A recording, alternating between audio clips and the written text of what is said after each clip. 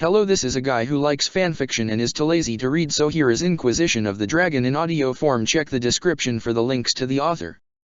Chapter 31, Revelations. Ruya had made it exactly 3 steps out of her room when Josephine grabbed her arm and informed her she was holding court today. The woman kept swallowing nervously. Ruya sighed, and nodded before heading to sit in that blasted throne. 4 Inquisition soldiers, all of them looking vaguely disturbed, carried in a box and set it down in front of her. Ruya raised an eyebrow, and gave Josephine a suspicious look. Josephine started to take a deep breath, and then apparently reconsidered the notion. First, this wasn't my idea. It is an issue born of titles and heir apparency, and... She sighed, and turned towards the box. Halam Chiral is having difficulty freeing trade routes formerly controlled by Duchess Florianne. Duchess? Ruya gave the box a vaguely horrified look. This was a prank. One of Sira's ideas. It had to be. Right? Josephine was still talking. Had she been tried, her assets would be forfeit and considerable bureaucracy avoided. So they ask that we judge her. She tried to wrap her mind around that. And failed. This is supposed to make sense. I'm judging a box. Several seconds of Josephine staring at the box passed in silence. That was the time allotted for rebuttal. Her crimes negated any claim to. Josephine coughed and rubbed her nose. Forgive me, there is an odor. The poor soldiers standing next to the box were all turning various shades of green. She found herself wondering who they'd annoyed to get this particular duty. Someone owed them an apology. This was utterly and completely ridiculous. She straightened in the chair. I call for rehabilitation. The skull shall do public theater about the evils of evil. She pointed dramatically. I also judge the box. End table for orphans. One of the soldiers nearly choked trying not to laugh. That's quite enough, Inquisitor. Josephine gave her a stern look. Point taken. She gestured, and the soldiers began carrying the box back out. Orles. Chevalier Dusset met him near the pass. Darkspawn, Commander.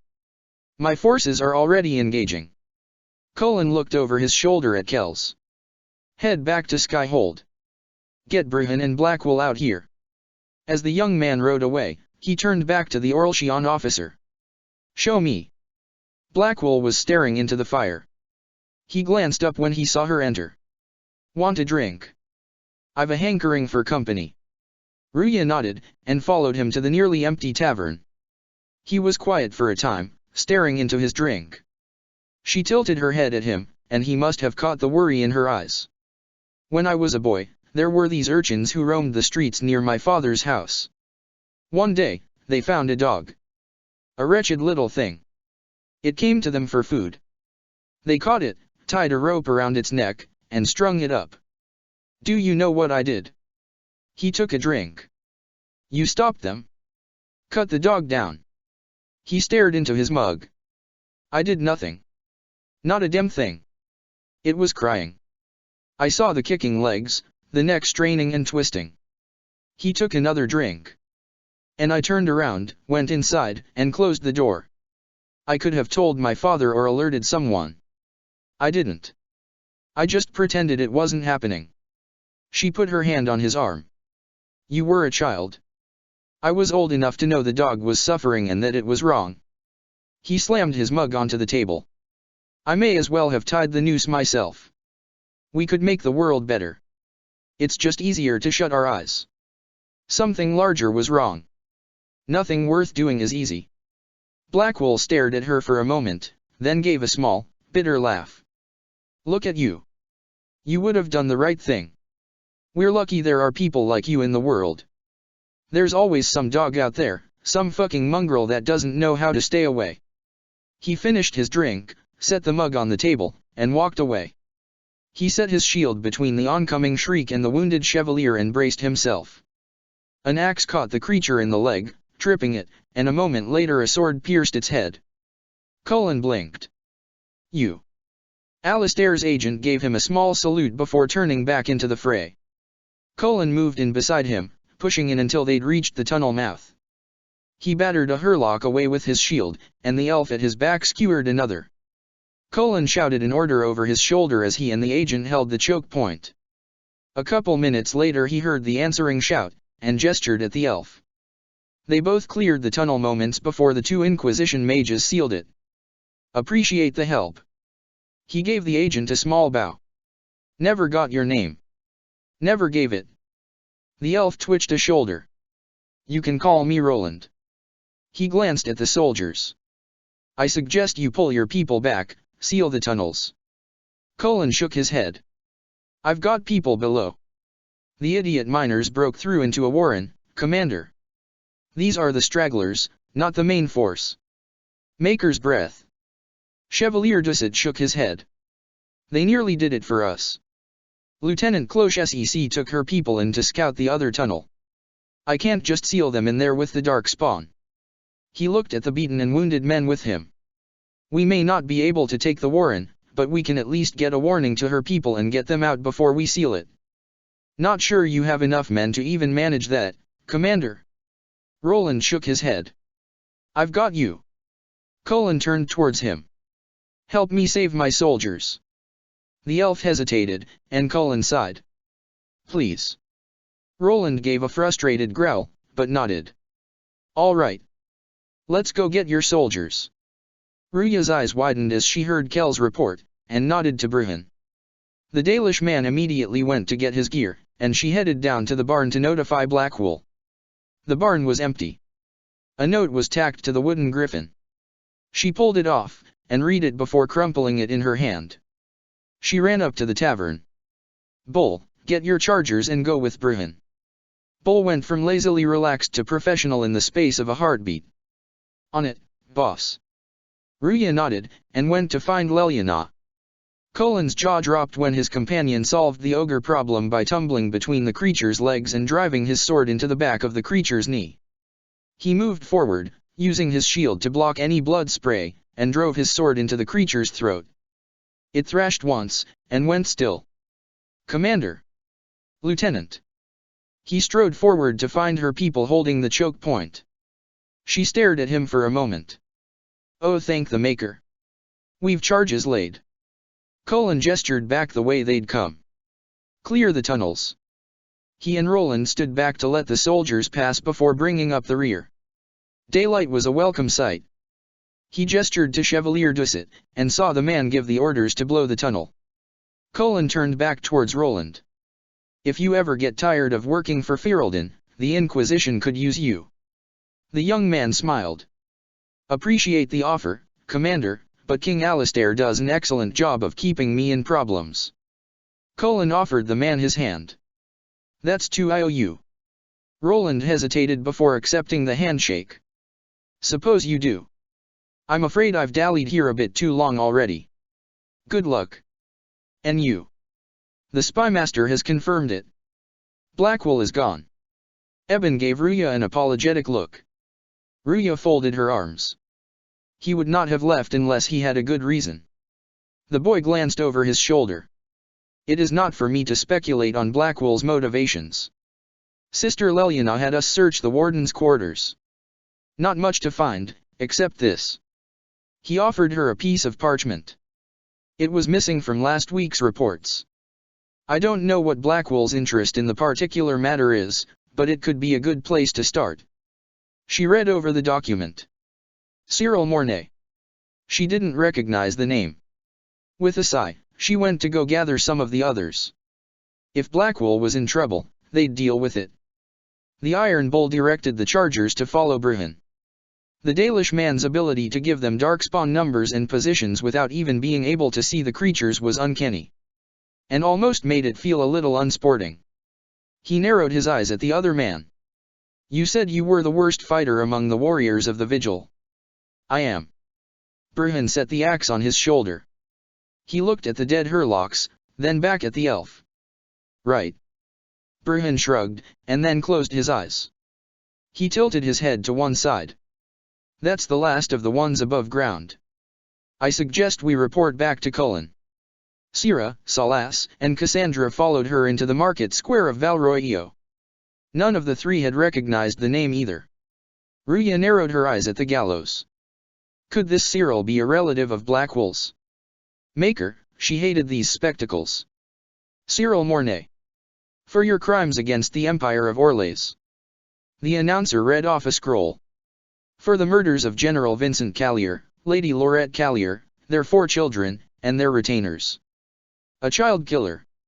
She folded her arms. Maybe it had nothing to do with Blackwell after all. You are sentenced to be hanged from the neck until dead. Do you have anything to say in your defense? The condemned man said nothing, just knelt there, his face bleak. Very well. He gestured to the executioner, who lifted the man to his feet. Ah, human justice. Salas shook his head disapprovingly. Poor bastard. Syrah shrugged. So. Where's food? Orlchians always stock these things. The rope was around the condemned man's neck. Proceed. Ruya was about to turn away when she heard Blackwell's voice ring out. Stop. A Grey Warden. The crowd began to murmur. This man is innocent of the crimes laid before him. Orders were given, and he followed them like any good soldier. He should not die for that mistake. The condemned man was staring at Blackwell. The announcer gestured. Then find me the man who gave the order. Blackwell. Ruya started to walk forward. No. I am not Blackwell. Sorrow showed on his face. I never was Blackwell. Warden Blackwell is dead, and has been for years. I assumed his name to hide, like a coward, from who I really am. You, after all this time. She could barely make out the words the condemned man was saying. It's over. I'm done hiding. I gave the order. The crime is mine. Ruya stopped short, and stared up at him. I am Tom Rainier. Find one of the Inquisition's messengers, and tell Leliana. Salas nodded at Ruya's words.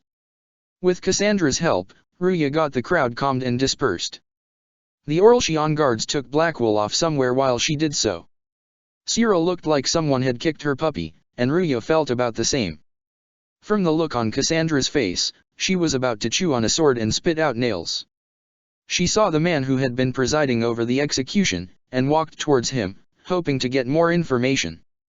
The mask hid the man's face, but his voice sounded shocked. Can you believe it? Tom Rainier himself. You must know something about Rainier. I know what everyone knows, he'll hang for the massacre of a noble and his family. This wasn't right. There had to be more to the story. Blackwell would never. Where did they take the prisoner? In the jail off the marketplace. If you've goodbyes to say them now. He shrugged. It's a damned mess, but believe you me, it'll be sorted out quick. Lots of people can't wait to see that man swing. Colin saw Salas heading down an alley and blinked. What was he doing here? Salas. The apostate almost stumbled, and turned in his direction. Commander. He saw the man standing behind Colin, and nodded. Bruhan. Salas took a breath, and told them what had happened in the market. Ruya was still searching for words when he spoke. I didn't take Blackwell's life. I traded his death. He didn't look up at her. He wanted me for the wardens, but there was an ambush. Dark Spawn. He was killed. I took his name to stop the world from losing a good man. But a good man, the man he was, wouldn't have let another die in his place. Make her help her. What was she supposed to do here? You saved that man. That took courage. Courage? I killed innocent people. He shook his head. Destroyed Mornay's life and the lives of others like him. One moment of courage will not make up for that. He finally looked at her. Why are you here? I needed you to know you aren't alone in this. And she needed to know why. Don't you understand? I gave the order to kill Lord Callier, his entourage, and I lied to my men about what they were doing. He rose, and gripped the bars of the cell. When it came to light, I ran. Those men, my men, paid for my treason while I was pretending to be a better man. This is what I am. A murderer. A traitor. He slumped and fell to his knees. A monster. It hurt, seeing him broken. She wanted to be angry. Maker, she wanted to be furious. And yet all she felt was disappointment.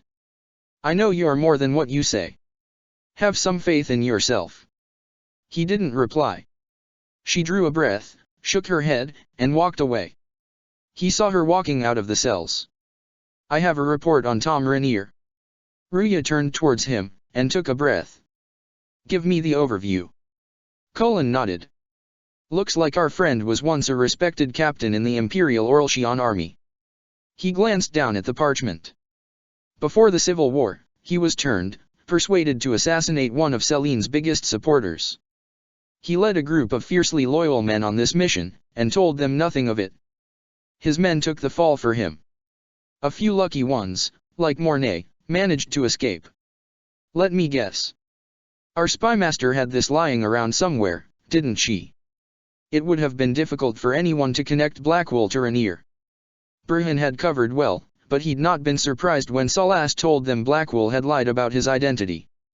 Salas had caught it too. Even Leliana has something of a blind spot when it comes to wardens.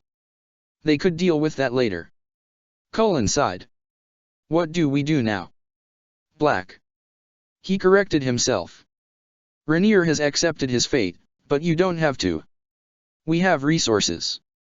If he's released to us, you may pass judgment on him yourself. Her shoulders slumped. She folded her arms, and considered for a time. If it were up to you, what would happen? If he were honest, he'd have to admit he'd start with breaking the man's jaw at the very least. What he did to the men under his command was unacceptable. He betrayed their trust, betrayed ours. I despise him for it. And if he were honest, he'd also have to admit some of the things he'd allowed were no better. And yet he fought as a warden. Joined the Inquisition. Gave his blood for our cause.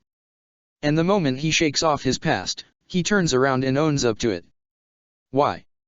He wanted to change. To prove that he'd really left his past behind, he had to face up to it. Saving Mornay the way he did took courage. I'll give him that. He shook his head. But I can't tell you what to do. He wasn't sure what he'd say if he could. Have Rainier released to us. We must move quickly. We can explore our options back at Skyhold. The mood on the trip back was subdued. Iron Bull regaled them with stories of the recent excursion against Darkspawn. His obvious exaggerations did help cheer them up a bit. Sierra even let out a laugh at Cullen's expression when the Iron Bull attempted to claim their commander had held off 2 ogres by himself. Cassandra shook her head fondly. And this guy's been holding out on us. Iron Bull shoved Burhan's shoulder playfully. Turns out that axe of his isn't just for show. Might have to take him out more often, he's pretty damn good at sensing those spawn. Cassandra saw the Inquisitor's head come up just as the same thought occurred to her. She whirled, and saw Burhan wince right before she punched him, sending him tumbling to the ground. Cassandra. Cullen started to move towards her. You knew. The Inquisitor glared. Damn it, Burhan, you knew all along he wasn't a warden. He swiped at the blood streaming out of his nose. Yes. And you didn't tell? She narrowed her eyes. You told Leliana. Burhan got back to his feet. You'd already used the treaties. If it came out he wasn't a warden. Like it just did. Cassandra gestured angrily. The plan was to find a cache and quietly put him through the joining. That was before what happened in Ferelden and us learning. Burhan sighed, and shook his head. We should have told you. Did either of you know he was Rainier? The Inquisitor's voice was quiet. No. Gordon Blackwall. Burhan wiped at the blood again. He was a warden constable, up for warden commander. It was assumed he didn't return to the fort because he wanted to step aside for Clairol. It's common enough no one thought to question it. Leliana and I assumed Rainier, he's not the first to impersonate a warden. Standard protocol when we find such people is just to put them through the joining and let fate take its course. Are you and Leliana keeping any other secrets from me? The Inquisitor narrowed her eyes before he responded. The answer you are looking for is yes, and believe me, we are going to have a few more words. Her fingers glowed lightly as she touched him. I want to see you both as soon as we get back to Skyhold. Yes, Inquisitor. Call in the favor Briola owes you and get Rainier to Skyhold. He blinked, then nodded. Yes, Inquisitor. Josephine. Her ambassador dabbed subtly at her eyes before turning towards her. Yes, Inquisitor. Ruya sighed, and opened her arms. Josephine stepped in and hugged her back tightly.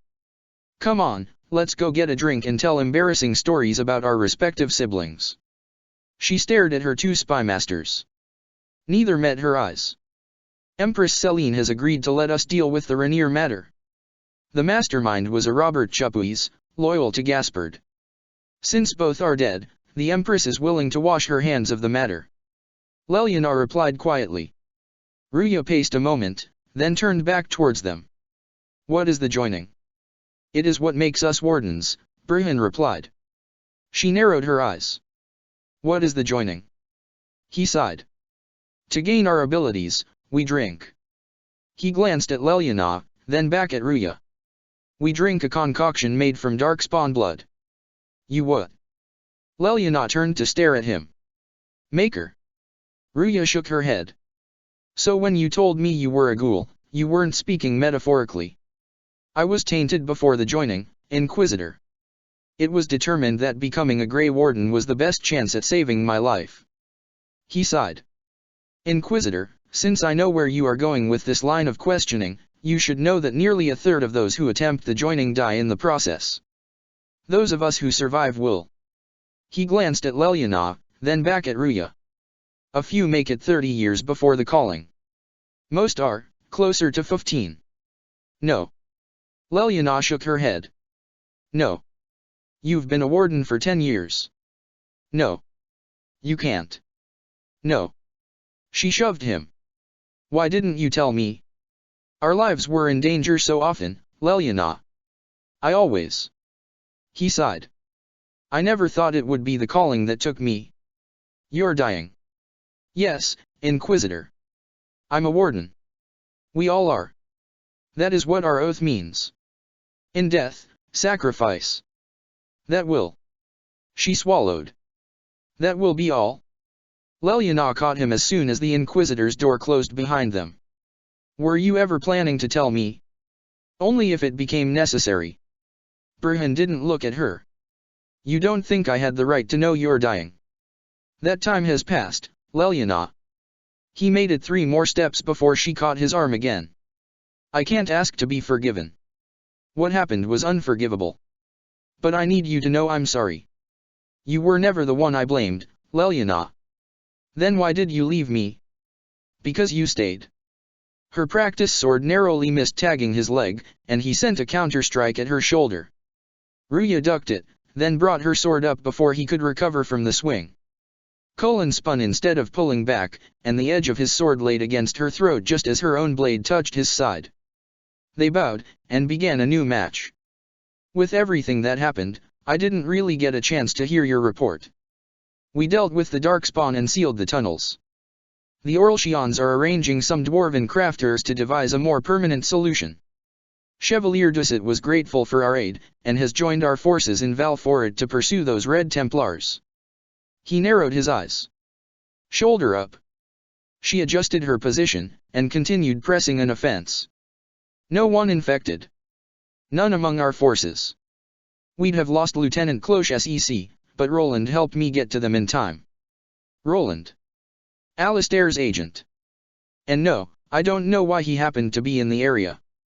I'm just glad he was. We'd have lost a lot of people if he hadn't given us his intelligence on the location.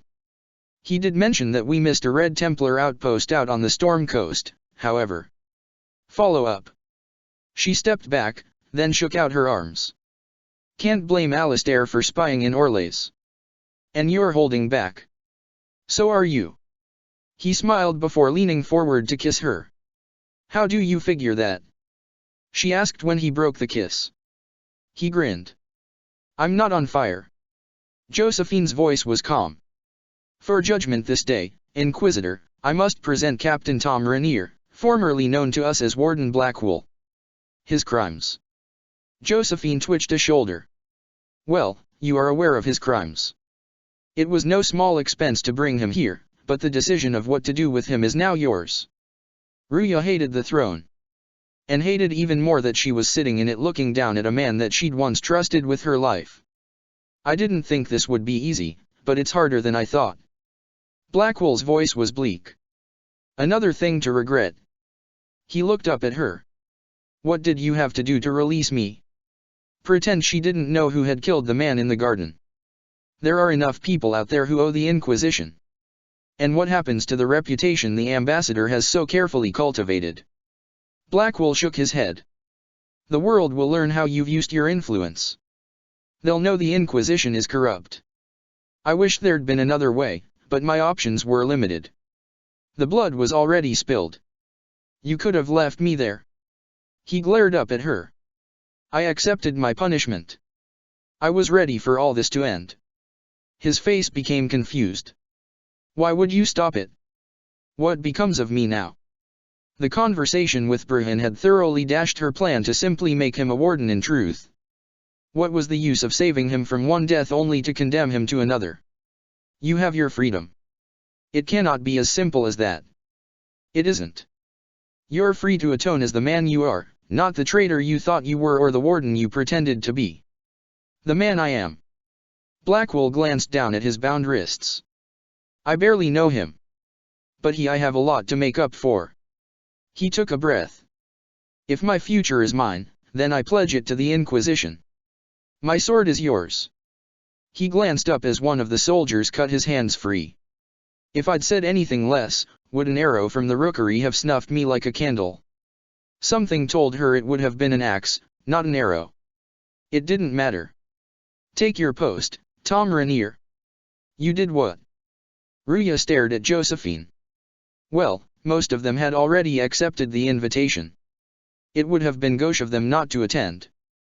Let me see if I get this straight. Minov took a drink from her glass. You went ahead with the Duchess's yearly reception. With the Duchess as the guest of honor. She giggled. Did you at least put a fancy ribbon on the box? Red, with a yellow sash. Josephine smiled as she sipped from her own glass. Josephine Monteliet, remind me never to get on your bad side. Ruya raised a glass in toast. Dear Lucas. Blackwell.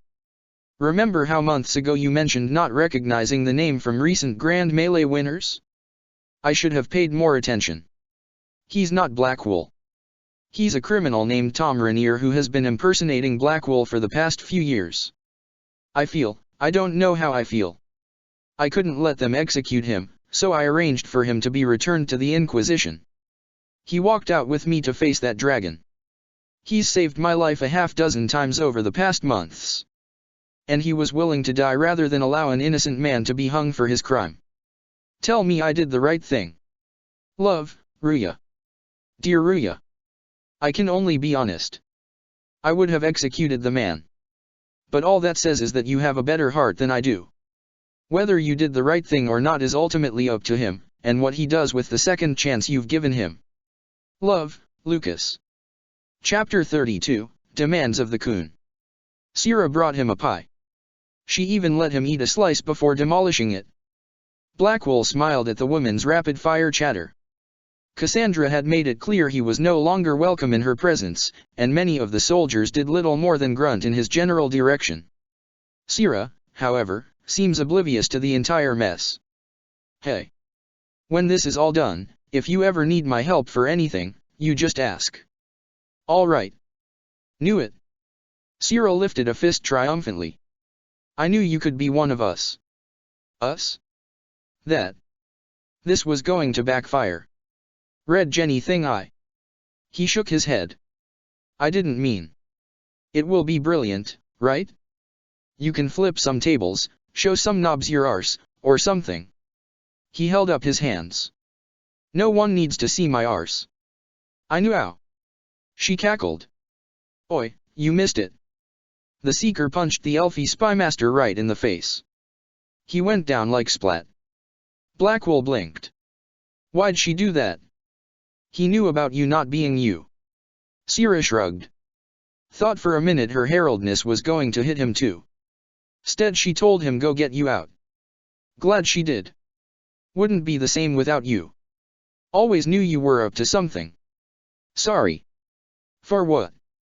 Trying. She tossed a bit of berry at him. Better than most ever do. I'm so sorry, Inquisitor. I never thought my family's trading status would trap us in an assassin's plot. Ruya smiled reassuringly. You couldn't have known it would lead to this house of repose coming after you. It still shouldn't have slipped past me. I've tracked down the last two parakeets. If they become gentry, they can annul the contract on my life. She began writing.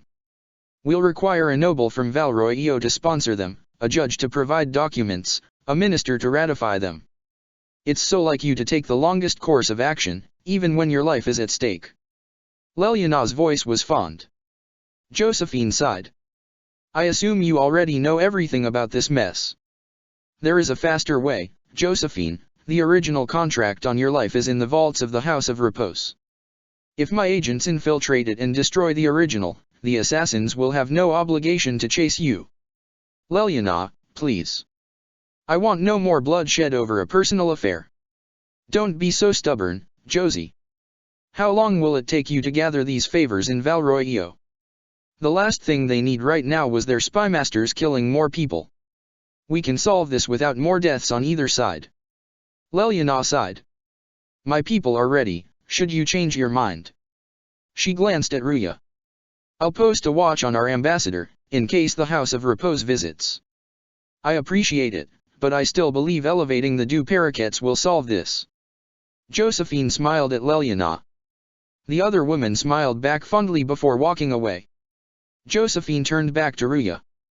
First, we'd need to perform some favors in Valroio. I'd be happy to discuss where we could begin. Ruya nodded, and sat down across from Josephine. My dear, I know you must have a great deal on your mind right now, but I need to speak with you. Ruya nodded, and followed Vivian to the balcony.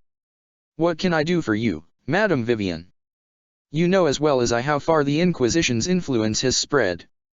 Vivian waved a fan. And how desperate the Grand Clerics have become. Our opinion will be instrumental in the election of the new Divine Maker. She was trying very hard not to think about that. What do you suggest? The Inquisition may not be invited to their vote, but our actions will certainly influence the Grand Clerics. To sit on the sunburst throne, a candidate should have grace, charm, and a will of solid steel. Cassandra may lack the first two, but unless you can think of someone better, she is the strongest choice. Cassandra or Leliana? Maker, she was just glad nobody was suggesting she take the job. I'll have to think carefully about this. Don't worry, my dear. I have complete confidence that you will guide the clerics in the right direction. Vivian looked out at the view. We will have to be very mindful of everything we do and say, for the Conclave is certainly doing the same. If they look to the Inquisition to provide a sign of the Maker's will, we will have to give them the right one. Ruya walked by Iron Bull and Cram practicing in the courtyard. Iron Bull gestured at her before demonstrating a shield bash to Cram again. She walked over as the two of them harassed each other. Iron Bull lowered his shield. Glad you came by. I got a letter from my contacts in the Ben Hasrat. Already verified it with Red. She glanced at Cram, then shrugged. Do you want to discuss this alone? Not like I was hiding it from my boys. Besides, right now, I need to hit something. Cram panted. You know they've got training dummies, Chief. The training dummy might actually defend itself against the shield bash. Anyway, the Ben Hasrat letter. He turned back to Ruya. What did the letter say? The Ben Hasrat have been reading my reports. They don't like Corypheus or his Venatori. And they really don't like Red Lyrium. He rubbed at one of his horns. They're ready to work with us. With you, boss. The Cunary and the Inquisition, joining forces. That could be a powerful alliance. Josephine might just start dancing. My people have never made a full-blown alliance with a foreign power before. This would be a big step. He rolled his shoulders. They've found a massive Red Lyrium shipping operation out on the coast. Cram grinned as he set up for another shield bash. They want us to hit it together. Talked about bringing in one of their dreadnoughts. He adjusted his stance. Always wanted to see one of those big warships in action. Iron Bull knocked him on his ass, then shook his head. Did you see that? Go get some water. He glanced back at Ruya. They're worried about tipping the smugglers, so no army. My chargers, maybe some backup. What does this alliance really get us? It was sounding a little too good to be true. They wouldn't use the word alliance if they didn't mean it. Naval power. More Ben Hasrat reports. Cunary soldiers pointed at the Venatori. He rubbed at his horn again. It could do a lot of good. She tilted her head to one side. You don't seem entirely happy about this. No, I'm good. He shrugged. I'm used to them being over there. It's been a while. Understandable. They could take the rest as it came. I think the Inquisition could use some help from the Cunary. Good. I'll pass the word to Cullen and Red. We can set up the meeting whenever you're ready. Inquisitor. Yes, Josephine. King Alistair has asked when a good time would be to send his court mage to speak with Salas. Ruya blinked. Tell him we'll be heading into Ferelden soon to deal with an issue on the coast. As soon as that's done, we'll pay a visit to Denerim and pick up the delegation there. Marvelous. I think I owe you an apology. Bruhan blinked, then glanced up at Blackwell. Not sure I follow. I pretended to be a member of your order. Blackwell sighed. Pretended, and likely caused them no end of trouble in doing so. Josephine was stuck cleaning up the mess from the treaties. And Sierra said Cassandra punched you. I knew Gordon Blackwell. Blackwell blinked. So you. He frowned. You were questioning me then. I knew you weren't Blackwell. I was trying to figure out if you even actually knew him, get some idea of who you actually were. How'd he die? Blackwell shook his head. We were on our way to Valshevin when he stopped at a cave and sent me to collect some darkspawn blood. I came back up to find him being ambushed. He took a blow for me, and died. Bruhan stood, walked to the wall, and banged his head on it while cursing in Elvish. Bruhan. You didn't pretend anything. You're a warden. I'll tell Josephine to turn the treaty issue over to Sedita. He shook his head. You and me are good. Blackwell stared at the other man. I don't understand. Let's table this conversation until we've dealt with Corypheus. It's a moot point until then, anyway. Bruhan shrugged. There's no such thing as heroes, Rainier. Everyone carries their shadows with them. We put our pasts behind us, when we become wardens. A new beginning. So, welcome. He held out his hand. Blackwell stared at it for a moment, then took it. Cassandra punched you. I think I got off easily. I hear she threw a table at Varric. All right, our Cunary contact should be here to meet us. He is. An elven man in strange armor stepped out from the rocks. Good to see you again, Hisrad. Gat. Iron Bull spread his hands and grinned. Last I heard, you were still in Seaharan. They finally decided I'd calmed down enough to go back out into the world. Boss, this is Gat. We worked together in Seaharan. Gat nodded. It's a pleasure to meet you, Inquisitor. Hisrad's reports say you're doing good work. Iron Bull's name is Hisrad. Well, he had said he'd picked his name, so finding out it wasn't his real one wasn't that big a surprise. Under the Kun, we use titles, not names. My title was Hisrad, because I was assigned to secret work. You can translate it as, Keeper of Illusions, or Liar. It means liar. Gat shrugged. Well, you don't have to say it like that. Time to get this back on track. I look forward to working together. Hopefully, this will help both our peoples. Gat shrugged. Tevinter is dangerous enough without the influence of this Venatori cult. Yes. Dorian said from behind her. Maybe bringing him wasn't her best idea. Filthy, decadent brutes, the lot of them. I'm certain life would be so much better for all of us under the Kun. Gat's eyes narrowed. It was for me, after the Cunary rescued me from slavery in Tevinter. I was 8. The Kun isn't perfect, but it gave me a better life. Yes, one free from all that pointless free will and independent thought. Such an improvement. Ruya stepped between them. The Imperium and the Cunary both have their problems. Dorian nodded. Fair enough, I suppose. I'm not here to convert anyone. Gat spread his hands. All I care about is stopping this red lyrium from reaching Minrithis.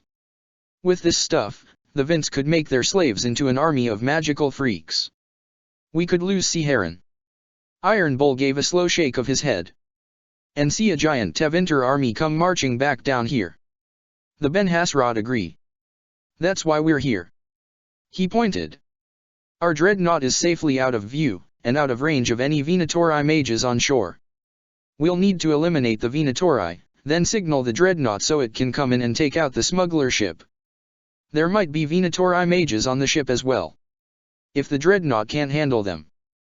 The plan was simple, but it didn't seem to be flexible at all. It's unlikely there'll be more than 2 or 3 mages on the ship. And they'll be dead by the 3rd shot. Gat shrugged.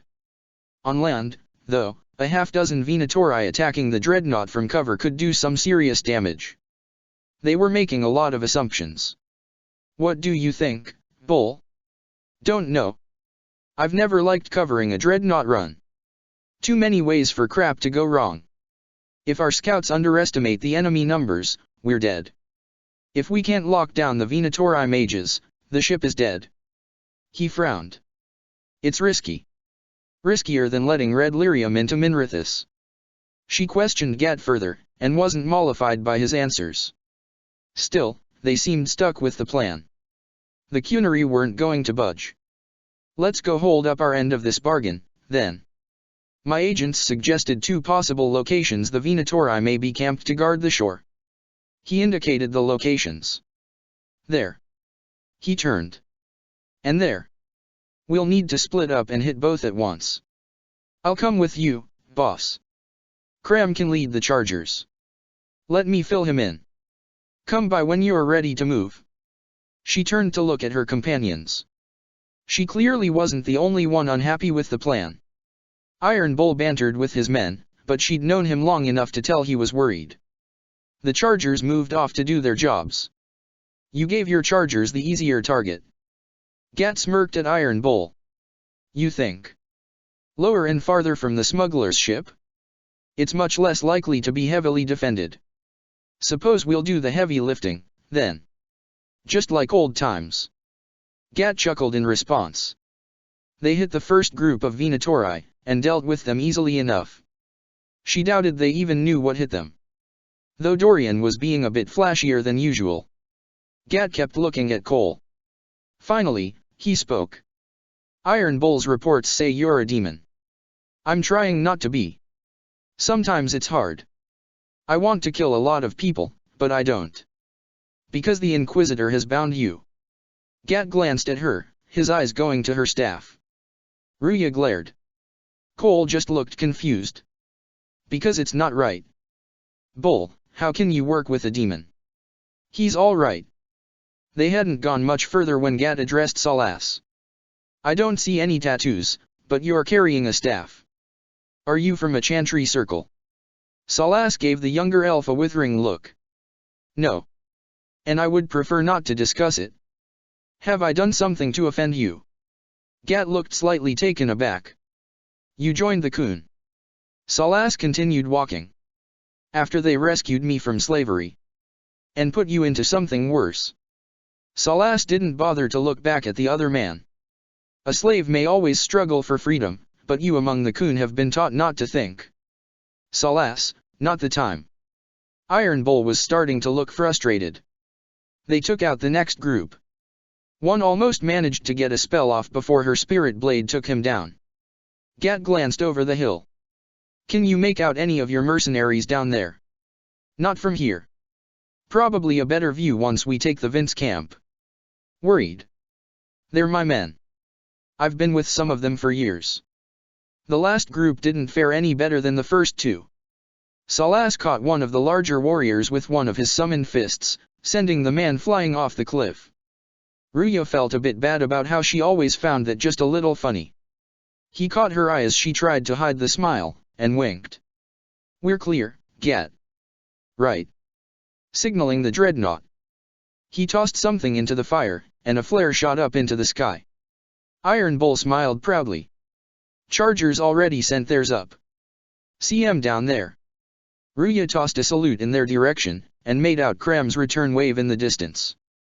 "I know you gave them the easier job." Gat just shook his head. "There's the dreadnought." Iron Bull pointed. "That brings back memories." She had to admit, the ship was impressive. It took it only moments to sink the smuggler ship. Next to her, Iron Bull laughed. "Nice one."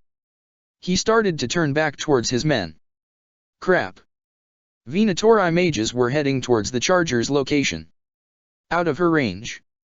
She glanced over her shoulder at Dorian and Salas, and both shook their heads. "Damn it. They've still got time to fall back if you signal them now." "Yeah." Iron Bull reached for his signal horn. "Your men need to hold that position, Bull. They do that, they're dead." Iron Bull lowered his head, glaring at Gat.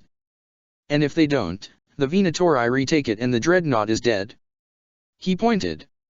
"You'd be throwing away an alliance between the Inquisition and the Cunnery. You'd be declaring yourself Tal-Vashoth." Gat gestured. "With all you've given the Inquisition, half the Ben Hasrod think you've betrayed us already. I stood up for you, Hisrad. I told them you would never become Tal-Vashoth. They're my men. I know. But you need to do what's right, Hisrad." Gat pointed at the dreadnought. "For this alliance, and for the Kun." Ruya struck the butt of her staff against the ground. She'd had just about enough of this. The Chargers were not going to be sacrificed because the Cunnery had screwed up their plan. If that's what their alliance took, she wanted no part of it. "Call the retreat." "Don't." Iron Bull blew the signal. Immediately, the Chargers began to move. "They're falling back." Gat looked crushed. "All these years, Hisrad, and you throw away all that you are. For what? For this? For them?" She considered herself a peaceful woman. Gat was about 3 seconds away from her finding out just how well he could swim. "His name is Iron Bull." "I suppose it is." Gat turned away. "No way they'll get out of range. Won't be long now. They'd need to arrange a rescue. Get some lifeboats out or something." She and Salas had their healing magic, and Stitches was nearby as well. "Bull, when the dreadnought sinks." "Sinks." Iron Bull's voice was slightly hoarse. "Cunnery dreadnoughts don't sink." They watched the ship explode into flames. Ruya sighed, and laid her hand on Iron Bull's arm. "Come on. Let's get back to my boys. Inquisitor, it is my duty to inform you that there will be no alliance between our peoples." Gat's face was set into hard lines. "Nor will you be receiving any more Ben Hasrot reports from your Tal-Vashoth ally." Out of the corner of her eye, she saw a bit of fire around Dorian's hands before the man took a deep breath. Clearly, she wasn't the only one angry at the situation. Iron Bull shook his head at his former friend. "You under orders to kill me, Gat?" "No. The Ben Hasrot have already lost one good man. They'd rather not lose two." He walked away without looking back. Iron Bull sighed. "So much for that. I'm proud of you, Bull." He chuckled. "Thanks, boss. Come on. We've got to head into Denerim." "You are not Tal-Vashoth, Iron Bull, not really." "Well, that's a fucking relief." Iron Bull sent a glare in Salas's direction. "You are no beast, snapping under the stress of the Kun's harsh discipline." Salas ignored the glare. "You are a man who made a choice, possibly the first of your life." Iron Bull sighed. "I've always liked fighting. What if I turn savage, like the other Tal-Vashoth? You have the Inquisition, you have the Inquisitor." He gave Iron Bull a respectful nod. "And you have me." "Thanks, Salas." The big man actually smiled. They met up with the others a few miles outside the city. Josephine and Leliana had remained back at Skyhold, but Bruhan and Cullen had come to join them. Burhan told them that the Queen had apparently set aside the Arl of Dinaram's manor for the use of the Inquisition. Ruya felt a bit irrational. She'd known that Lenore Amel was a highly respected mage. She hadn't expected the woman to also be gorgeous. The silvery-haired woman greeted Burhan with a hug, kiss, and light jab to the ribs. "No more dying. You're the Ferelden court mage." Ruya stepped forward to greet her. "No, we had a slight change of plans." Lenore glanced over her shoulder. "He's the Ferelden court mage." "Hawk!" Varric yelled when he saw his friend. Hawk grinned, and returned the dwarf's hug. "So, we are supposed to learn a ritual from some fellow named Solution." Lenore's eyes widened. "Oh, you're the spirit." She walked up to Cole and looked him over in abject fascination. "I'm Cole. You really do look like a young man. Does your hair grow?" Lenore walked in a circle around him. "I don't know. I've never asked it."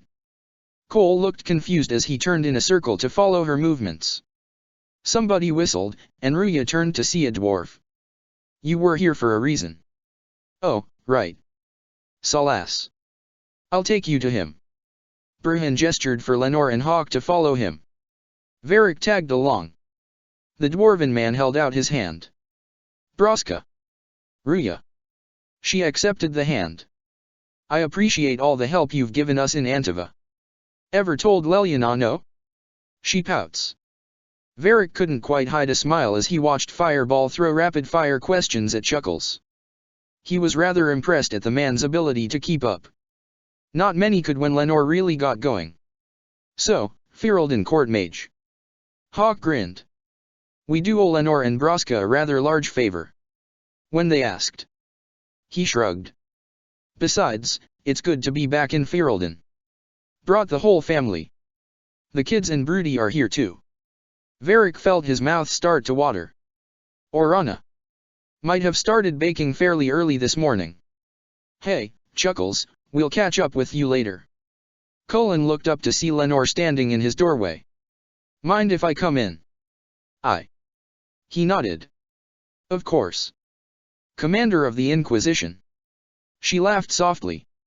"Didn't believe Hawk at first. He spoke highly of you." "It's good to see you again, Lenore." "You too." "I just..." She sighed. He rubbed the back of his neck. "I owe you an apology, Lenore. The things I said were..." She frowned. "You don't owe me anything, Cullen." "Lenore, You said some nasty words. I actually electrocuted a friend. Nobody came out of that smelling like a rose." She shook her head. "We were kids together, Cullen. I guess I just wanted to stop in and see if my friend was okay." "I am." He smiled. "Better than I have any right to be, I suppose." "Good.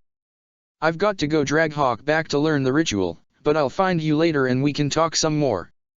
I want to know everything." So these experiments were trying for conscious control of the blight. Ruya looked over the notes. "Blood magic," Cullen said. "No, bit worse than that, I'm afraid." Lenore gestured.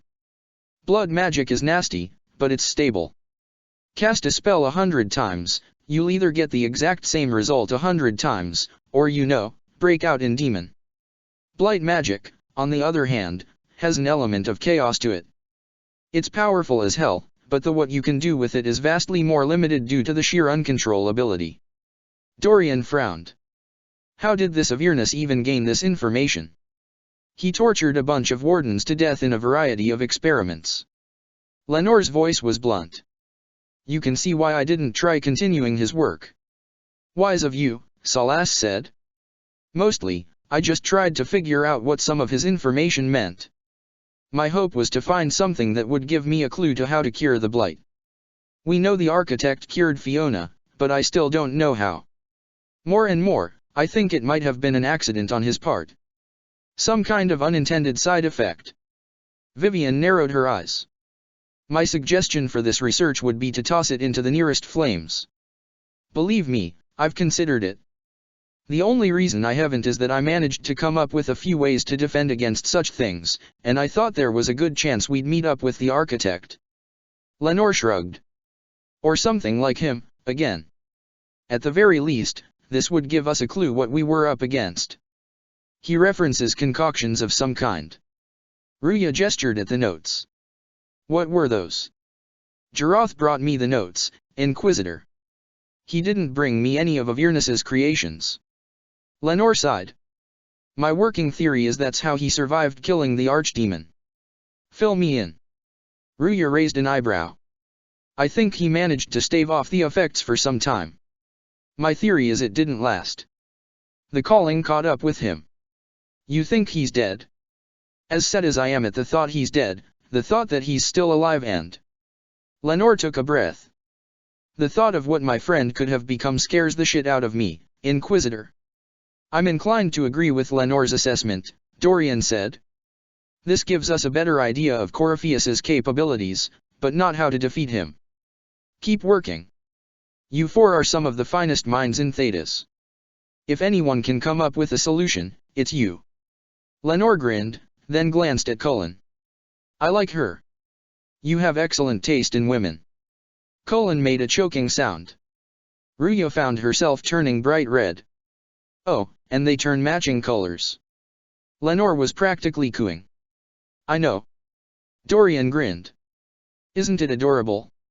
Wardens should have bodyguards at all times, for their safety. Broska shrugged. Songbird filled us in. Iron Bull narrowed his eyes. Who is Songbird? I hate you, Bruhan said to Broska, who just grinned in response.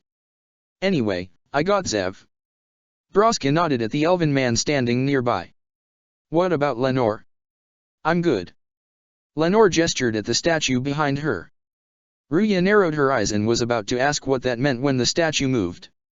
Maker's breath. This is Shale. Lenore nodded to the golem. I'm not sure a golem is a wise idea. Ruya shook her head. If someone gets hold of her control rod. Zevran started laughing. It's always pretty hilarious when someone tries, no.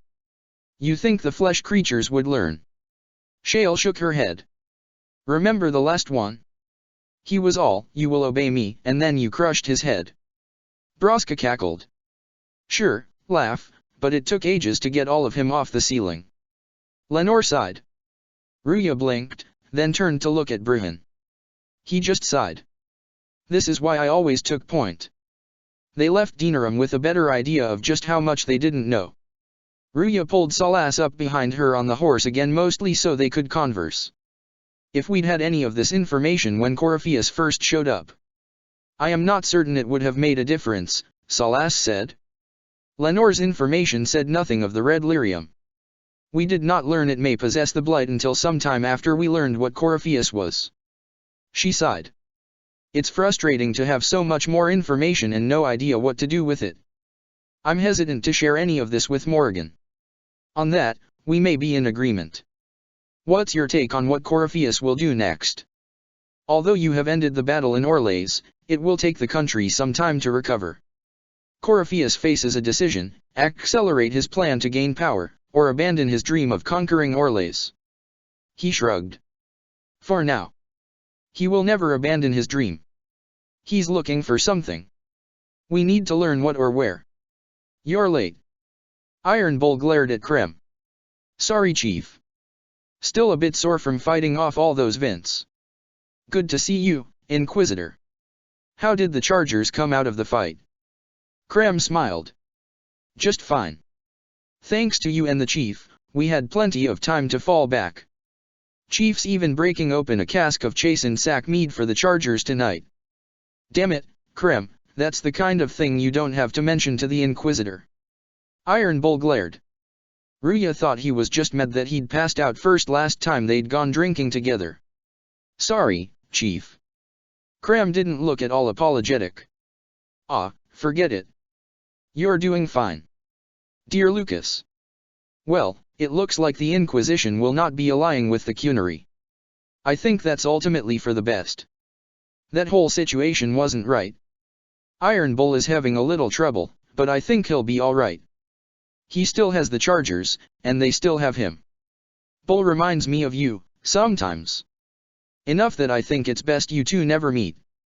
Love, Ruya. Dear Ruya. So, in addition to ancient Darkspawn, Cousin Albrecht, several Orlshian factions, Starkhaven, and Tevinter, you've also annoyed the Cunary Maker, little sister, but you make me so proud sometimes. And in other news, I have something to tell you about Otwin. Chapter 33, A Moment to Breath. You have a problem. Sierra waved a hand haphazardly. That, over there, is a full tavern. But everyone's drinking alone. They're all up their own arses about the Inquisition. I can't have fun with everybody whinging. And they'll fall on their swords before Corophinus can push them. She made a punching motion. I'm thinking pranks. Set a few up. Knock a few down. You in or not? Ruya looked out at her people. You have an odd idea of preparation. I need to keep them at their best. What's best then? Mopey? Constantly ready for death to fall from the gaping hole up there. Sierra shook her head. I know people. Pissed off and fired up is better than dreary bleary. Come on. Why not? Lead the way. What, really? Really? Sierra giggled. I knew you were different. Let's go. Colin's office was fortunately empty. Sierra began looking around for something. All right, General Uptight is gone. Ruya glanced at the bookcase. Maybe rearrange them. Now, save that prank for Dorian. She didn't want to mess with his weapons. She glanced down at the desk and touched it lightly. He certainly kept it a lot less cluttered these days. What, the desk? Sierra wandered over. Oh, yes. Center of the Empire and all that. What to do, what to do. All right, Sierra. What do you want to do? She watched the other woman. Thing looks heavy. Don't want to move or break it. Oh, it's sturdy. Definitely sturdy. Don't blush. I got it. Easy one. Just a slip of something under here. Sierra shoved something under one of the legs. There. Won't notice much, but it's just that little bit wonky. He's so in control that'll piss him royally. He wasn't always in control. Damn it, stop blushing. I tell one of the soldiers, and boom. The general seems like people. And since he works for you, you seem like people. Sierra grabbed her hand and began dragging her. Come on, next one. They waited for Bruhan to leave his room, and crept inside. Sierra began looking around. Ruya frowned. Bruhan hadn't put much of a personal touch in his quarters. She checked the dresser. He was only using one drawer. Sierra cackled when she noticed the empty space. I'm going to need a raccoon. Believe it or not, I actually have a spell that can help with that. Sierra gave her a disbelieving look. Ruya grinned. I do have 2 elder brothers. Right, little lady prissy pants. Have a look for something she likes too much. Ruya frowned. Disrupting anything to do with Josephine's desk was a bad idea. She crossed the room, and tilted her head at the door. What, just the door? Sierra's eyes lit up. Where she greets every important idiot. Yes. Well, Sierra, what do you have in mind? Sierra started giggling. Get a bucket. Classic, yeah? 5 minutes of sloppy boss gets you weeks of happy kitchen staff. She shrugged. Except for the one who cleans it up, I suppose. But whatever. Next stop. It took the better part of half an hour for them to get a chance to creep into the rookery. Leliana was a hard mark. All she found was a locked chest. What's that? Locked. Sierra shook her head. No, leave that. Not interested in her hidden things. Not for just a bit of fun. Maybe. Sierra scratched her head. Feed her messengers something gassy? No, birds don't parp. But they flap, and... She frowned. From below came Salas's voice. Who is up there? Ruya elbowed Sierra. Go. They fled, giggling like a couple of idiots. That was fun. Sierra clicked her bottle to Ruya's. An inquisitor of the people, still remembering you're one of them. If all they got was the herald stuff, the serious bit, you'd start to sound pretty scary. That works, but not for long. She took a drink. Whatever it takes. I'd start throwing pies if it kept people inspired. Pies is so good. And Corypheus would never do that. Sierra cackled. Good thing for you, innit? Because from the bottom, everyone up top sort of seems the same. She drained her bottle. Anyway, fun time, Inquisitor. Behind them, a door slammed. Josephine entered the tavern, soaking wet and looking remarkably like an angry wildcat. You. Oh, frig. Sierra swallowed as Josephine started towards them. She shoved Ruya. You did it. And then ran like hell, laughing every step. Republic. Ruya blinked. Something wrong, Inquisitor? Burhan asked. There is a raccoon sitting on your head. I have no idea what you're talking about. Burhan folded his arms. The raccoon made a chittering sound as it parted his hair. He glanced at Josephine. Do you know what she's talking about? Not a clue. Cullen sighed. The strain of leadership may be getting to her. Tragic. Leliana gestured at the table. Shall we get on with it? Right. She shook her head and smiled. Report. Ruya went to visit Salas. He glanced at her. Inquisitor. I was. He started to turn, then looked back at her. Do you have a moment? Of course. They walked the ramparts rather than their customary circuit of the camp. Salas stared out into the distance, then turned back to her. What were you like before the anchor? She glanced down at the mark. Has it affected you? Changed you in any way? Your mind, your morals, your... He shook his head. Spirit. An interesting question. She'd changed, from the girl she had been when she'd gone to the conclave. But the man in front of her had more to do with that than the anchor. Him and the rest of her companions. This Inquisition. If it had, do you really think I'd have noticed? No. That's an excellent point. He stared out into the distance once more. Why do you ask? You show a wisdom I have not seen since. He hesitated. Since my deepest journeys into the ancient memories of the Fade. You are not what I expected. She smiled at him. Sorry to disappoint. It's not disappointing, it's... He sighed. Most people are predictable. But you have shown a subtlety in your actions. A wisdom that goes against everything I know of your people.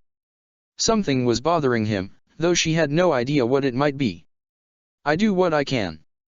He gave a small laugh. You are modest. So many would use the Inquisition as a blunt instrument in their rise to power. But not you. So what does this mean, Salas? It means that I respect you deeply, Inquisitor.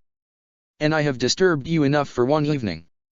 He gave her a small bow, then went back to his work. Leliana was sitting at her desk, staring at a piece of parchment. Ruya raised an eyebrow. Leliana sighed. A message from Divine Justinia. That's a shock. You're all right reading it. Maybe she should get Bruhan. Or maybe she should get anyone other than Bruhan. Thank you for the concern, Inquisitor, but I am. Leliana folded her hands. This message was written months, perhaps even years ago. Leliana sighed. To be delivered to me if she died. I've heard of such contingency plans. A sudden death often leaves loose ends. I'm to go to Valence, a small village on the waking sea. There is something hidden there. Do you know what you're looking for? The Divine was a powerful woman who used her position to obtain all sorts of things. Whatever she hid in Valence would very likely benefit from the Inquisition and must be kept from falling into the wrong hands. Leliana stood. If I'm lucky, she will have instructions for me. I'll help in whatever way I can. Wonderful. I was hoping you would agree to come with me to Valence. Leliana nodded. One more thing, if what is hidden in Valence is as valuable as I think, we're not going to be the only ones looking for it. I shall meet you at the chantry in Valence. Try not to delay. The small chantry was beautiful. Leliana smiled softly as she looked around. It's just as I remember it. You didn't tell me you'd been here before. After the blight ended, Burhan and I came here to see Justinia. She was just Dorothea then, a revered mother. Leliana touched one of the statues. It's peaceful here. You must have good memories of this place. It was a place of comfort. It is good to see it's still untouched by Corypheus. Leliana? Is that you? A woman in chantry robes came into the room. Sister Natalie. What are you doing here? I thought you were in Valroio. No. I've been here since Justinia died. This place makes me feel like. The young woman's breath caught. Like she's still with us. Inquisitor, this is Natalie, a trusted friend. Leliana hugged the other woman, and met Ruya's eyes as she did. She gave Ruya the slightest of head shakes. Not so trusted, then. Natalie stepped back. Wait. Inquisitor. You brought the Inquisitor here. She knelt. My lady, forgive me for not recognizing you earlier. I wish more people would fail to recognize me. Ruya kept a spell ready. A simple paralysis. Oh, Natalie rose. I see. Natalie, listen. There is something hidden here. Something Justinia left for me. There was just a bit too much eagerness in the woman's eyes. Oh, really? What is it? I don't know, but we'll find it. I'm curious to see what brought us all here. Following Justinia's instructions eventually unlocked a small hidden chamber. While they searched, Leliana chatted happily with Natalie. If Ruya didn't know what was happening, she would have taken it as simple friendly conversation. Leliana was interrogating the other woman. As soon as the chamber opened, Leliana drew a dagger and pressed it to Natalie's throat. Sorry to keep you waiting. Leliana, stop. What are you doing? I'm protecting us. Leliana's voice was harsh. They never sing the benedictions here on Fridays, Natalie. Something so simple, and you got it so wrong.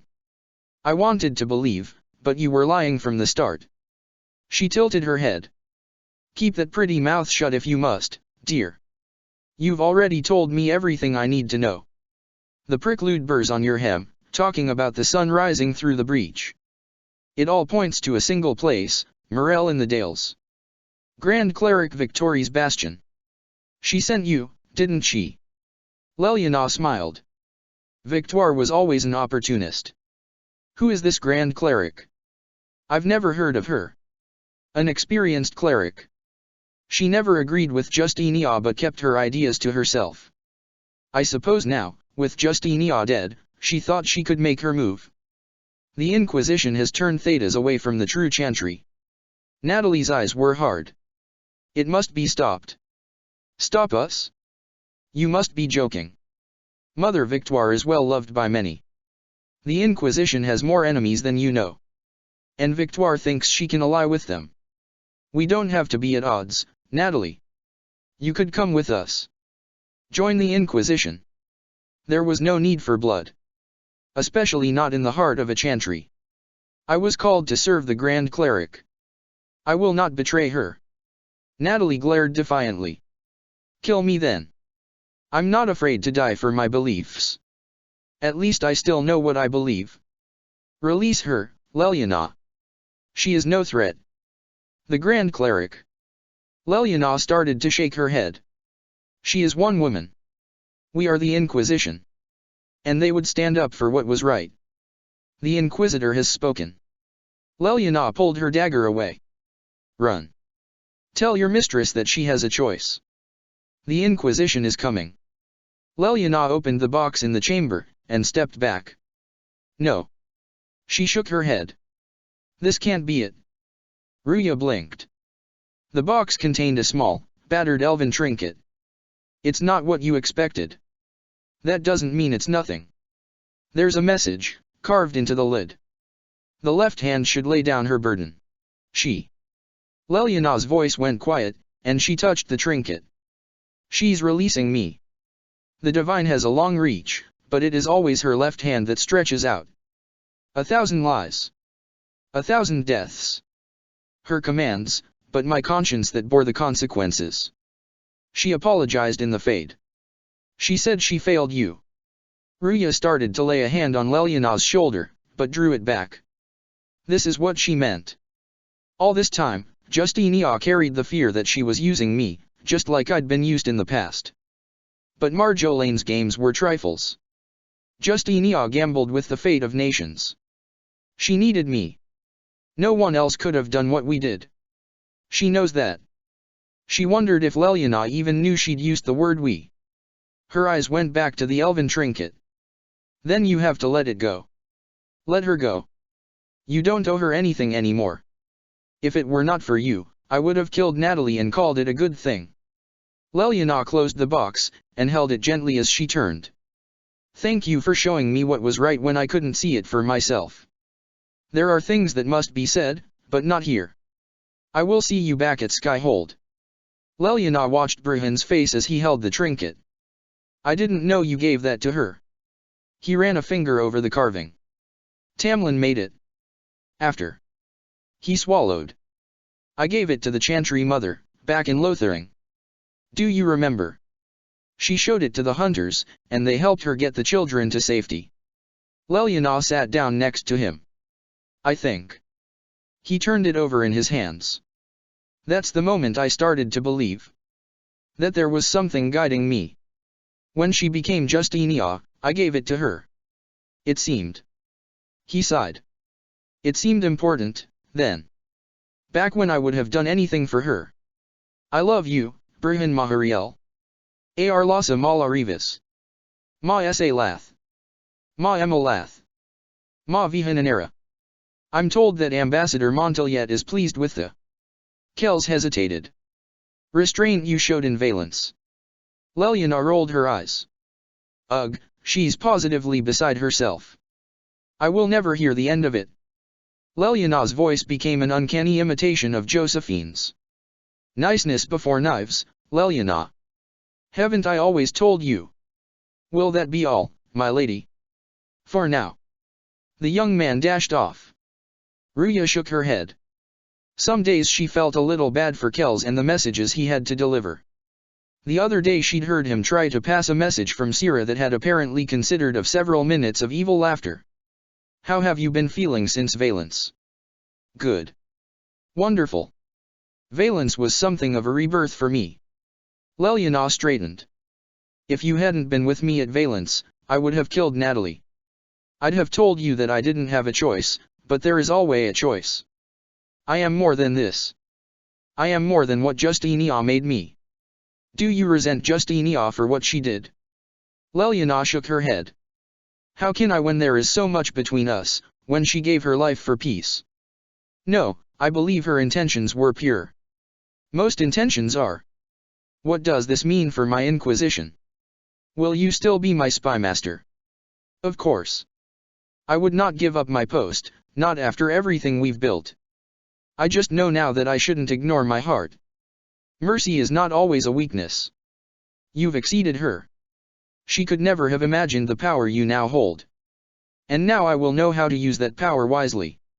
I have to stay true to who I really am before a spymaster, left hand, or bard. I almost lost myself. Ruya smiled, and walked away. She stopped on the ramp, and glanced back over her shoulder. Lelyana was singing. A deeper voice joined hers, and she saw Brihan come up behind Lelyana. Lelyana leaned into him, and he put his arms around her as they sang. You wanted to see me? Ruya walked towards Iron Bull. He started to nod, then turned as the soldier walking up behind him suddenly attacked. Bull. I got it. He sounded more annoyed than anything. He tossed the first man off the ramparts. Ebostai Sala, Talvashoth. The second man managed a glancing blow with a knife. Iron Bull grunted, and tossed him over the side to join the other one.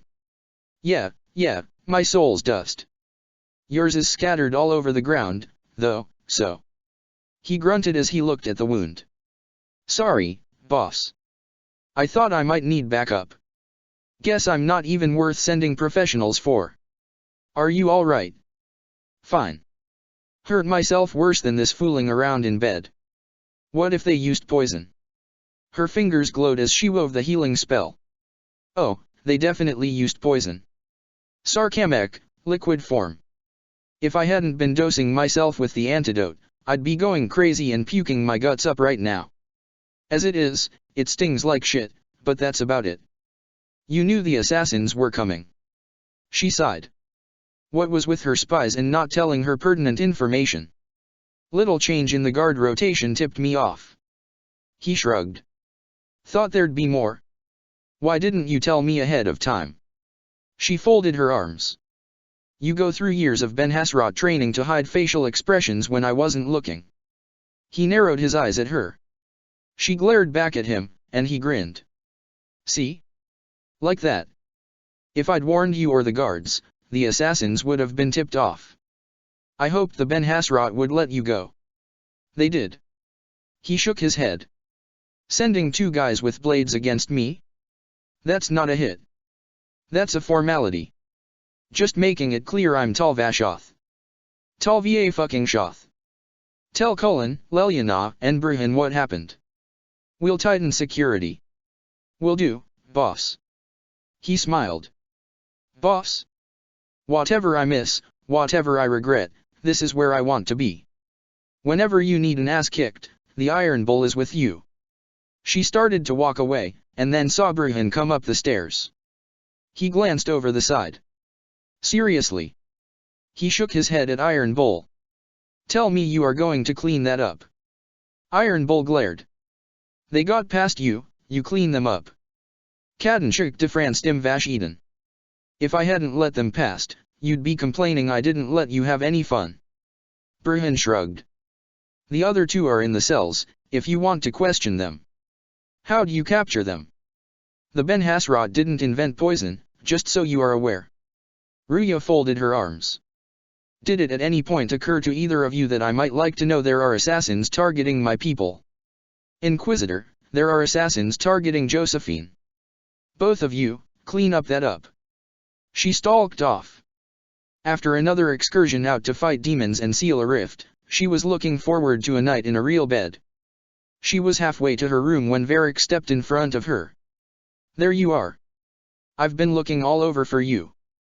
You're just in time. We almost had to start without you. What exactly were you starting without me, now? Varric grabbed her arm, and led her to the smaller of the dining halls. I found her, Ruffles.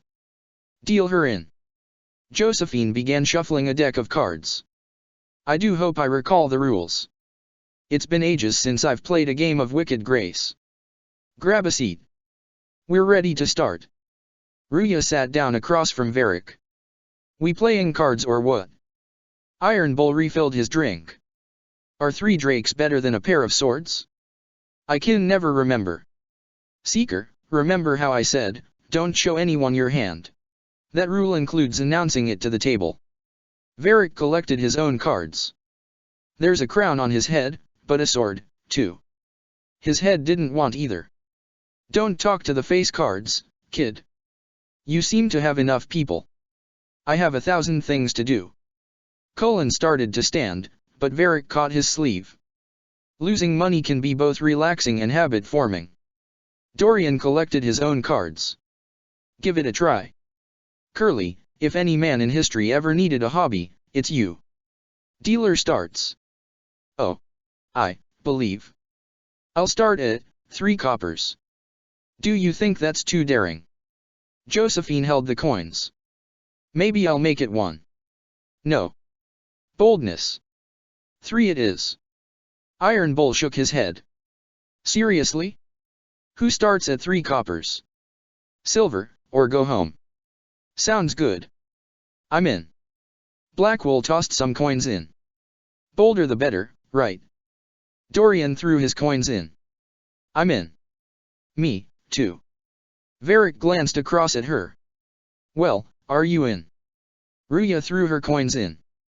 Just remember I'm still new to this game. Don't worry, you'll pick it up in no time. So shiny. The poor recruit ran out into the dining hall in nothing but his knickers. And this, profound silence fell over the hall as 70 mages and 30 Templars all turned to stare at once. Cullen gestured. Then a slow round of applause began. and spread until every soul was on their feet. A standing ovation. Josephine giggled. What did he do? Saluted.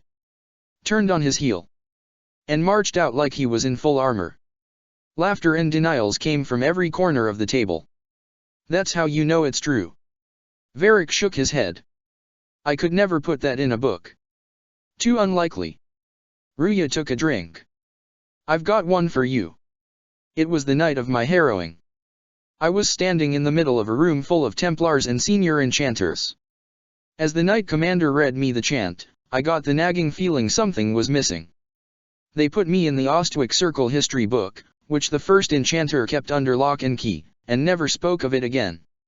Not bad. Varric shook his head as he spoke over the laughter of the others. You don't mind if I steal that one, do you? I liked the part with the rabbit. There should be more rabbits in stories. Cole was stacking Josephine's winnings. That was scandalous. It would ruin the Inquisition if anyone found out. Josephine grinned. Tell it again. She showed her cards. And the dealer takes everything. I win again. Several groans greeted the news. Cullen narrowed his eyes. Deal again. I've figured out your tells, Lady Ambassador. Josephine pressed the cards to her heart and looked scandalized. Commander. Everyone knows a lady has no tells. Then let's see if your good fortune lasts one more hand. Ruya shook her head. I'm not losing any more coin to Josephine, but I have got to see this. Don't say a word, dwarf. I tried to warn you, Curly. Never bet against an Antivan, Commander. Josephine's smile was cat-like. Cassandra was trying very hard to look disapproving, but was having trouble keeping a straight face. I'm leaving. I don't want to witness our commander's walk of shame back to the barracks. Well, I do. Dorian grinned, and Ruya threw a copper at him. Cole was staring. It comes off. I didn't know it came off. Ruya looked across the table. Cullen sighed, and then looked over to where Josephine was walking away with his clothing over her shoulder. Ruya shook her head, caught Dorian's ear, and dragged him over to where Varric was warming his hands by the fire. She caught Cullen making a dash for it out of the corner of her eye. Iron Bull made a cheering sound. Damn it, she'd thought he was passed out. Dorian was laughing as she let go of his ear. Varric glanced up at her. I'm glad you decided to join us tonight. It's too easy to mistake you for the Inquisitor. It was good, relaxing with her friends. Forgetting there was a world outside. I enjoyed this. See? That's what I mean. He gestured. It's easy to forget you're not just an icon or symbol, like one of those statues of Andraste holding bowls of fire. Varric shrugged. At least it is for me. He raised his eyebrows in challenge. You up for another game when this is all over, Inquisitor? Every time I play, I increase the odds of winding up like Cullen. She should get Josephine some chocolate. You're never more alive than when you're about to lose your pants, my friend. She stopped in to check on Cole, and found him cuddling the raccoon as he fed it bits of carrot. He likes my hat, Cole said. Perhaps we should get him one of his own.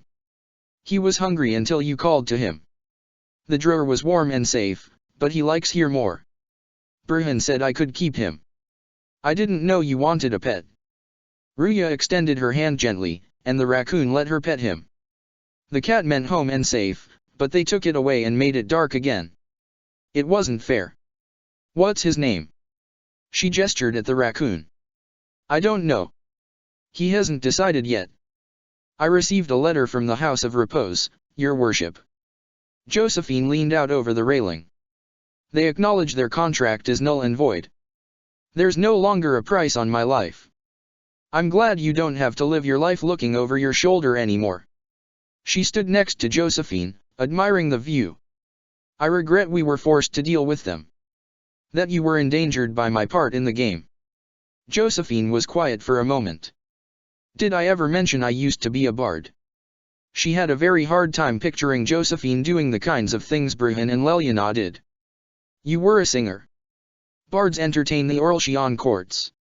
They sing, play music, make charming conversation, and spy.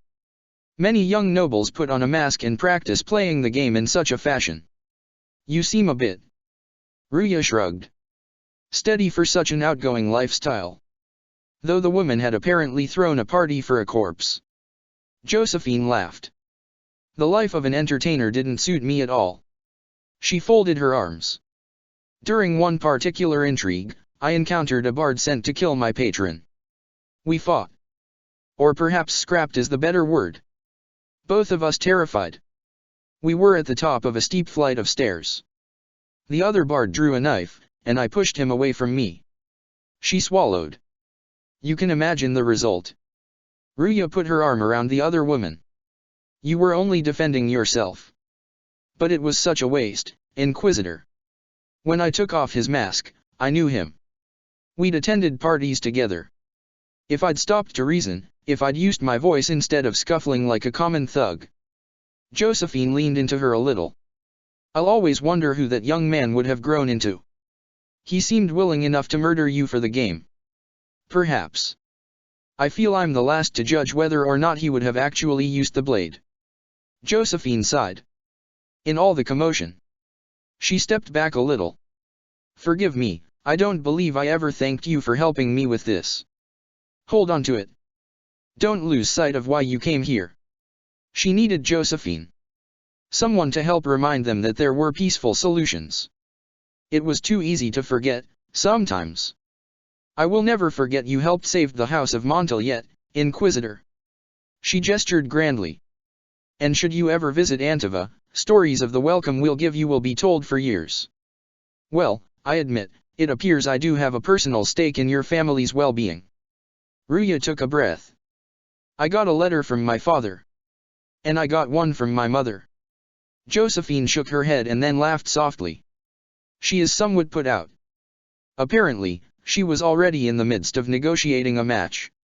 Lucas said Otwin got wind of that, and he and Yvette decided to take matters into their own hands. Ruya gestured. So, does this make us sisters now? Josephine grinned. I like that idea. Now we just need to calm our parents down. Ruya rested her head on Josephine's shoulder as they stood on the balcony, laughing. Dear Lucas. Josephine and I have discussed the dowry and holdings situation and come to an arrangement that I think will suit everyone. Tell Otwin it's safe for him and Yvette to come home now. Love, Ruya. Dear Ruya. He got married without informing me and more importantly, without inviting Mother to the wedding. You have a very strange definition of safe. Also, your arrangement is acceptable with one addition. Tell Josephine that House Trevelyan will be gifting our new relations with 2 new trading vessels. Mother has been inundated with requests for information on your lineage and mine. And now I'm getting invitations to salons. Tell Josephine if she can make it stop, I'll make it 3 new trading vessels. And a pony. Love, Lucas. Chapter 34, Carver. A report said they'd managed to open a tunnel to the Red Templars' reported location. Ruya gathered her people and prepared to head out. Sierra traipsed along behind Dorian, occasionally poking him with one of her arrows. She laughed gleefully. Dorian turned to glare. Something particularly funny. You. And Bull. Sierra cackled. Ruya nearly stumbled over her own feet. He started to sputter. I am glad it amuses you, but what I get from my affairs is my affair. I know what you get. Sierra poked him again. It's like falling through a tree into custard. Her gestures left unfortunately all too little to the imagination. Too high. Wham. Too fast. Wham. Leaves. Wham. Splat. I'm not sure which is worse, the mockery or the accuracy. Leaves, Cole said in a dreamy voice. Leaves. Varric raised an eyebrow. Iron Bull just shrugged. Depends how much rest the trees had. 04. Ruya shook her head and kept walking. Clearing out the remaining Red Templars gave them control of a hidden dock. Leliana was going to be thrilled. They'd have to notify the king, but he'd been reasonable enough thus far. And it had been his agent that had given them the information. They returned to the Crossroads camp to find an impromptu tournament occurring. She raised an eyebrow at Cullen. He shook his head. Some of the chevaliers that joined us derided the Order of Vigilance as a bunch of sheep herders. The Silver Order took great offense. He gestured. This was Warden Sigrun's idea. Prizes some armor she claims was made from the shell of a fire golem. A fire golem? She raised an eyebrow. Anders told me about that once, Varric said. Thought he was bullshitting me. Is Warden Sigrun here? Ruya raised an eyebrow. I'd like a chance to talk to her. Colin led her to a dwarven woman with facial tattoos that vaguely resembled a skull. She was quite happily divesting several Inquisition soldiers of their pay with a deck of cards. Ser Alec is making mincemeat of your forces, Commander. She snickered. Someone should have told the Orlshians just how dangerous Ferelden sheep are. Warden Sigrun. Pull up a rock, Inquisitor. Sigrun shuffled the deck. You served under Jarath Tabri in the Battle of Amaranthin, and encountered the Architect and the Messenger. The talking Darkspawn. Sigrun dealt. You know, if the Messenger hadn't been a Darkspawn, he'd have almost been a likable fellow. Darkspawn are tough, but they just sort of swing wild. Messenger fought like a soldier. It's not the talking part that's the problem, it's the thinking part. Ruya nodded. So why did Jarath let it go? He told it if it fought alongside us in Amaranthin, he'd show it mercy. And damn, the Messenger fought. Sigrun shrugged. Why did he let the Architect go? Sigrun shuffled the cards again slowly. He didn't. Ruya blinked. But. Sorry, let me clarify. The commander saw an asset. An enemy he could use to deal with a greater threat. Reckon your Inquisition's done the same thing a couple times. Like that Magister fellow with the mages. Slowly, Ruya nodded. I think I see your point. She shook her head. Not the choice I would have made, but I wasn't there. I was. He wasn't happy about it either. But the Architect kept his end of the bargain. Even healed us up after the fight, so we could get back to dig out the vigil. Any other information you could provide would be helpful. You want to know why he vanished? Sigrun shrugged. You and everyone else. Skyhunter always figured he'd picked up a trail, and he'd be back when he was done hunting. Consensus seems to be he's dead. Sigrun snorted. Doubt it. Him or Loghain. You watch, one day you're going to be sealing a rift and Loghain's going to step out of it, all cranky and wondering why Ferelden hasn't conquered the world yet. You think Jarath Tabri is still alive. You find a giant crater somewhere a mountain used to be? A leveled forest? I'll grant a slight possibility something could kill him, but no way in hell that boy goes quiet. The guy leveled a tag full of harvester golems by himself, Inquisitor. Then walked back to Orzammer to set the High King down hard. Stone, he was a 16-year-old elf could make hunger demons run like hell.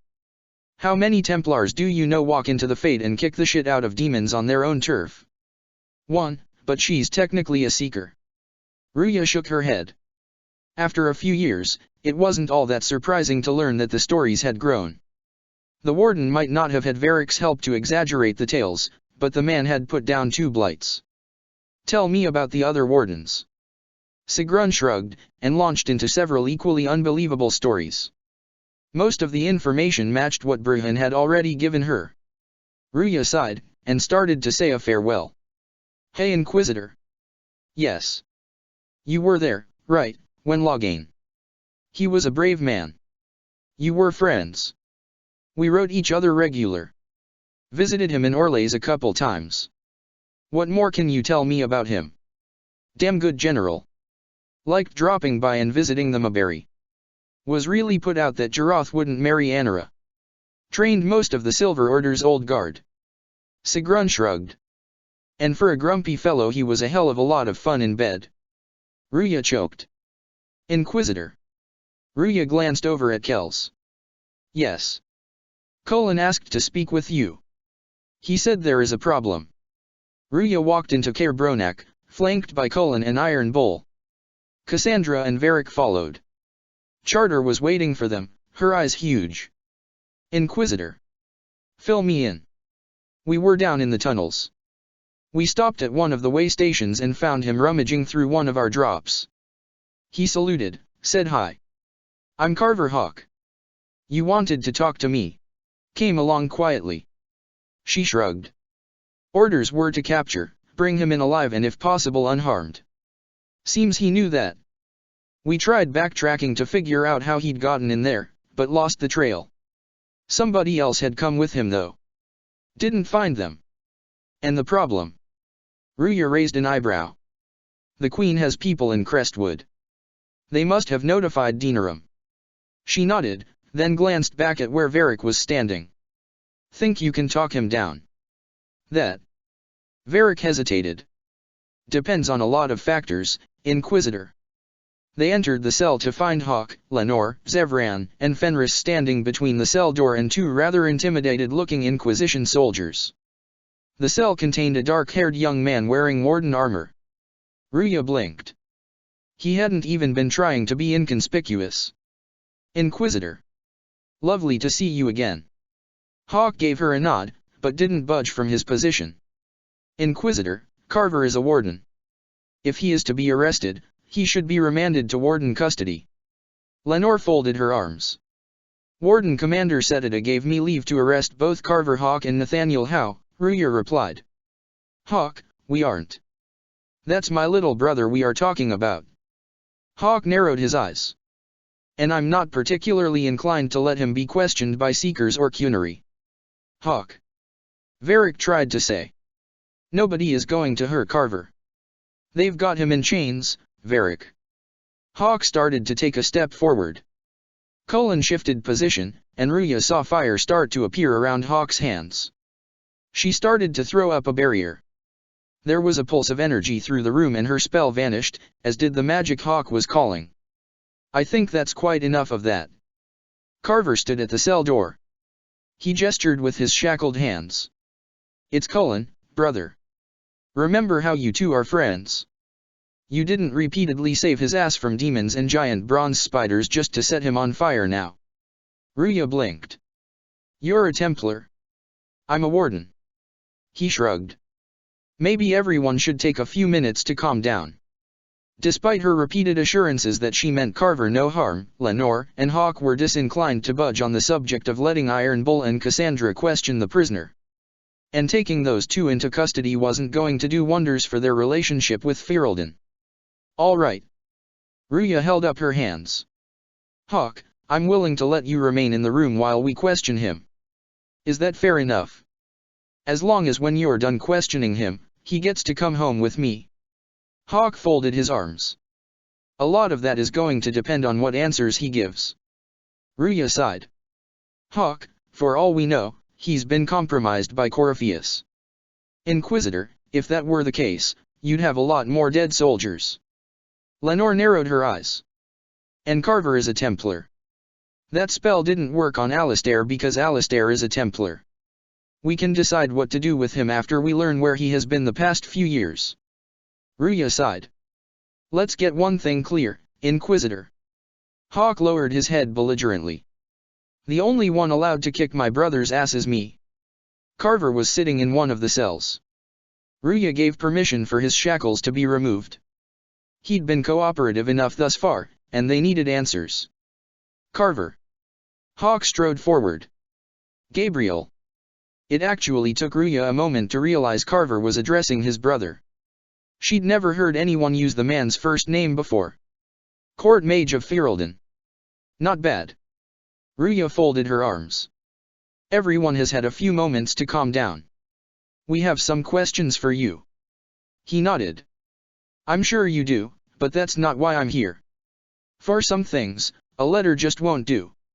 Carver grinned, then looked at his brother. You're going to be an uncle. Hawk's jaw dropped. It took him 3 tries to respond. You and Meryl. Daisy's gonna. Varric said almost simultaneously. Carver nodded. She's due midsummer. He laughed softly. If it's a boy, she wants to name him Varric. That's. Varric couldn't get the words out.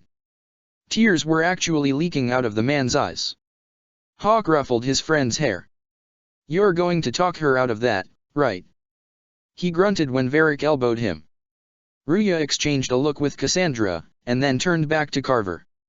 You are saying you let us capture you because you wanted to talk to your brother? No. If it had just been that, I'd have just snuck into Dinarum. Needed to tell Varric too, and Skyhold is a bit harder to get into. She shook her head at him. Where have you been doing the last couple years? Helping Meryl train her griffin. You would not believe how much those things eat. And fishing is right out. There is nothing as pathetic as a wet griffin. Griffins. She took a breath. What else have you been up to? Let's see. Carver considered a moment. Joined a cult, went to Werewolves Prey, hunted down a couple ancient Magisters, found an 8th archdemon, saved Avellini from Cunary, saved a bunch of folks from demons and abominations, located every Ben Hasrat agent in Thedas, visited the Fate a lot, got possessed a couple times, robbed some Orlshians, rescued my brother, raided Seheron, tried to teach Divine Lollipop some tricks and failed miserably, rescued my brother again, attacked some Venatori, blew things up, and killed Darkspawn. Did those last two a lot. And simultaneously. Oh, and I got married. Going to be a daddy soon. Hawk turned to glare at Varric. You have been a very bad influence on him. Hey, Carver was a pain in the ass long before I ever met him. Cassandra glared. Do you know why the Warden Commander disappeared? You're going to have to be more specific. Which Warden Commander? Jaroth Tabri. Which time? Ruya blinked. What do you mean which time? Well, he had to go play bodyguard for Flemeth a couple times. She's something of an annoyance, what with the whole, I can see the future, and, look at me, I can turn into a dragon, things. Cassandra made a disgusted noise. I would prefer not to have to do this, but we can see if you are more cooperative after a few days of no lyrium. Carver shrugged. Never touch the stuff, personally. It tastes like electricity. I am starting to note a very distinct family resemblance, Zevran said. Any suggestions on how to get your brother more cooperative without having to resort to unpleasant methods? Ruya glanced around the room. I hate to say it, but that was Carver being cooperative. Hawk paced the room. Fenris tilted his head. Did he say he got married? Varric's eyes widened. He did. Hawk stopped pacing. They got married and didn't invite us. That hurts my feelings. Fenris frowned. Why does that hurt my feelings? Head or gut? At the very least, I think that deserves one of each. Varric folded his arms. Maybe a crossbow bolt to the ass. Then he smiled and started getting choked up again. She wants to name a boy after me. If we could get this conversation back on track, please. Ruya tapped her foot. We need to know if there were others in the tunnel and what they were doing down there. She glanced over her shoulder. Cullen, have Charter send a team down to search the area again. At once, Inquisitor. Is ordering him around any fun? Lenore asked. I mean, you get to boss around Templars. I bet it's fun. Especially in the bedroom, Hawk added. Think we should tell him she's a mage? It took him 5 years to figure out I was one. We are going to have to break it to him gently. That, and where babies come from. Can we? Ruya gritted her teeth as she felt her cheeks redden again. Yes, you are definitely all related. They walked into the cell in the morning to find Iron Bull and the 2 Inquisition soldiers left on guard sitting in the cell and Carver nowhere to be seen. Ruya blinked. What? She looked around. Happened? Iron Bull glared. We were talking, and then we woke up in here. The guard swallowed. And the warden was gone. Iron Bull kicked the wall. Thoughts? I should be annoyed, but I'm having too much trouble not being proud. Varric, you aren't helping. Ruya glared at him. Come on, Inquisitor. He has a point, Lenore added. Ruya sighed, and glanced at Iron Bull. Get Bruhan here, and see if he can pick up the trail. Stick with him. When you find Carver, bring him to Skyhold. On it, boss. Hawk glanced at Zevran. 10 gold on Carver. I have seen Bruhan track. I will take that bet. I think I will too. Hawk glared at Lenore. You would bet against family. Seen Bruhan track. He's like a tattooed bloodhound. He once tracked Jaroth across half the deep roads by scent. Dear Lucas. Things are coming to a head. We'll be on the march soon. Love, Ruya. Dear Ruya. Remember. Say the word, and I'll come rescue you. Love, Lucas. Chapter 35, What Pride Had Wrought. Colin walked through the camp, giving the occasional instruction. He was heading up to check on the siege engines when someone moved to walk beside him. Commander. He glanced down at the elven man. Agent Roland, what brings you to Skyhold? A matter of vital importance. The elven man gave a small bow, and held out a piece of parchment. A few hours ago I killed a Venatori mage. He had this map.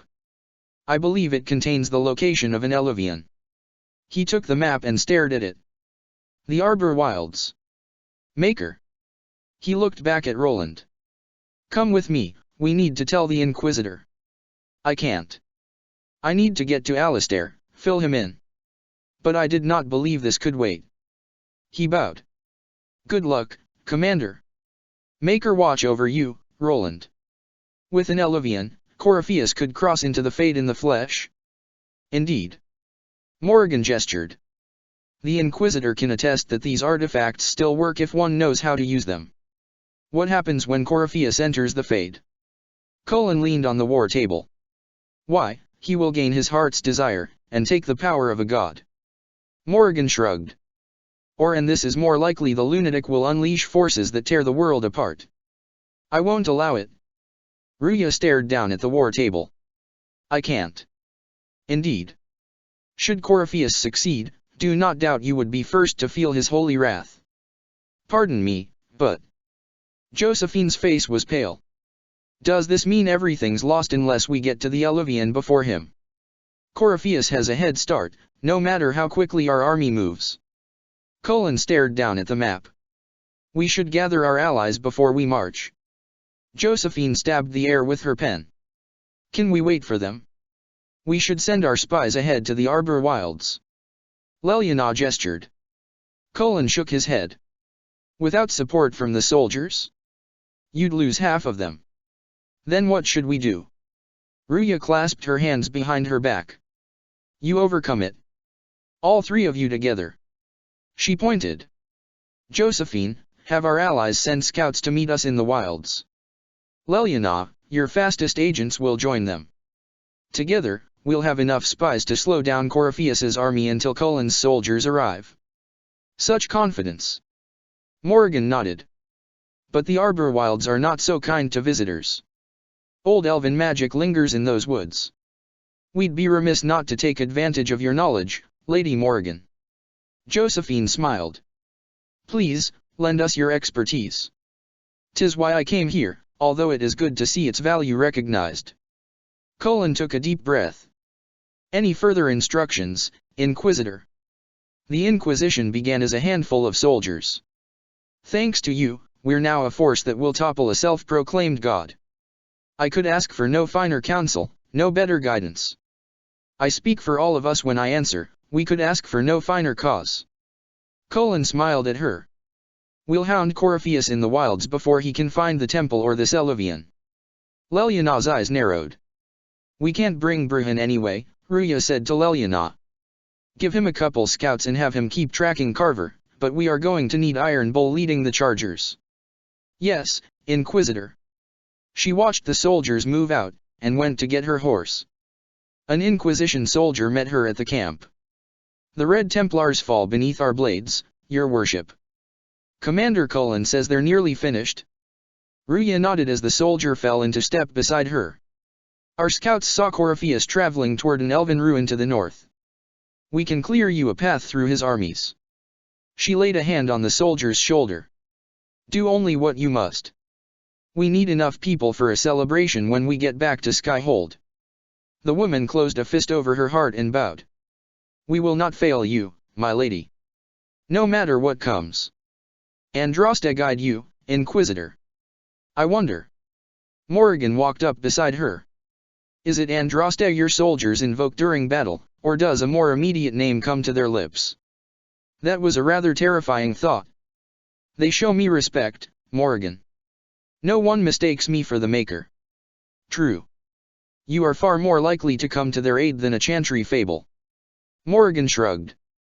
But I digress. If your scouts report accurately, I believe these ruins to be the Temple of Mythal. Mythal.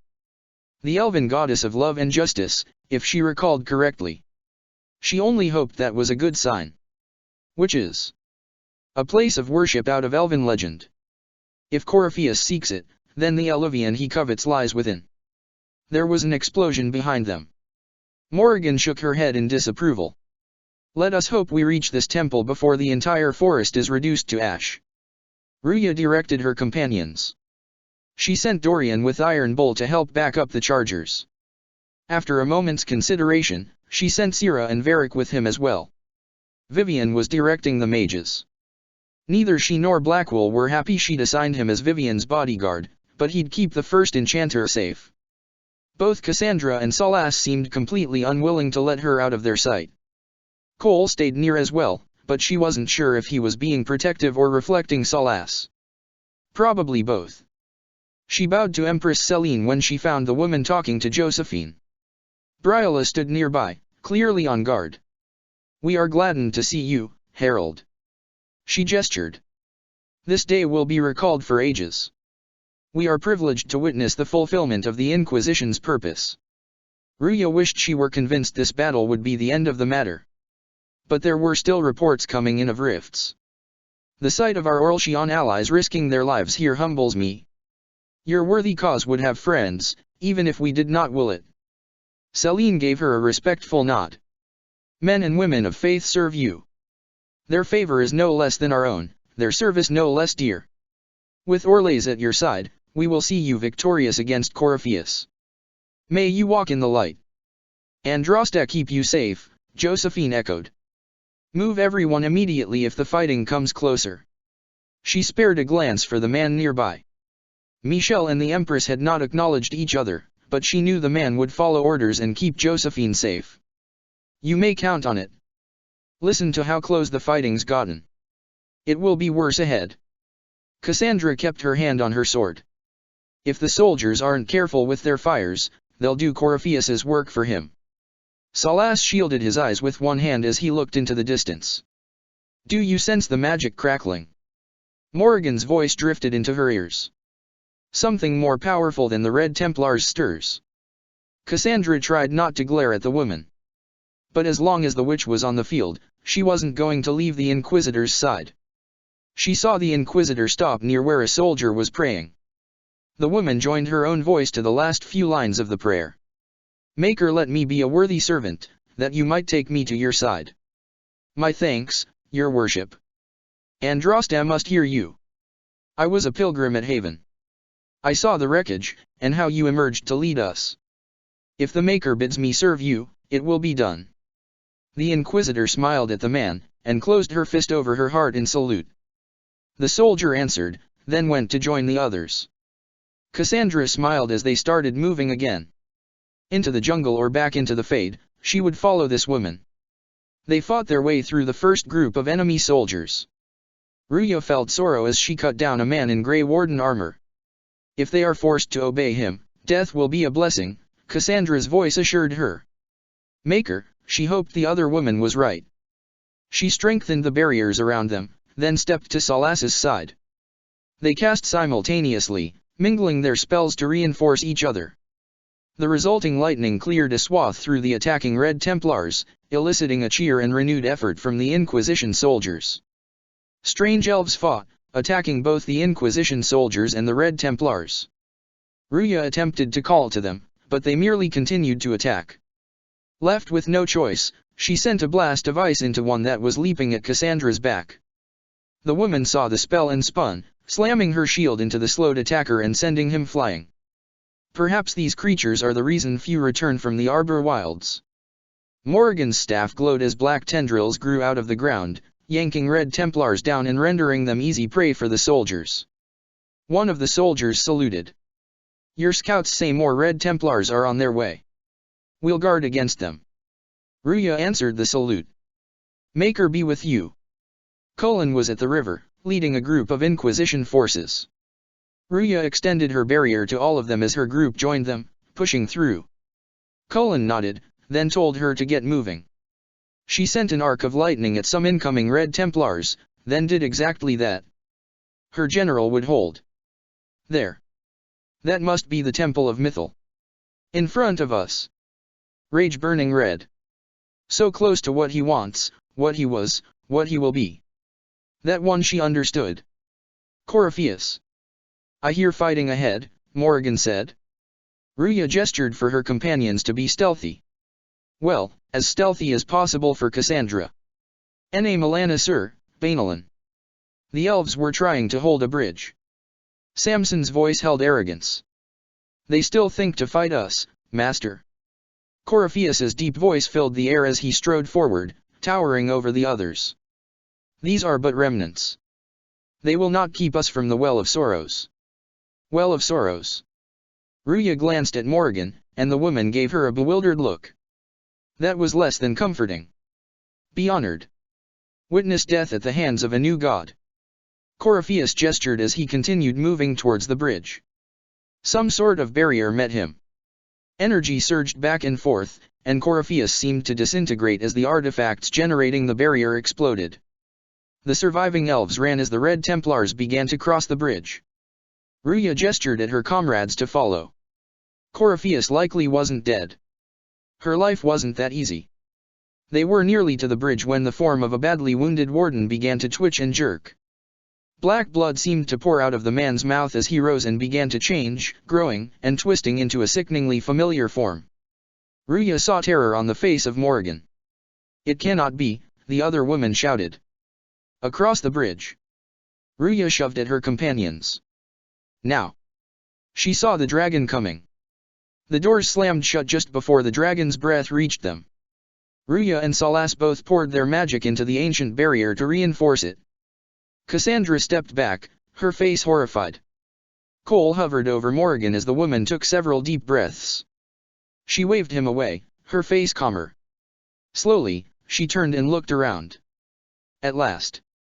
Mythal's sanctum. Let us proceed before Corypheus interferes. Morrigan gestured to them. You said Corypheus wanted an Eluvian, but he mentioned a Well of Sorrows. Which is right? Morrigan rubbed her head and looked frustrated. I am uncertain of what he referred to. Could they be the same? Could Eluvian translate into Well of Sorrows? She was pretty sure Bruhan or Salas would have said something if it had. No. It seems an Eluvian is not the prize Corypheus seeks. She met Ruya's glare, and sighed. Yes. I was wrong. Does that please you? Whatever the Well of Sorrows might be, Corypheus seeks it, and thus you must keep it from his grasp. Let's find this well before Corypheus's people do. I want to know how Corypheus returned to life. We saw him die. Ruya glanced over her shoulder as she walked. Morrigan sounded incredibly disturbed. And his life force passes on to any blighted creature, darkspawn, or Grey Warden. Then Corypheus cannot die. Destroy his body, and he will assume another. Salas's own voice was bleak. There had to be a way. They'd find it. We'll find a way to stop him once we're done here. He'd been locked away once. If nothing else, they could try that again. 'Tis strange. Archdemons possess the same ability, and still the Grey Wardens are able to slay them. Morrigan's knuckles were white on her staff. Yet Corypheus they locked away. Perhaps they knew he could do this. She shook her head. But not how. Ruya asked Morrigan more questions as they walked. Salas's occasional interjections made it clear that Morrigan wasn't quite as much of an expert as she claimed. Or rather, that she was an expert in the legends, and legends should not be mistaken for fact. Unfortunately, they didn't really have time to let him dream and see what he could find out about the place. They found an altar. The path beneath glowed as Ruya stepped forward. The mark on her hand felt odd. Morrigan walked up behind her. It appears the temple's magics are still strong. She gestured at the carved pillars. Is this Elven? Does it say anything about this Well of Sorrows? Salas answered her. Adish al-Vir Abelasan. It means, enter the path of the Well of Sorrows. Morrigan touched the carving. There is something about knowledge. Respectful or pure. Shivan. She brushed aside some of the growth obscuring the text. 'Tis all I can translate. That it mentions the well is a good omen. At least we know the Well of Sorrows was important. All the more reason to keep it from Corypheus. Supplicants to Mythil would first have paid obeisance here. Following their path may aid entry. Ruya gestured for the others to step back. Cassandra was clearly unhappy. Perform a ritual to appease elven gods? Long dead or no, I don't like it. Morrigan shrugged at the seeker. If need be. Unless you wish to turn back. She stepped carefully, ensuring that did not repeat any of her steps. The tiles glowed beneath her feet, and she continued until all were glowing. There was a surge of energy. It seemed the Red Templars had opted for a more direct approach, and had simply used explosives to open a path to the undercroft of the temple. Samson directed some of his minions to hold them off before heading down and in. Ruya poured strength into barriers before summoning the spirit blade in her hand and moving in beside Cassandra and Cole. Behind her, Salas focused his magic on disrupting the lines of the archers, while Morrigan threw fire. Come on. We might catch them. Ruya started to follow Samson into the tunnel. Morrigan blocked her path. Hold. A moment. She gestured. While they rush ahead, this leads to our true destination. We should walk the petitioner's path, as before. Cole shook his head. People are dying outside while we stand here. He pointed. If we use the tunnel, more of our soldiers can flee. In this case, I must agree with the witch. Salas clasped his hands behind his back. This is ancient ground, deserving of our respect. Morrigan actually seemed surprised when Salas agreed with her, but was quick to take advantage. You see the urgency. We cannot find the Well of Sorrows unprepared. They were treading deep into the unknown here. We don't know what's behind those doors. They might have a reason for going another way. Had they the option, they would have proceeded. Morrigan's gestures were insistent. That must lead to their goal. Burhan and Leliana had both been adamant that the woman before her had her own agenda. Their goal? Or yours? There is. Morrigan walked towards the warded door. A danger to the natural order. Legends walked Thedas once, things of might and wonder. Their passing has left us all the lesser. Corypheus would squander the ancient power of the well. I would have it restored. There was something about the woman's voice. I wasn't expecting your answer to be so. Ruya tilted her head. Romantic. Trust me. Your surprise is matched only by my own. Morrigan gestured. Mankind blunders through the world, crushing what it does not understand, elves, dragons, magic. She shook her head. The list is endless. We must stem the tide or be left with nothing more than the mundane. This I know to be true. Morrigan looked down for a moment, then met Ruya's eyes. I read more in the first chamber than I revealed. It said a great boon is given to those who use the Well of Sorrows. She spread her hands. But at a terrible price. Of course the woman had lied. What exactly did that altar say about the Well of Sorrows? There was some irritation on Morrigan's face. Like most elven writing, it was insufferably vague. The term I deciphered was Halam Shivanaz, the sweet sacrifice of duty. It implies the loss of something personal for duty's sake. Yet for those who served at this temple, a worthwhile trade. Did you not trust me enough to tell me about this price when you read it? Ruya folded her arms. She should have let Salas take a closer look at the altar. I hoped to find more information. If I intended to cheat you, I would have feigned ignorance entirely. My priority is your cause, but if the opportunity arises to save this well, I am willing to pay the cost. And gain what? That is what we must discover. The rituals may point the way. Ruya glanced back at the tunnel. She took a deep breath. Her general would hold. She headed for the ritual chamber. She walked the last of the paths, and felt the surge of energy again. Salas and Morrigan both answered her questions as they moved through the temple, though their answers often differed. It occurred to her if she had brought Bruhin, she'd probably have received a third set of answers as well. The door took them into a chamber. "'Tis not what I expected." What was this chamber used for? Ruya felt their presence before she saw them. She prepared the barrier spell, readying it should they attack. "We're being watched." Venavis. A man stood on the balcony above them. His face was hard to make out due to his cowl, but his build looked elven. And there was the fact that he appeared to be speaking Elvish as well. "You." He waved a hand. "Are unlike the other invaders. You stumble down our paths at the side of one of our own. You bear the mark of magic witches." He tilted his head to one side. "Familiar. How has this come to pass? What is your connection to those who first disturbed our slumber?" She stepped forward. "They are my enemies, as well as yours. I am called Abelas. We are sentinels, tasked with standing against those who trespass on sacred ground." He gestured at the archers standing behind them, bows drawn. "We wake only to fight, to preserve this place. Our numbers diminish with each invasion. I know what you seek. Like all who have come before, you wish to drink from the Virabalasin. The place to the way of sorrows. He speaks of the well." Morrigan kept her voice low. "It is not for you. It is not for any of you." Ruya looked up at him. He'd said, "At the side of one of our own." She glanced over her shoulder. "Salas, perhaps he'll listen to you." "What shall I say, Inquisitor?" Salas shook his head.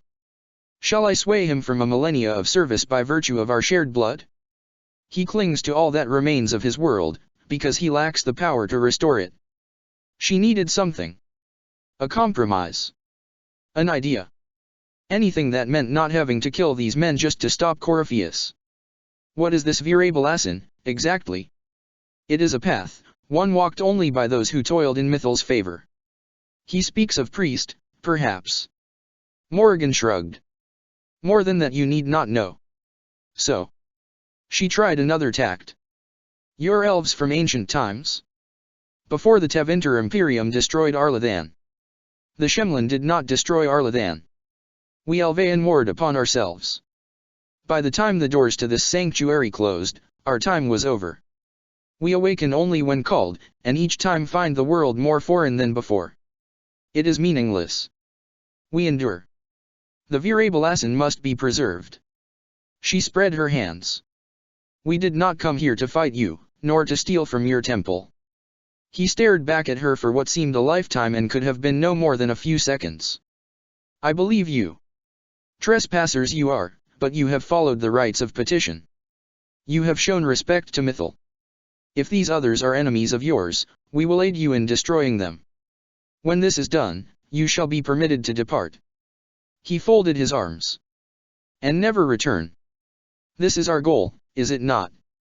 Salas's voice was quiet and urgent. "There is no reason to fight these sentinels." And naturally, Morrigan seemed to disagree. "Consider carefully.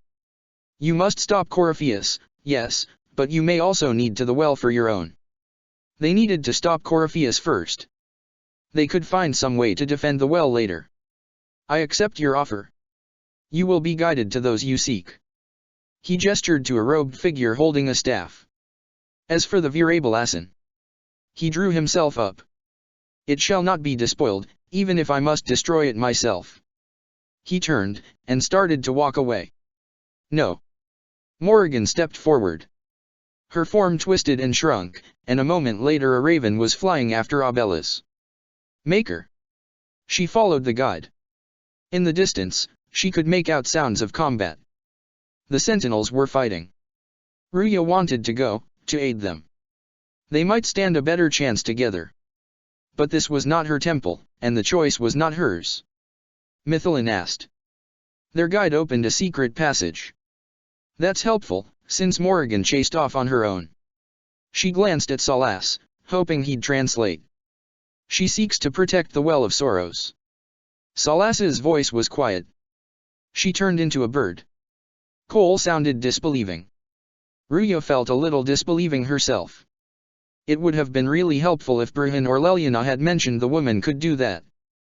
Cassandra didn't approve of the temple. Salas, a lot more gently than she'd expected, pointed out she was being rather impolite. Penshra. Gillas Velathan.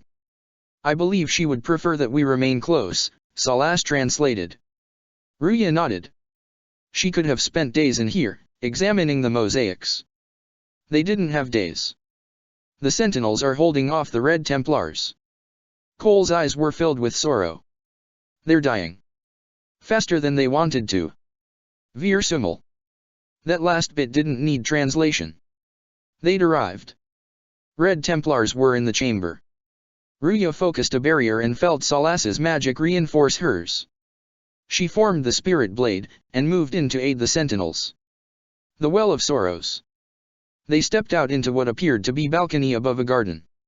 So Mythal endures. Salas almost sounded awed. And pleased. It's loud. And so cold. Cole followed them down the steps.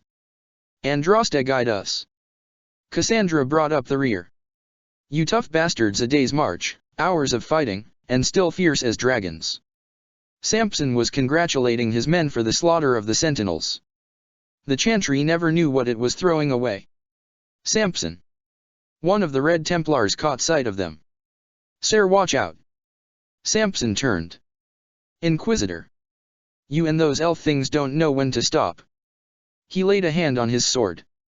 You've hunted us half across Thedas. I should have guessed you'd follow us into this hole.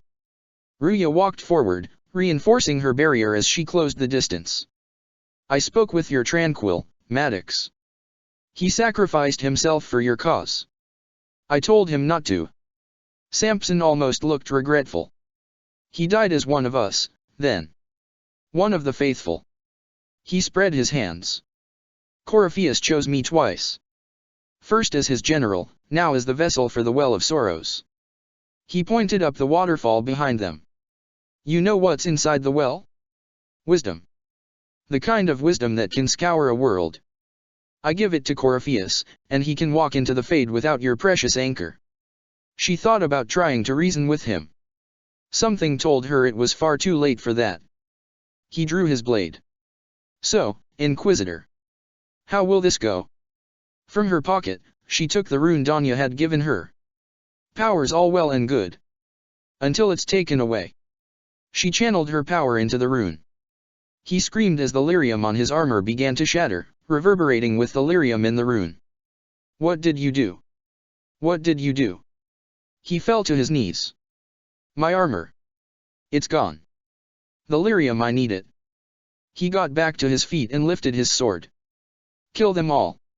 It took the combined blades of herself, Cole, and Cassandra to finally bring Samson down. Even then, he tried to rise once more. Not the well, you wretch. You can't take it from Corypheus. You mustn't. He collapsed, but continued breathing. He's still breathing. Cassandra panted. We can take him back to Skyhold for judgment. Ruya leaned on her staff. It was done, for now. She heard a raven call, and looked to see Abellas running up the waterfall.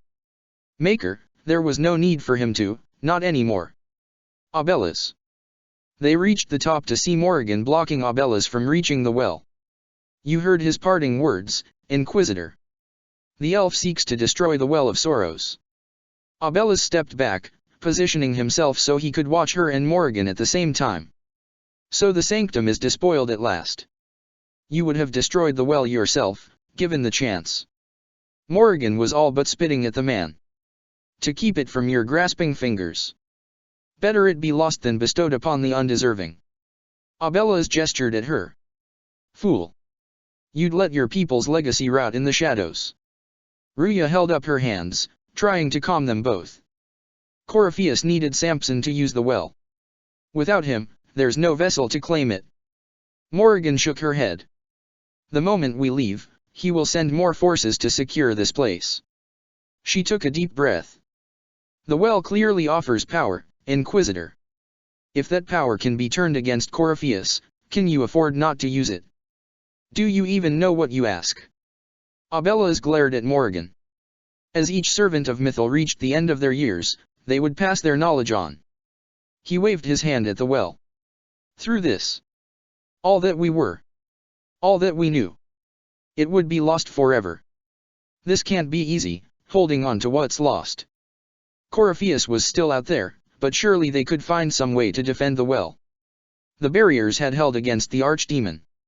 If the Inquisition's mages reinforced them, and they left some soldiers. You cannot imagine. Each time we awaken, it slips further from our grasp. Abellas shook his head. There are other places, friend. Other duties. Your people yet linger. Salas stepped to Ruya's side. Elvaean such as you. Abellas turned towards him. Yes. Salas gave a small nod. Such as I. Abellas turned to look at Ruya. You have shown respect to Mythal, and there is a righteousness in you I cannot deny. Is that your desire? To partake of the Virabalassin as best you can, to fight your enemy. If it could help, perhaps. Not without your permission. One does not obtain permission. One obtains the right. The Virabalassin may be too much for a mortal to comprehend. He was still for a moment, then he almost seemed to grow smaller. Brave it if you must, but know you this, you shall be bound forever to the will of Mythal. Bound? To a goddess who no longer exists, if she ever did. There was contempt in Morrigan's voice. Bound, as we are bound. Abellas looked at Morrigan before turning back to Ruya. The choice is yours. She need to know more. Is it possible this Mythal might still exist? Anything is possible. Morrigan was shaking her head. Elven legend states that Mythal was tricked by Fenharil and banished to the beyond. Elven legend is wrong. Abella's voice was blunt. The Dread Wolf had nothing to do with her murder. Murder? I said nothing of Desh. Morrigan looked startled. She was slain, if a god truly can be. Betrayed by those who destroyed this temple. Yet the Virabalassin remains. As do we. That is something. He started to walk away. Are you leaving the temple? He didn't have to. They could find some way. Surely other sentinels had survived. Our duty ends. Why remain? He gestured at the garden below. There is a place for you, Lethalin. Salas's voice was soft. If you seek it. Perhaps there are places the Shemlin have not touched. It may be that only Othenera awaits us. The blissful sleep of eternity, never to awaken. If fate is kind. Abellas inclined his head at the other elf. Thank you for this gift, Abellas. The Inquisitor bowed. Do not thank me yet, Shemlin. Malus Amalin Eni Halam, Abellas. She raised an eyebrow at Salas. His name. Abellas means sorrow. I said. He shrugged. I hoped he finds a new name. You'll note the intact Eluvian. I was correct on that count, at least. Morrigan gestured at the mirror on the other side of the pool. That was still a potential problem as well. At least it was one they could move. Is it still a threat? Can Corypheus use it to travel the Fade? You recall when I took you through my Eluvian, I said each required a key. Morrigan waved a hand at the water. The well is the key. Take its power, and Mythal's last Eluvian will be no more use to Corpus than glass. She sounded vaguely disturbed. I did not expect the well to feel so. She wrapped her arms around herself. Hungry. Let's not be reckless. I don't want anyone hurt. Morrigan turned towards her. I am willing to pay the price the well demands. I am also the best suited to use its knowledge in your service. Salas immediately stepped forward to protest. Or more likely, to your own ends. What would you know of my ends, elf? Morrigan glared at him. You are a glutton drooling at the sight of a feast. You cannot be trusted. Salas gestured at Morrigan. Morrigan sneered at him, then turned back to Ruya. Of those present, I alone have the training to make use of this. Let me drink, Inquisitor. You alone. You're not the only mage here. She wished she knew what, exactly, the well truly was. I have studied the oldest lore. I have delved into mysteries of which you could only dream. Morrigan gestured. Can you honestly tell me there is anyone better suited? She could perhaps think of one. What about you, Salas. No. Do not ask me again. His answer did not surprise her in the least. Ruya glanced down at the mark on her hand. She was their only means of closing rifts. It wasn't a chance she could take. Perhaps you're right. I am. Morrigan smiled. You know I am. You're not concerned about the price? Bound forever to the will of Mythal. Bound to the will of dead God? It seems an empty warning. Perhaps a compulsion yet remains. Who can say otherwise? I do not fear it, even so. Are you sure you want this, Morrigan? We don't know what will happen. We do not, and yet it must be done. I am ready. Maker, let this be the right choice. It's yours. She watched Morrigan step into the water. Morrigan. She ran to the woman's side. Relief filled her when the witch began to move. Are you all right? Ellison Sela. Visan. Morrigan looked around her in confusion. Visanella. She sat up. Slowly, she rose. I am intact. There is so much to sift through. Morrigan turned to look at her. But now we can dash. Below them, there was a scream of rage. Ruya looked to see Corypheus. The Eluvian. Morrigan gestured as the mirror began to glow. Through the mirror. Ruya all but pushed Cassandra through.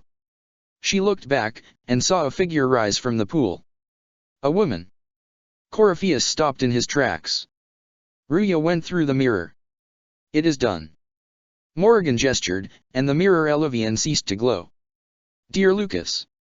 We won. I don't know what it means yet, but we won.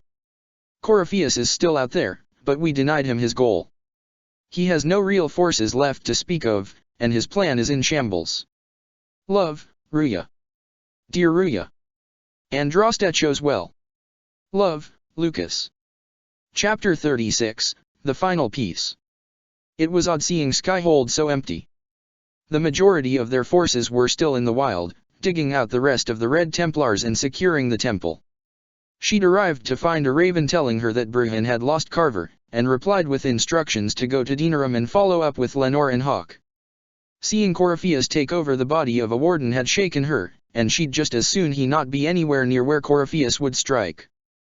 Kells let her know her advisors had returned safely, and she headed into the war room. When you went through that mirror, Corypheus and his archdemon fled the field. I'm not sure why. Cullen was resting his hands on his sword hilt. He was also favoring his left arm, and she made a note to drag him to the healer when they were done here. Morrigan nodded. What he wanted was no longer within the temple. Cullen's answering nod was somewhat reluctant. Perhaps. He spent so long trying to get into the temple, he probably couldn't have helped his forces by that point. Josephine stabbed the air with her pen. Then Corypheus is finished. If he is wise, he will hide and rebuild his strength before he attacks again. Leliana began examining the map on the table. He will not hide. Ruya turned to look at Morrigan. Meaning he will attack us directly, at Skyhold. Not necessarily, but neither will he remain idle. Leliana folded her arms. And how could you have such insight into his plans? The Well of Sorrows held many voices, and they speak to me now from across the ages. They hold wisdom, secrets I never dreamed possible. But even they fear what Corypheus has become. Victory was still some distance away. Should we fear him more than his army? Possibly. Luckily for you, he has a weakness. Morrigan gestured. The dragon he calls is not truly an archdemon. It is a dragon, in which Corypheus has invested part of his being. He doubtless did so out of pride, to emulate the gods of old. That pride can be exploited. Kill the dragon, and his ability to leap into other bodies is disrupted. He can be slain. So all they had to do was kill a dragon. At least they'd managed to get in some practice. You're sure? If there are no bodies for him to jump to. The remaining wardens were in Dinarum, or in the Free Marches. You assume there is a limit to the range of his power. There is not. There was more worry in Morrigan's eyes than Ruya would have expected. Then what do you propose? Killing the dragon is no simple task, if it could even be found. Cullen folded his arms as he looked towards Morrigan. There is a way to defeat the dragon, to match Corypheus in his power. The well whispers it to me now. Your help will be required, Inquisitor. There are a few things I must do first. I will let you know when I am ready, and we shall begin. Cullen turned his eyes to Ruya. I'll see to Skyhold's defenses in the meantime. Ruya found Varric standing by the fire. You made it. He grinned. Yeah. Should have seen it, Inquisitor. Iron Bull picked up one of those horrors and threw it at a behemoth. Our army fought well. She smiled proudly. Varric shook his head at her. You and Cullen act like a doting parents. I think he might carry portraits of all the soldiers in his pocket, and I'm pretty sure you are knitting them all scarves. It gets cold here. So. He looked up. I'm still trying to wrap my mind around this. You went to an elven ruin. He counted on his fingers as he spoke. So a witch could consume a pool of magical goo, and then walked through a mirror. And wound up back here. Have I mentioned the shit that happens to you is crazy? When he put it that way. My dear, I'm afraid I must ask you for help. Vivian adjusted one of her sleeves. There is an alchemical formula that I must complete, but I have been unable to obtain a critical ingredient, the heart of a snowy wyvern. Vivian gestured. I had arranged to obtain one, but the chevaliers working with me were killed in the Civil War. A little more practice killing dragons couldn't hurt. Iron Bull would probably consider the outing fun. If I'm going to hunt down a snowy wyvern, I need you to tell me everything you know about it. They're quite rare and exceedingly dangerous. Their venom is the most potent of any wyvern. Ordinary hunters would not make the attempt. The risk is too great. You, my dear, would certainly be an equal to this monster. We'll see if we can locate one. Thank you, my dear. I would be most grateful. I shall give the location of its lair to Cullen. Remember, my dear, I must have its heart, or the potion will not work. She inclined her head. I eagerly await your success. She sat down next to Iron Bull. So. Ruya raised an eyebrow. Dorian. Yep. He laughed before clearing his throat. Yes, we've been spending time together. Ruya hung her head, and then just laughed. I suppose that's one way to improve relations between Tevinter and the Cunnery. He smacked her on the back. You know me, boss. I'm a peacemaker. Whatever differences Dorian and I have, this is one way for us to come together. Her answering groan only seemed to encourage the man. You get it? Cause. He pumped a fist. Yeah. He leaned back in his chair, and his voice became a bit more serious. Dorian's a sweet guy. He's gentle, and he cares under all that bluster. I'm hoping we're good for each other. His eyebrows waggled. Plus, I've never done it with a mage before. One time, he got so excited he set the curtains on fire. Iron Bull laughed as she turned bright red again. I am regretting starting this conversation. I should ask Cullen how he deals with the random magic thing. Got to be a Templar trick. I am never taking you dragon hunting again. You know, boss, you're not a very nice person. He grinned. So to kill Corypheus, all we have to do is kill his dragon first. Looks that way. That's easy. We're good at killing shit. Iron Bull smacked her on the back again. This time, she had a barrier up, and he yelped and shook his hand as electricity crackled. He smirked. Just one more big fight to put this Magi-Stir asshole down for good. I knew you'd get us here, boss. She stood at the stairs to the library, and took several minutes to work up her nerve before going to check on Dorian. He gave her a peck on the cheek when he saw her, before inviting her to join him for a glass of wine. Ruya took a deep breath. What's going on between you and Iron Bull, exactly? Dorian sighed. If only there were a single discreet bone in that lummox. He took a drink. He raised an eyebrow. Do you truly want to know? Is this an official concern, or? Well, she was sort of hoping this wasn't going to result in anyone being skewered or set on fire. I'm asking as your friend. How did I not know about this? I wouldn't want anyone to know about this, just like I wouldn't want anyone to know I fancy Feraldan beer. Oh, the shame, Dorian. She looked at him with mock disapproval over her wine glass, and he smiled. Well, it's something. A whole lot of something. He took a sip from his own glass. At first, it was an ill-considered night after drinking. Then there was a second time, and then he took another drink. I don't know what's going on, to be honest. I suspect neither does the bull. He looked down at his drink. Now that I've said it out loud, my ancestors are officially turning over in their graves. Ah, well. Maker help them all. Her friend was in love. The Temple of Mythal was extraordinary. In all my journeys, I never dreamed of finding anything like it. Ruya smiled at Salas as they began their usual walk around Skyhold. He returned her smile as he continued speaking. What will you do with the power of the well once Corypheus is dead? There was still so much to be done. So many refugees. And so much more beyond that. I'll use whatever power I have to undo the chaos that Corypheus and his allies have caused. You would put things back the way they were before? He seemed surprised at her answer.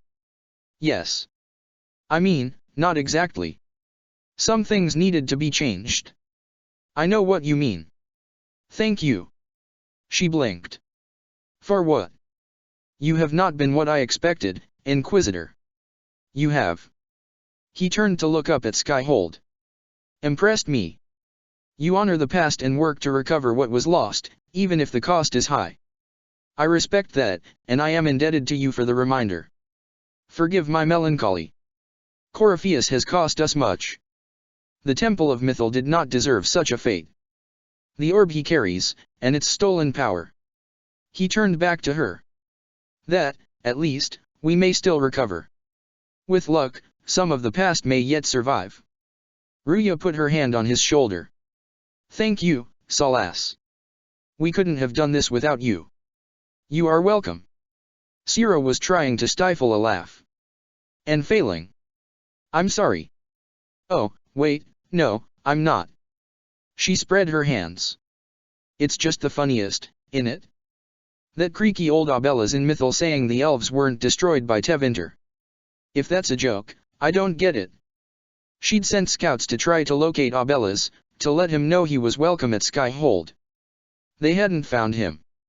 Everyone is always, oh, poor elves, victims of this and whatever. But the Empire ate itself. Love it. She bounced on her cushion. Like being said makes them better than me. Turns out, they're not victims. They're the same as everyone else, arseholes. She gestured. Plus, a big, old temple full of demon-worshipping lies. Grand, that. It was probably good that Brihan was still in Denerim for more reasons other than Corypheus.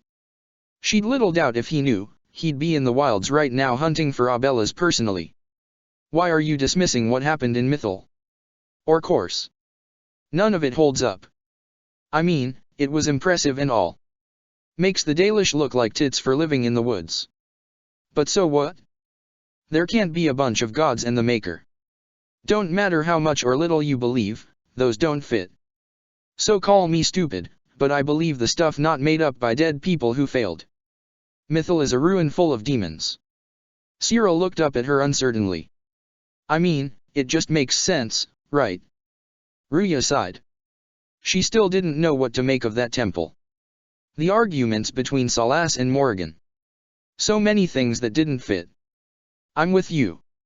Everything in that temple was highly suspect. Including Morrigan herself. Or course it was. You couldn't be the Herald and think otherwise, yeah? I mean, that would just be daft. So, main takeaway, we got really weird power, and we can throw it at Corypheus whatever. Fighting shite with shite. It's like poetry or something. I don't know. Get a bard on that. We should go slap hands in the tavern. She thought about trying to clarify or explain, but decided it likely wouldn't matter anyway. Sira was Sira. And somebody needed to laugh at everything. He touched up the paint around the eyes, then gave it a critical look. His father would probably be pleased. Maybe he'd make a nug next.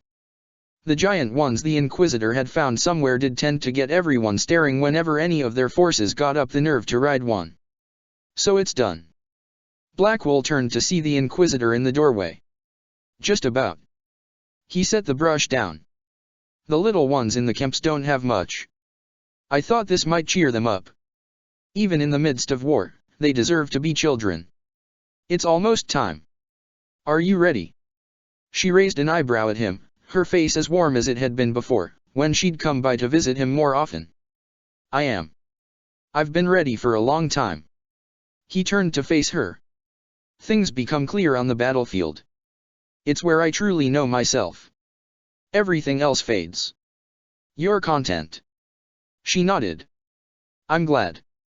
Made him feel warm, hearing that. I am. There has always been one constant. I am a soldier. I am trained to kill, to follow orders, and to ask no questions. He only hoped she understood what he was trying to tell her. But this time, I'm fighting for something I believe in, for people I care about. I chose to stay with the Inquisition. I chose this fight, and the difference is profound. He bowed. I have only you to thank. She patted his shoulder before leaving. Mother Giselle was talking to Cassandra in the armory. Will you not consider it, Lady Cassandra? Giselle appeared to be entreating the other woman. The clerics are still sequestered. If no one steps forward, they will debate until dash.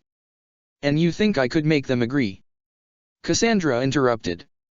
She shook her head. I've heard enough for one day, Mother Giselle. Talk to her, your worship. Mother Giselle nodded to Ruya as she passed. Ruya gave her a confused look before going to see Cassandra. Is there a problem? It seems like she's bothering you. Mother Giselle is kind, and she means well. So, yes, she was. Cassandra leaned against a table. I assume you've heard that Leliana and I are both candidates to be the next divine. She'd heard. She was really hoping no one would ask her to choose between them. Because of what happened at Halam Shirel, of course. The Empire favors you, thus everyone close to you. So now the Chantry bandies our names about without even asking us first. How can you and Leliana be candidates? You're not even priests. And she really didn't like the thought of her people being used as political pawns. It is not without precedent. Amara III was sister to the Emperor, and Galatea a commoner. Leliana and I were, at least, part of the Chantry hierarchy. It would be accepted. If you don't want it, then tell them no. She was surprised to see Cassandra hesitate. The woman gestured, and Ruya followed. Surely it was never meant to be like this. The Chantry, the Circle of Magi, the Templars. They stepped out into the daylight. This cannot be what they intended when it all began. The Chantry should provide faith. Hope. Instead, it cannot veer from its course, even in the face of certain death. If you're concerned, then make it better. If they did choose Cassandra, she would support her friend wholeheartedly. Did you know Varric is Andrastian? Cassandra's smile was fond. Oh, he blasphemes with every second breath, but deep down, he believes. His heart is virtuous.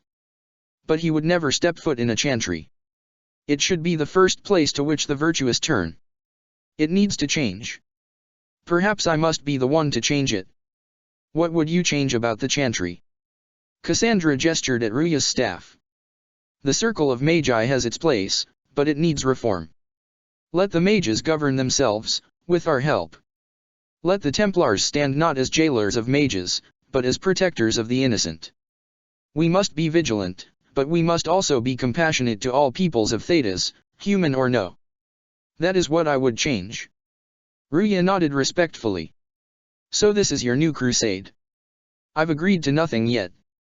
And if the chantry calls on you, then I will do whatever I can, for as long as I can. Cassandra shook her head. I suppose I should not be so concerned. The clerics speak my name for now, nothing more. She gestured. For now, restoring order and stopping Coryphaeus remain our priority. So it's true. Some look to Cassandra or even me as Justinia's successor. I never thought the idea would gain momentum. Lelyana was standing in front of the rookery shrine. Or course, with the other candidates out of the picture. Is becoming divine something you really want? Ruya leaned on the wall next to her. When Justinia was alive, I would have laughed at anyone who even suggested that I could be her successor. Things have changed. Still, I don't know. She turned towards Ruya. Restoring the chantry will be like trying to steer a sinking vessel through a storm. Whoever becomes divine will have my support if she requires it. Lelyana smiled. And I'm sure whoever becomes divine will absolutely require the Inquisition's backing. The chantry is faltering, but it still has influence over the people. Who tells the people what's right? Who do they look to in times of peril? A divine with enough support can change the chantry, and with it, Thetis. But this is a discussion for later. If Corypheus wins, finding a new divine will be the least of our problems.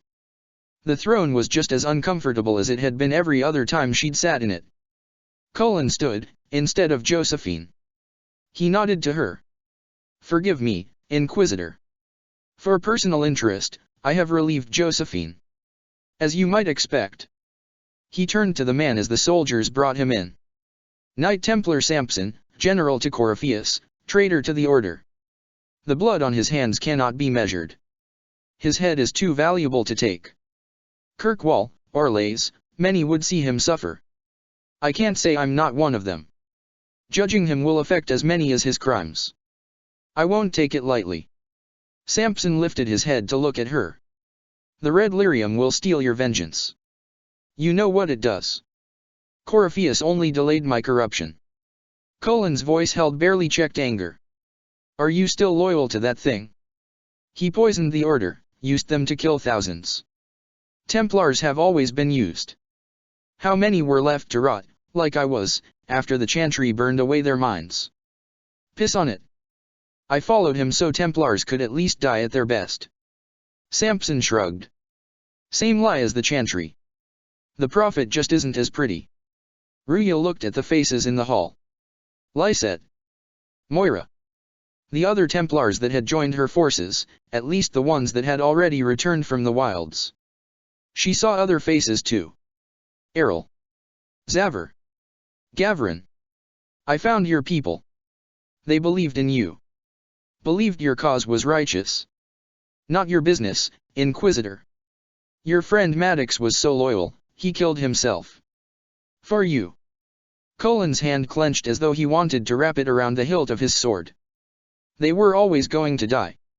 I saw what Corypheus was doing, so yes, I fed them hope instead of despair. I made them believe their pain had purpose. Just like the chantry does. Right, Commander. Samson pulled his eyes away from Cullen. It ended as well as anything else I've done. Corypheus would kill me on sight. I'll tell your people what they want. Everything I cared about is destroyed. She wished they didn't need his information. That she could just stick him in some dark hole and be no better than he was. Very well, Samson, you will spend your remaining years serving the Inquisition. Cullen will be your handler. Perhaps he can get something useful out of you. She hated adding to the weight on her general's shoulders. I doubt the commander believes there's anything worthy left in me. You're not wrong. But you served something greater than yourself once. Perhaps you can be made to remember that. She found Cullen in his office, flinging daggers at the practice dummy. He sighed when he saw her. Samson took everything from those Templars. He corrupted their souls, twisted them into everything they stood against. Everything they would have hated. The dagger sank into the dummy almost to the hilt. I know the Red Templars fight for Corypheus, but I feel sorry for them. All she could do now was pray some could be saved. They're barely human now. The red lyrium left Samson's mind unaltered. He knew what he was doing. He dares speak as though it were a mercy? The man's a monster. Cullen retrieved the knives, and tossed them onto his desk. I pray his information is useful. His life is good for little else. Ruya waved her hand, using her magic to send one of the knives back into the face of the practice dummy. Samson got what he deserved. The men and women he betrayed Cullen threw another knife. It landed just above hers. They deserved something better. Samson deserves nothing. He threw the last blade. The Red Templars needed to be torn down. We've broken Corypheus's army. He rubbed the back of his neck. I might have known some of them. If my life had gone differently. He shook his head. I might have been one of them. He turned towards her. Do you ever wonder what would have happened if you had not been at the conclave? If you'd never become the Inquisitor? She looked at the man in front of her. Her general. A life without you. She smiled. Never. Finding the snowy wyvern brought them face to snout with another dragon, much to the delight of the Iron Bull. And, if she were completely honest with herself, she'd have to admit she'd had just a little bit of fun battling the beast alongside her comrades. Ruya imagined Vivian would say the same. Vivian tapped the dead dragon with the butt of her staff.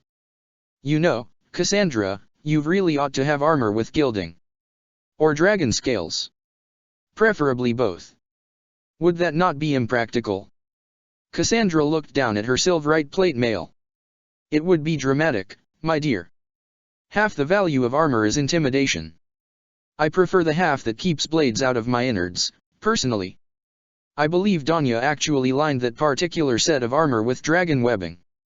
Ruya glanced up from where she was healing a cut on Blackwool. She thought Cassandra could use a little more fire resistance after that time she got a bit too close to one of Dorian's spells. She did the same for Cole. It wouldn't have hurt me. It's friendly fire. Dorian sighed at Cole. That doesn't always mean what you think it means. Inquisitor, you are a treasure. Vivian's smile was genuine and warm. Please, accept this as your payment. I must begin work immediately. You have been a dear friend, and I. Vivian hesitated a moment before smiling again. Would like you to come with me? The manor seemed alien, with no people inside. Vivian led her up the stairs. This should only take a moment, Inquisitor. Vivian walked to the man lying on the bed. Ruya caught a scent in the air, and felt a lump rise in her throat. The man was dying. Vivian's face was gentle as she took his hand. I'm here, my darling. She lifted his head and put the potion to his lips. He stirred slightly, eyes opening. Vivian. Yes, darling. Duke Bastien raised a hand to touch her cheek. It's going to be all right, my love. His hand fell, and he went still. My darling? Bastien. Ruya came up beside the other woman. Vivian, I'm sorry. There's nothing here now. Not knowing what to say, she simply took Vivian's hand during the carriage ride. Vivian's fingers clutched hers despite her face remaining composed. Bastien is dead. I can hardly believe. She swallowed, and a faint trace of a smile came to her lips. It was the winter send Bal, my first visit to the Imperial Palace. The circle sent a dozen of us to entertain the nobility. I was in awe of everyone and everything. And then. Her fingers tightened around Ruya's. Our eyes met. Bastien spent the entire ball at my side. The dowager tried to have him killed for slighting her, but he didn't care. Falling in love across a crowded ballroom.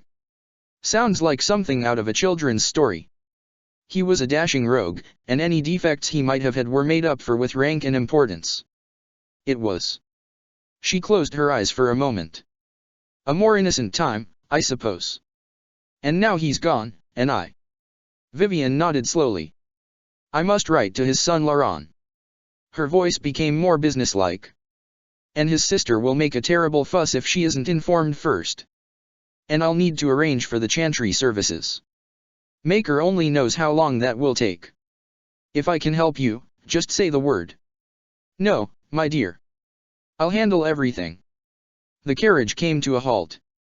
Excuse me. I have so much to do. Ruya stared across the valley. The weight of it, of all those soldiers. Surely victory must be close. She went to Skyhold's chantry, and found Cullen there, kneeling before the statue of Andraste.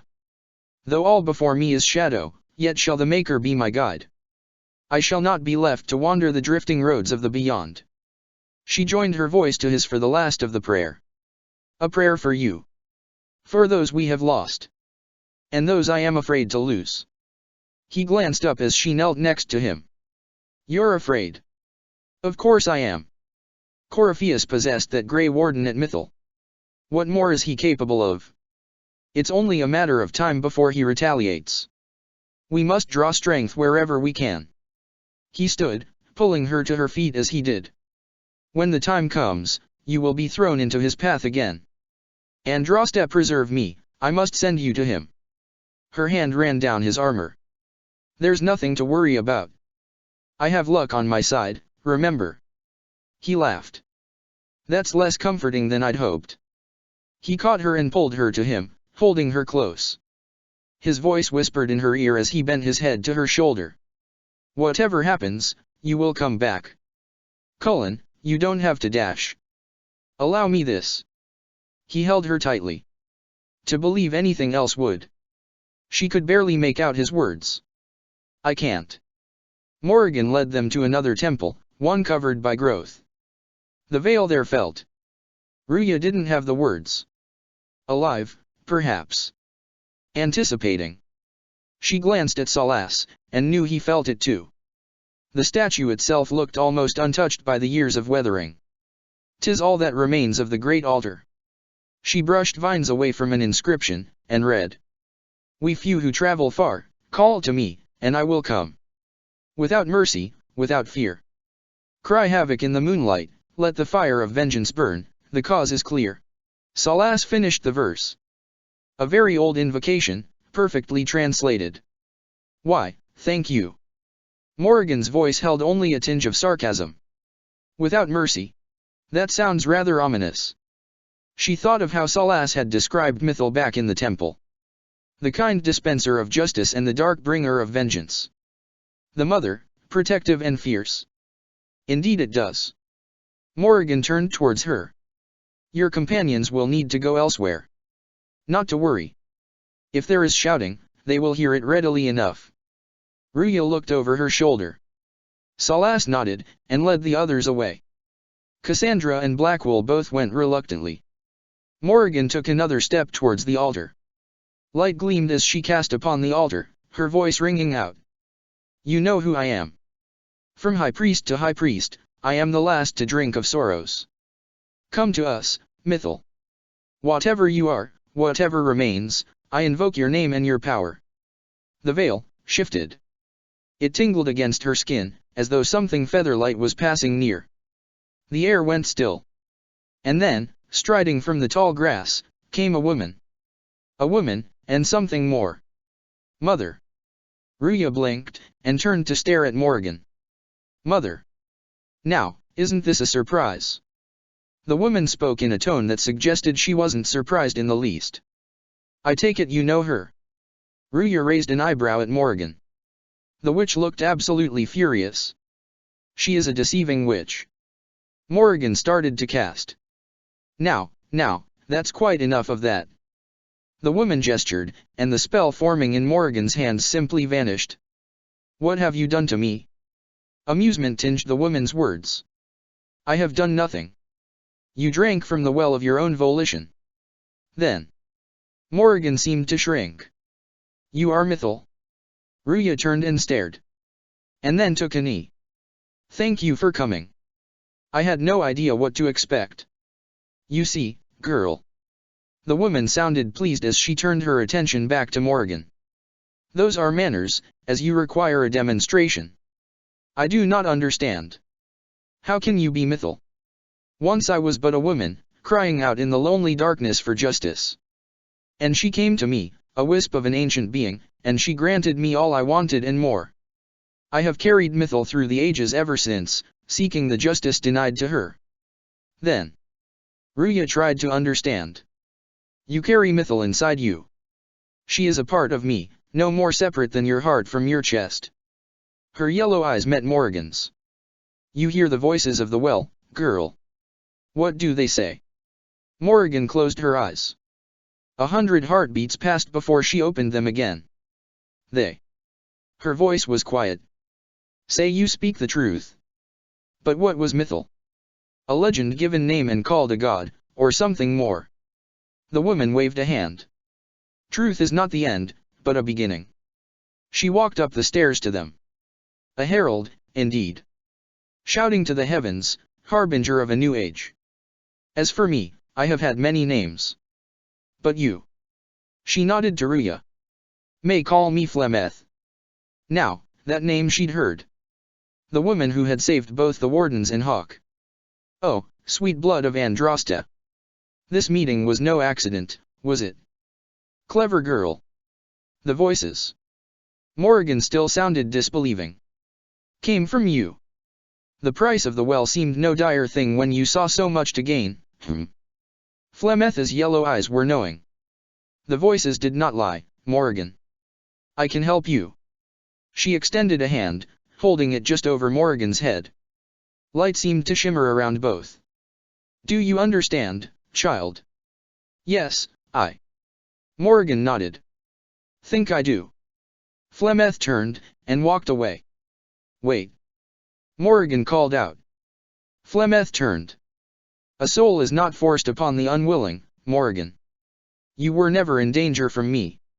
She continued into the tall grass, and vanished once more. Ruya started to put a hand on Morrigan's shoulder, then thought better of it. Morrigan closed her eyes, then nodded as she reopened them. Come. We should return to Skyhold. I have the answer to your problem. I can match the archdemon's power, when the time comes. All that remains is for you to find Corypheus. Dear Lucas. I met an elven goddess. Just when I thought the world had been rocked enough times. The elven gods are, on some level anyway, real. And I met one. Or the ghost of one. I have no idea what this means. Love, Ruya. Dear Ruya. It means I need to come rescue you. Love, Lucas. Chapter 37, Doom upon all the world. Burhan sent a raven saying he needs to speak with you immediately upon returning to Skyhold. You did tell him to stay put for now, yes? Ruya raised an eyebrow at Leliana. Yes. She sighed. Maker, how am I going to tell him about Flemeth? I suggest in person, with a lot of alcohol. Leliana sighed. He has a fondness for a particular Feraldan whiskey. I will see if Josephine can procure some. She stared at the shrine. I was pondering who might be divine, and it suddenly occurred to me. She turned to Ruya. Is it so ridiculous for the Grand Clerics to support me? Why shouldn't they? If you were divine, what would you do? She touched the elven trinket laying on the shrine. Change things. Change everything. Your support of the Mage Rebellion was a good start. We must build on this. No more circles. The mages will be free. The Chantry will accept them as the Maker's children. In fact, it will accept everyone. Elves, dwarves, even Qunari. Why exclude them? She gestured. The Chantry allows our differences to tear us apart, instead of teaching us how we are the same. Pity Leliana and Cassandra couldn't both be divine. Keep the good. Change the bad. Learn and grow. I think you would make a good divine. I am glad to hear it. Your support may persuade the Grand Clerics to vote in my favor. She petted one of the birds. The Chantry was a beacon of hope to me once, you know. In my years at Lotharing's Chantry, we turned no one away from our doors. It was a refuge, a place of peace. I felt the Maker's presence and his love, even when they told me he'd left us. This is the Chantry I know, the Chantry I wish the world to see. Ruya remembered that feeling. When the song had lifted her. For a moment, she found herself thinking of Roderick. She hoped the man approved of the Inquisition he'd given his life to save. The world could certainly use the force for good you describe. Yes, the Chantry should be a force for good, instead of what it is. The Chantry dictated where it should have inspired. It spoke of judgment instead of acceptance. It should encourage the good in everyone, rather than rebuke us for our sins. No one should be turned away from our doors. No one is without worth. Whoever you are, whatever your mistakes, you are loved. Unconditionally. Leliana looked upwards and smiled. In your heart shall burn an unquenchable flame. What happened at the Elven Temple? Dorian set his book down and stood up. It's got me thinking. I should go back, shouldn't I? Once this is done. He shrugged. If we're still alive. All my talk of how terribly wrong things are back home, but what do I do about it? Nothing. How does this relate to the Elven Temple? She raised an eyebrow at him. You encountered ancient elves. A piece of history, something the Imperium didn't destroy. Maybe my people can atone for what we've done. There is something still left to restore. Maybe not all of us want to, but that could be altered. If you can change minds, so can I. He took a deep breath as he drew himself to his full height. She smiled. Why did her friends keep selling themselves short? You're not doing nothing, Dorian. You came here. You're fighting with us. Thank you for saying that. I want to do more than stop Corypheus, however. I want to save my home. He looked at her. It might surprise you to know that you're the one who inspired me. You're shaping the world. He put his hand on her shoulder. For good or ill. How could I aspire to do any less? If that means proving that Tevinter can be better, that there's hope even for my homeland, I would do anything. Ruya hugged him. Hey, you. You have time? It's not a question, let's go. Sierra grabbed her arm and began pulling her out of the main hall. I've got something I want to do for you. Just come, you won't need your gear and stuff. Sierra. She got her feet under her and began to follow the woman. Explain. Ugh, just come on, will you? I haven't wanted to do this with anyone for a long time. We're eating. On a roof. She looked at the cookie-like object in her hand. They're horrible, right? And raisins, ugh. I frigging still hate cookies. Considering she was pretty sure the other woman had made the cookies, she wasn't going to say anything on that front. No. It's just that this is all a little confusing. Cyril looked down at the cookie in her hand. I got caught stealing when I was little, yeah? You get alienage or worse for that. Some daft boy hit the guards so they'd let me go, and I ran. The Lady Emerald saw it. She took me in. Sierra turned the cookie over and over. She was sick and couldn't have children. I had no parents. It worked out. Anyway, she gets a year sicker, so I ask about her cookies. Because mums make cookies. I can pass that down, or something. Turns out, she couldn't cook. She missed that talk with her mum. The ones she made she bought and pretended. Ah, right? Well, no, she was a bitch. She hid buying them by keeping me away from the baker. She did that by lying that he didn't like me, didn't like elves. She let me hate so she could protect her pride. I hated him so much, and I hated. The cookie crumbled in her hand. Well, she died, and I hate pride. Pride cookies. But this Inquisition thing is working out. So I figured I could make some. She turned to look at Ruya. Inquisition cookies. Because then I could like them again? Ugh, it's stupid. You know what? Ruya put her hand on Sierra's shoulder. That would be great. See, I knew. Sierra blinked. Wait, really? Because it seemed frigging daft every step to me. She sighed. Suppose it's not really about them. I hate learning lessons. Makes my stomach hurt. Anyway, I'll throw this rubbish away. Next time will be better, yeah. Sierra? Anytime. She looked down. Can we get off the roof now? Oh, yes, please. Smells like bird and dank. This part, not a good idea. Thanks, yeah? Feels good, this. Colin coughed as a flour-covered piece of cloth hit him in the face, sending a spray of white all over him. What the? Cassandra stared at him in shock, then at the cackling Sierra who stood just behind him. I apologize, Commander. Dorian had to hold on to Ruya to stop himself from falling over laughing. Ruya tried to keep a straight face, and failed miserably. Cullen.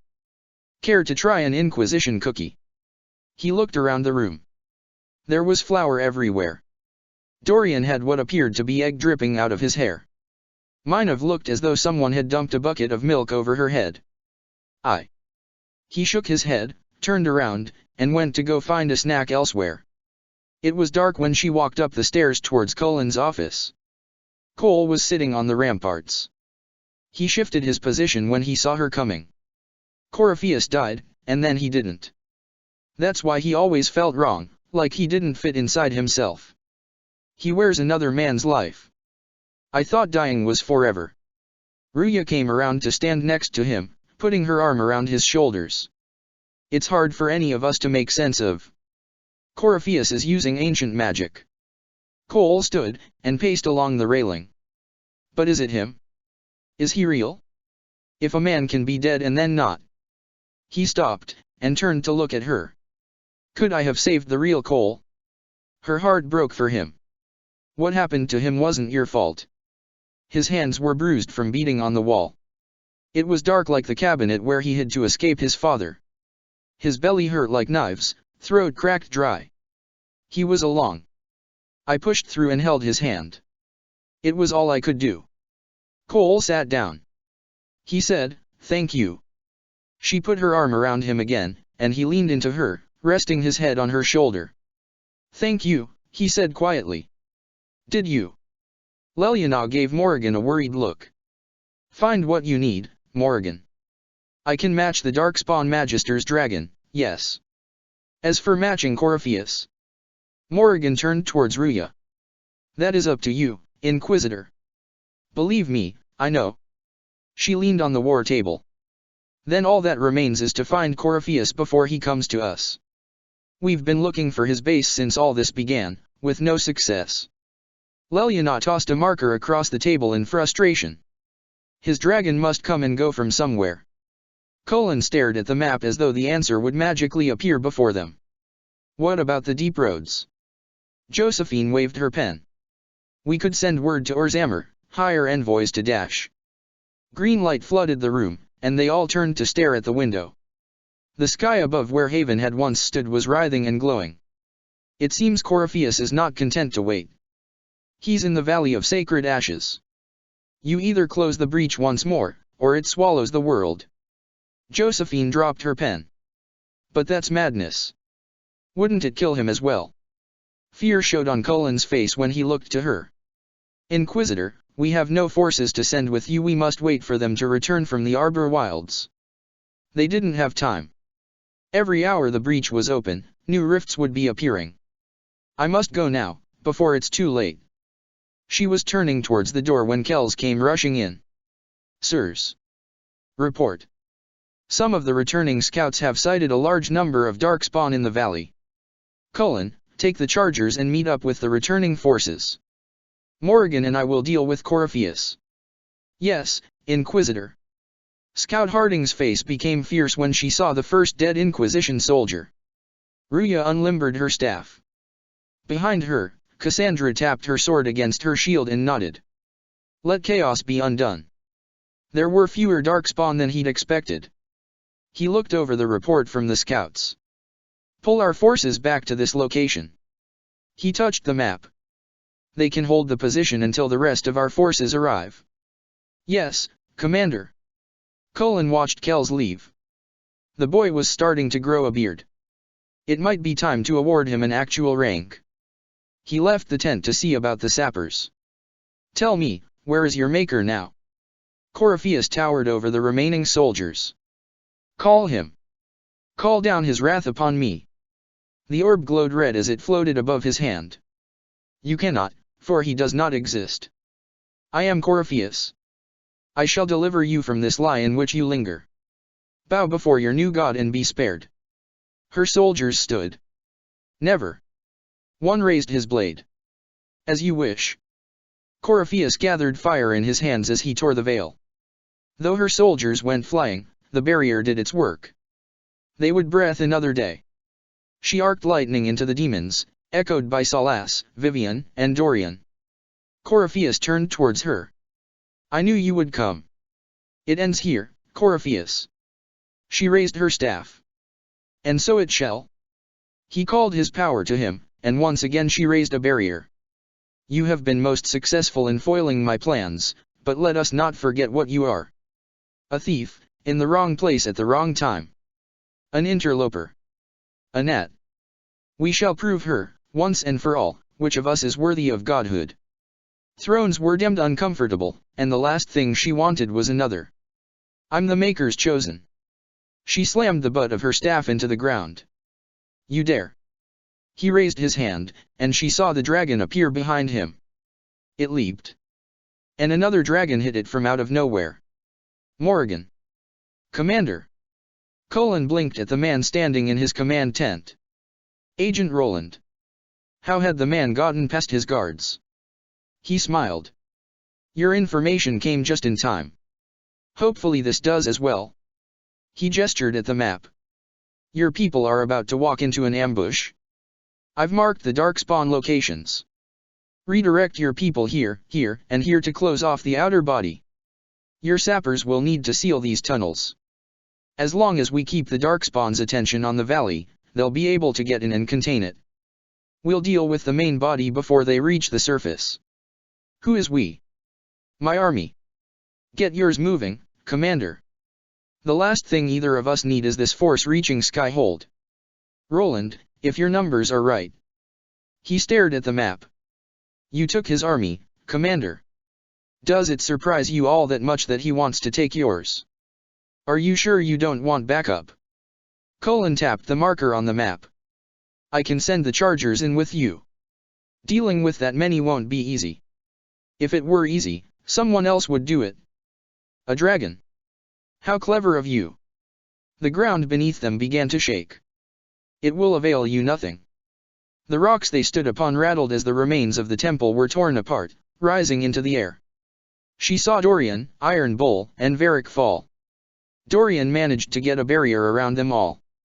She turned to look over her shoulder, and saw only Cassandra, Salas, and Cole. All she could do for the others was pray. You will fall as a warning to those who oppose my divine will. And kick Corypheus's blighted ass. Roland rejoined him as they headed for the valley. Colin nodded as the man fell into step beside him. The main force. Buried. Roland gestured in the direction they were headed. We're looking at no more than a couple hundred now, but there are some alphas and emissaries among them. You'll want to direct your mages to keep barriers up, and focus your archers on the emissaries. You've some experience fighting darkspawn. Colin raised an eyebrow. You're a Blight veteran. Yes. What did you do? He was starting to wonder if the man was a member of the Order of Vigilance. No few elves served in their ranks. Stabbed things. Roland shrugged. Colin nodded. He looked up towards the breach. She'd be there soon, if she wasn't already. Maker, please keep her safe. We best hurry, Commander. They're going to expect us to have the darkspawn cleaned up and dinner on the table by the time they get back. He choked back a laugh. Probably going to want a hot bath as well. You're afraid for her? Roland looked up at the breach. Yes. They can do this, Cullen. Do not doubt them now. He nodded to Cullen. They have their battle. And we have ours. Corypheus taunted them as he moved through the floating ruins. It occurred to her that his taunts might have been more effective if he hadn't been running. She kept the barrier up, and felt Salas add his own strength to reinforce it. As the clouds broke apart and reformed, she saw the two dragons locked in mortal combat. The beast that was Morrigan soared upwards before turning, folding its wings, and diving to hit the tattered creature with a massive blow. It would have worked, had Corypheus not chosen that moment to throw a bolt of energy at her. Morrigan faltered just enough for the other dragon to shift position. A moment later, there was only one dragon on the field. A tattered beast, moving towards them. She's hurt, but not dead. We have to help her. There's a dragon trying to kill us, Ruya pointed out to Cole. All the better to revive our own. Salas gestured with his staff. There was nothing they could do for Morrigan now. Hopefully, one of the others would be able to reach her. Colin saw Roland stumble, and for a moment he thought the other man had been hit. Instead, the elf let out a snarl, and dove into a group of shrieks. A few heartbeats later, the shrieks were dead. Colin brought up his shield to block a blow from a massive hurlock, and then the elf was moving back towards him, hamstringing the thing. There was a slight tremor in the ground. Roland gave him a nod. 2 down, Commander. I counted 6 flares. Let's get those ogres off your sappers, shall we? Roland turned and flung his axe. It hit an ogre in the chest, dropping it. The young man pulled it free without missing a step as he continued forward. Maker's breath. Cullen shook his head, and followed. The archdemon was wounded. Ruya exchanged a look with Cassandra. They had done this before. She wove the barrier around them, trusting to Salas to keep it reinforced. Then the spirit blade was in her hand, and she and Cassandra charged in. Cole darted in and out, taking advantage of every time the dragon tried to turn to face her or Cassandra to strike blows against weak points. It opened its mouth to breath fire at them, and Salas hit it with an arc of lightning. They moved, in, out, a wolf pack bringing down larger prey. The beast fell. There was a surge of something. And Corypheus shrieked. He slammed his shield into the hurlock, then spun. Roland moved in unison, bringing his weapons up to catch the attacking shriek. The ground trembled again. Up and out, Commander. Cullen nodded, and shouted the order to his forces. They began to pull back, up the hill. They'd held the Darkspawn's attention long enough. The tunnels were sealed. Time to let the mages do their thing. Next to him, he heard Roland laugh. No, the elven man said quietly. He raised an eyebrow. Roland. It's almost done, Commander. Let it end here. Let the skies boil. Let the world be rent asunder. They moved, following the sound of Corypheus's voice. He flung spells at them chaotically. She saw him notice Cole. You dare come before me, demon? I will bind you, as I have bound so many before. I am no demon. Cole's voice was firm and strong. And you are no god. Then die with the others. Corypheus sent a blast of fire at him, only to have it turned away by Ruya's barrier. The spell reflected back to him, eliciting another outraged cry. I need only moments more. She signaled Salas, and they cast together, mingling their magic to reinforce each other. Lightning combined with the pure raw energy of the Fade. Corypheus stumbled backwards. Not like this. I have walked the halls of the Golden City, crossed the ages. The orb glowed brightly in his hand. Dumat. Ancient Ones. I beseech you. If you exist, if you ever truly existed, aid me now. Ruya let the spirit blade vanish. She focused her power through the mark, drawing on the pieces of the veil as Salas had so patiently showed her. A deep breath, and she focused, like calling to like. The orb was ripped from Corypheus's hand, and flew to hers. She drew in, drawing deep, letting it fill her. And then she raised her hand to the sky. The energy poured from her in a single burst, as it had before. The breach shifted, fluctuated, trembled, and closed. The orb fell from her hand. She strode to where Corypheus was struggling to regain his feet. You wanted into the Fade. She focused the last of the energy, tearing him along with the veil. And she scattered him across the void. That's the last of them. Cullen wiped the blood from his sword and tossed the rag away. I hope those resistance potions did the trick. Between those and the barriers, your people will be fine, Commander. Roland sheathed his own blade. That's 3 IOU. Cullen smiled. The breach is closed. He stared up at the sky. She did it. I suggest you get back to your woman. Roland bowed. Come back with us. We'd not have managed without you. Cullen gestured. This victory is yours as well. You'll see me again. Roland saluted, and then headed east. Cullen stood a moment, watching him go. Then he turned, and went to get back to his woman. Salas. The orb. He was kneeling next to the broken pieces. She'd drawn too deep. Taken too much from it. I know you wanted the orb saved. I'm so sorry. He set the piece he was holding down, and stood. It is not your fault. Ruya took a step towards him. They'd won. He should be. There's more, isn't there? It was not supposed to happen this way. He took a breath, and looked out over the ruins. No matter what comes, I want you to know you shall always have my respect. That felt like a goodbye.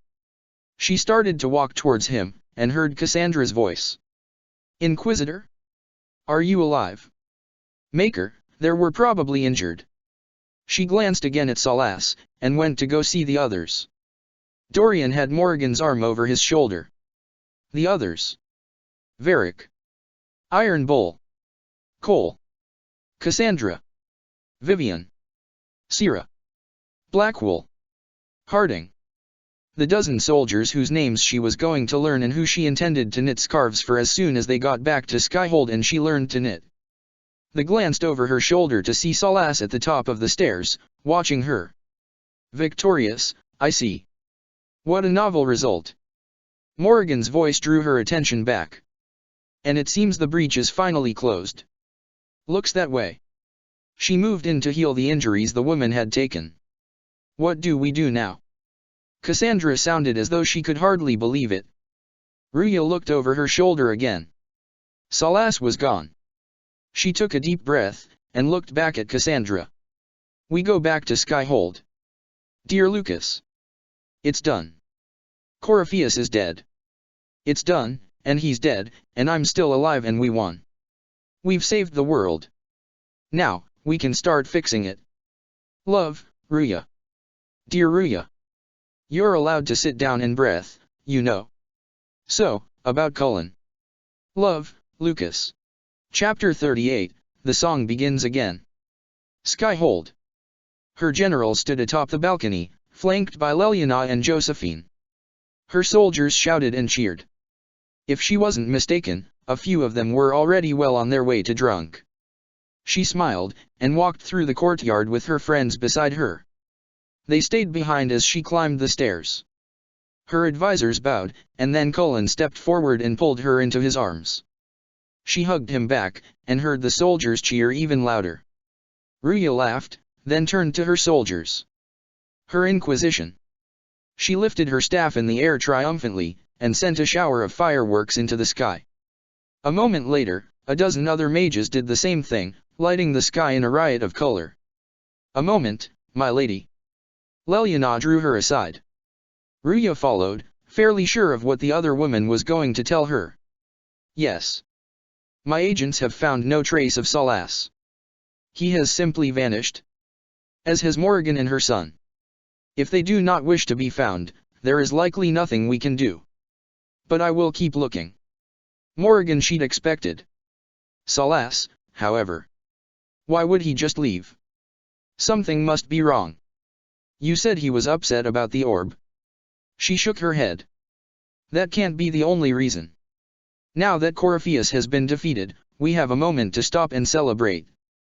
Leliana gestured at the Great Hall. Afterward you will be very busy. Every noble in southern Thedas is clamoring to meet you. Wonderful. Maybe she should also vanish mysteriously. The fighting is over. Why do they want to meet me now? Leliana actually laughed at her. You're joking, yes? They wish to bask in the glory of your victory, hoping that some of it will rub off on them. Everyone knows Empress Selene owes you her life, and her throne. 1,000 problems remain, and your opinion will be sought on each one whether you wish to give it or not. I don't see what the fuss is about. Corypheus needed to be stopped. And you are the one who stopped him. Leliana gestured. Previously you were an upstart, a mage, of all things leading rebels and heretics. Until Corypheus revealed himself, they could not see the single hand behind the chaos. Once he did, they knew, a magi stir and a dark spawn in one creature. The ultimate evil. And now you are the only power left standing. Enjoy the evening while you can, Inquisitor. That might take ale at this point. Am I imagining it, or do we have a moment to breathe? We have a moment. At least one, anyway. Cullen laughed. I think you're right. He ran his hand down her arm. You brought us here. You are proof that the Inquisition made a difference. That we will continue to do so. She smiled at her general. Our soldiers put their trust in you, Cullen. Without his sword lessons, she'd have been in trouble many times over. I appreciate everything you've done. I should be thanking you. The look he gave her sent butterflies loose in her belly. You gave me a chance to. He smiled. To prove myself. In your place, I'm not sure I would have done the same. I should let you. He looked over the great hall. Mingle. I'm sure everyone desires your attention. He lowered his head to whisper in her ear. As much as I might want it for myself. Don't blush. Damn it. I've been starting to think about putting all this into a book. Varric turned a chicken leg over in his hand. I'm thinking this shit is weird, the Inquisitor Trevelyan story. What do you think? He waved the chicken leg at her. It's a working title. I'm glad you've gone back to writing. She ran a hand over his shoulder affectionately. Well, nothing's certain until it's in print. He nibbled at the chicken. I still haven't decided if I should do this book. As if anyone will believe this story if I tell it. He set the remains of the drumstick down. Not to mention, I'll have my hands full with reconstruction and relief efforts in the free marches as soon as I get back. Don't divide your efforts. The people of the free marches are more important than a story. The Inquisition could help with that. As it happens, I agree with you. Kirkwall is in bad shape, and a lot of other city-states were hit hard by the war. I'm not leaving for a while yet, though. We'll have to get in one last game of Wicked Grace before I go. He raised his voice slightly. Curly needs to win back some of his dignity. Cullen only glared in response. Glad you made it back in time for the party. Ruya smiled. We'll need to talk, Inquisitor. But it can wait one more day. Burhan sighed. Maker, it's waited this long. I hear the Empress has invited the King and Queen for peace talks. Yeah. Burhan took a deep breath. Cathiel asked if I'd be willing to arrange her the use of Josephine and a very large mallet. Ruya laughed. I'll see what I can do. Ma and Ansel. He lifted his glass. May the dread wolf never catch your scent. All this pomp and ceremony? Can't top seeing that bastard Corypheus burn. No matter what happens to me now, I can say I was there. I helped you bring him down. Ruya smiled at Blackwool. It took all of us, but we did it. I shudder to think where we'd be without you leading us. Blackwool bowed. So now that you've saved the world, what's next? Hoping to put it all back together. Someone had to. It'll be a huge undertaking. If anyone can do it, you can. He folded his arms. If you ever need my help, you know where to find me. I'll be ready. So. Iron Bull drained a mug. Demons, dragons, giant asshole vent on a big magic rock. You don't let it get dull, boss. Good stuff. You helped make it possible, Bull. He flexed. That's what they pay me for. He refilled the mug. It's weird. I joined the Inquisition under orders from the Ben Hasrat and stayed because Corypheus was an asshole. Now that it's done, I've got no orders. For the first time in my life, I can go wherever I want. She stuck a grape on the tip of one of his horns. You know I'll find you the best fights. Iron Bull started to smack her on the back, then gave her a suspicious look. She grinned in response. He shook his head. I know. Anyway, the only place I'm going tonight is back for more drinks. He lifted the mug. To us being alive and the bad guys not. He drank. Anon. Enjoying the refreshments? Josephine sent all the way to the capital for the petit fours. I must remember to thank her for the trouble. And make sure she got a couple before Syrah finished eating them all. Leliana laughed. She's been craving the cakes from Madame Lucienne's shop for months. This celebration gave her the perfect excuse. She lifted a glass. To you, Inquisitor. For all you've done. He tried to bind me, but it failed. Did you see it? Did you see it? Cole was practically bouncing, the raccoon chittering on his shoulder.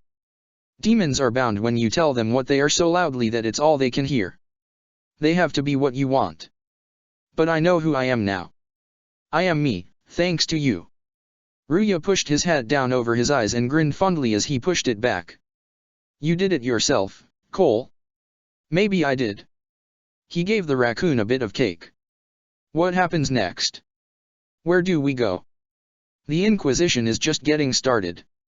Still a lot of people out there who needed help. Yes. Because of you. Thank you for letting me stay. She gave him a kiss on the cheek. Sierra was having a little trouble standing upright. Finally got a party, yeah? A bit of fun for saving the world. She frowned at her empty mug. It's the least Andrastes Herald deserves for making things normal again. Except for, you know, everything ever again. I mean, is this for us, or for her? Or, you know, him? Because I was there, and I still don't know what's real. Ruya took the empty mug from Sierra, and handed her a pastry. Let the philosophers worry about that. Tonight is for celebrating. Still some things to do yet, right? Because I'm in no hurry to go back to. Sierra swallowed the massive bite of pastry she'd taken. Valroyo, that's where I was. You mind if people still stay around? For whatever. This is home, if you'll have it. She poked Sierra in the nose, making the elf go cross-eyed for a moment. Sierra laughed. Shut it, you. I cry, I'm punching everyone. All right, enough of that. Is this a party or what? Raise M for winning. Big friggin' heroes, Inquisitor. All of us. I was passing through the hall this morning, and a serving girl saw me and squealed. Actually squealed. Dropped her laundry and everything. Such a mess. She was completely breathless. You were at the battle with the evil one, weren't you? I didn't even get a chance to answer. She hugged me. Hugged me. This is your influence. Ruya hugged Dorian. That's what happens when you're a hero. Is that so? Must be why it's so unfamiliar.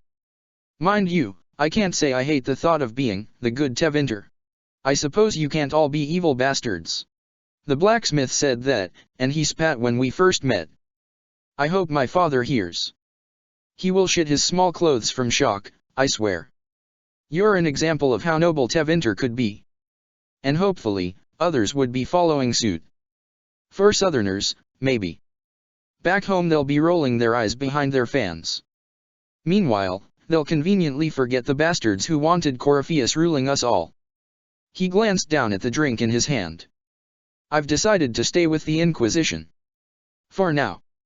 Would that have anything to do with Iron Bull? It might. You know how it is. She glanced over her shoulder at where her general was talking to Varric. She certainly did. Wait. Cullen narrowed his eyes at Varric. You are telling me the mysterious vandal was actually Hawk. What can I say, Curly? He hated that statue. Cullen shook his head. I think I may have to tell Avellini. Josephine had somehow managed to work herself into a frenzy. Oh, I should never have hired new caterers so late. Leave it be, Josie. Everything is fine. Leliana was smiling fondly. It is not. Josephine gave Ruya a beseeching look. I'm so sorry, nothing's quite as it should be.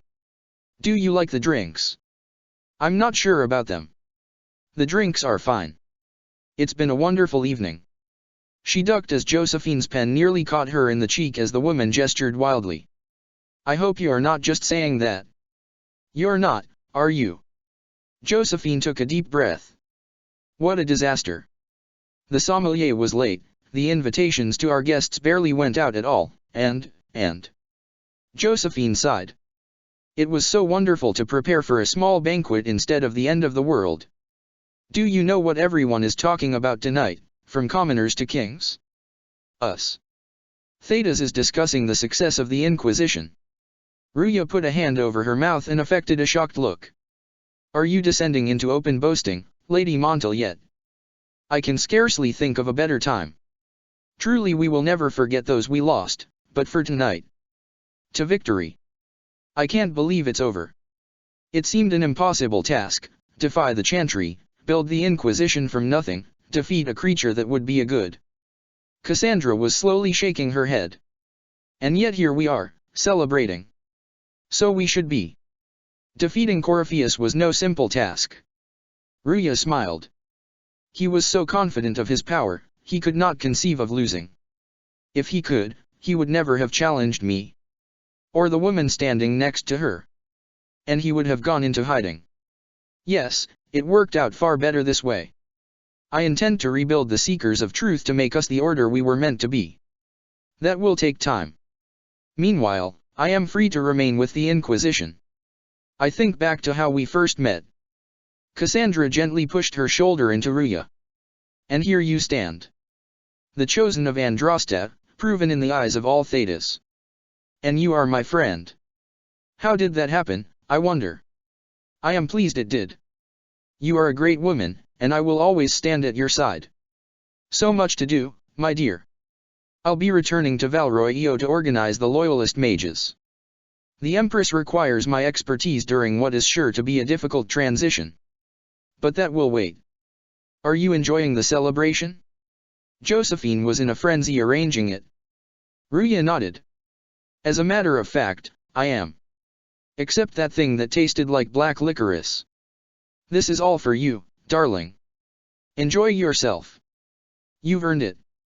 Vivian smiled. Go mingle. The night is still young. She slung an arm over Syrah's shoulder as they listened to Bruhan and Leliana sing a slightly tipsy duet about the Blight and their friends. And his beard was full of fleas, Bruhan sang. Showing off that dwarven valor, Leliana sang back. By stabbing Darkspawn in the knees, Bruhan finished the verse, adding the last words almost as though they were an afterthought while somehow managing to keep his tone serious. Ruya practically choked on her laughter as Leliana claimed Bruhan just tripped through battle occasionally stabbing a Darkspawn by accident, and Bruhan countered with a verse that informed Leliana there were better ways to defeat emissaries than nailing their underpants to the chantry board. The king of Ferelden could apparently be identified by boots on the wrong feet and his crown on upside down. Sten kept tripping over Setida as they charged in opposite directions.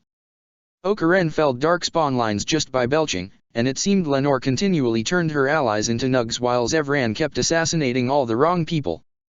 They would have apparently loved to help Jarath fight the archdemon, but had some difficulty telling which one was which. Josephine actually snorted. They finished with a verse about the archdemon giving up and turning the entire Blight around to go home out of sheer frustration. Tell me you two are going to write one about the Inquisition. Varric grinned broadly. It's a work in progress, Bruhan replied. Syrah did something vaguely resembling dancing with Varric. Josephine danced with Dorian, while Bruhan ended up dancing with Vivian. Somehow, Iron Bull managed to get Cassandra to dance with him, which Blackwell apparently found hilarious until Leliana dragged him out into the mess. Ruya danced with her general. You managed to slip away. Colin's voice was pitched low so as not to carry. I thought I might claim more of your attention after all. I'm glad you're here. He laughed. Good. Ruya grinned, and opened the door. They slipped out before the others could notice. Battle's over, there will be a new divine. Colin ran his fingers through her hair before pulling her towards him for a kiss. Yet I don't care about anything other than you being alive. Colin. She put her arms around his neck, standing on tiptoe to kiss him again. They stepped out onto the balcony to watch the sun rise. I don't know what happens after this. He put his arms around her as he stood behind her. Ruya leaned back into him. Neither do I. Dear Lucas. My general and I are just fine, thank you. How are Svetlana, Marilla, Ambrose, and the ones whose names I have forgotten? Love, Ruya. Dear Ruya. Ouch. You're mean. Love, Lucas. Chapter 39, The Veil is Wobbly. Inquisitor, I hope you don't mind. Josephine looked up from her desk. Some of our scouts thought they saw a few Darkspawn still in the valley. I took the liberty of asking Iron Bull, Dorian, and the Chargers to go with Bruhan to follow up. Good thinking. Ruya smiled. I was planning on doing just that. He did remind me to remind you that he needs to speak with you soon. Josephine sighed. And we have a few things to tell him as well. Leliana is contacting our agents in Halam Shirel, in case Morrigan returns there. She joined Colin on his inspection of the camp. Most of their forces were back from the wild, and the mood was celebratory. With Corypheus dead, the Orlchians and their other borrowed forces were heading home, but the core forces of the Inquisition remained. And they were not inconsiderable. Ruya thought they might still rival some kingdoms. A token force had been left at the Temple of Mythal, though at this point they were more to protect from over-eager scholars than Red Templars. There had been Dalish sighted already. She'd have to send Bruhan, see if he could sway an alliance. They were walking near the siege engines when a voice called over to them. How hard is it to keep these properly calibrated? Cullen turned around, and his face broke into a warm smile. Agent Roland. Cullen glanced over at the trebuchet. Unless you move them, they are good for a few dozen shots before accuracy suffers. Used to smaller ones. Your people make it out all right. That potion did the trick. Thank you again. Ruya tilted her head at the young man. You're Roland. He bowed. Inquisitor. My apologies. I expected someone taller. I was going to go with older. I get that a lot. She smiled, and held out her hand. He accepted the handshake. I wish you could have joined us for the banquet.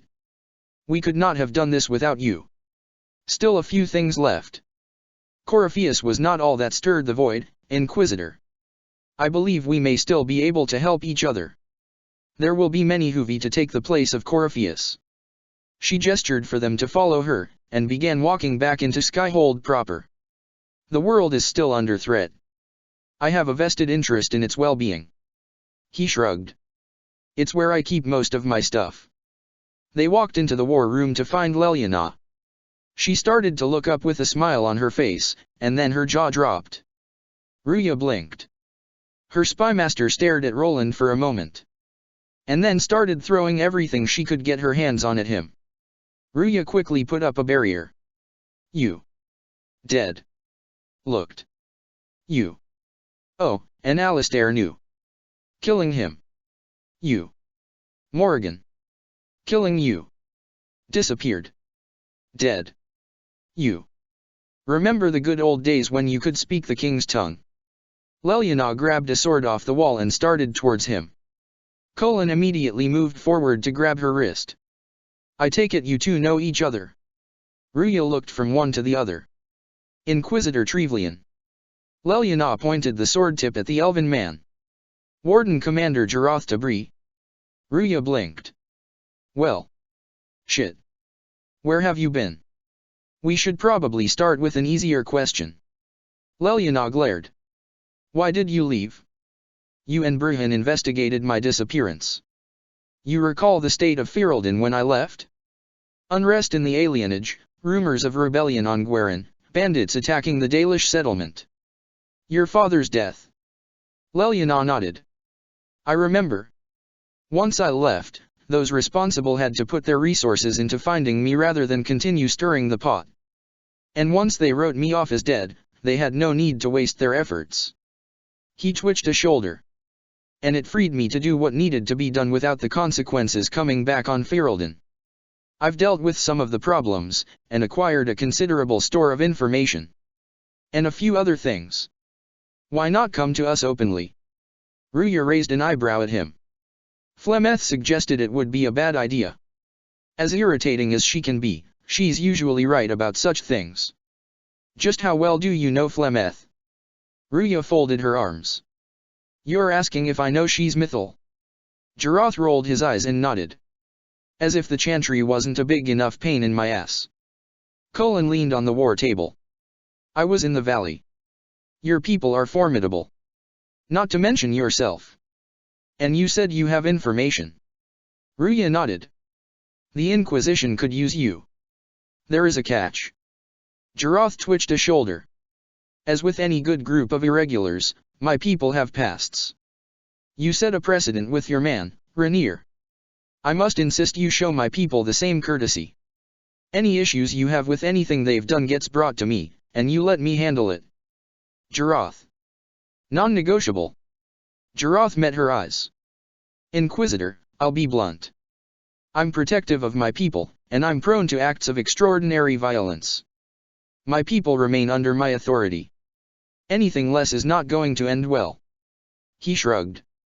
Not to mention the last time I loaned you one of my fighters, you left him in the fade. Little annoyed about that.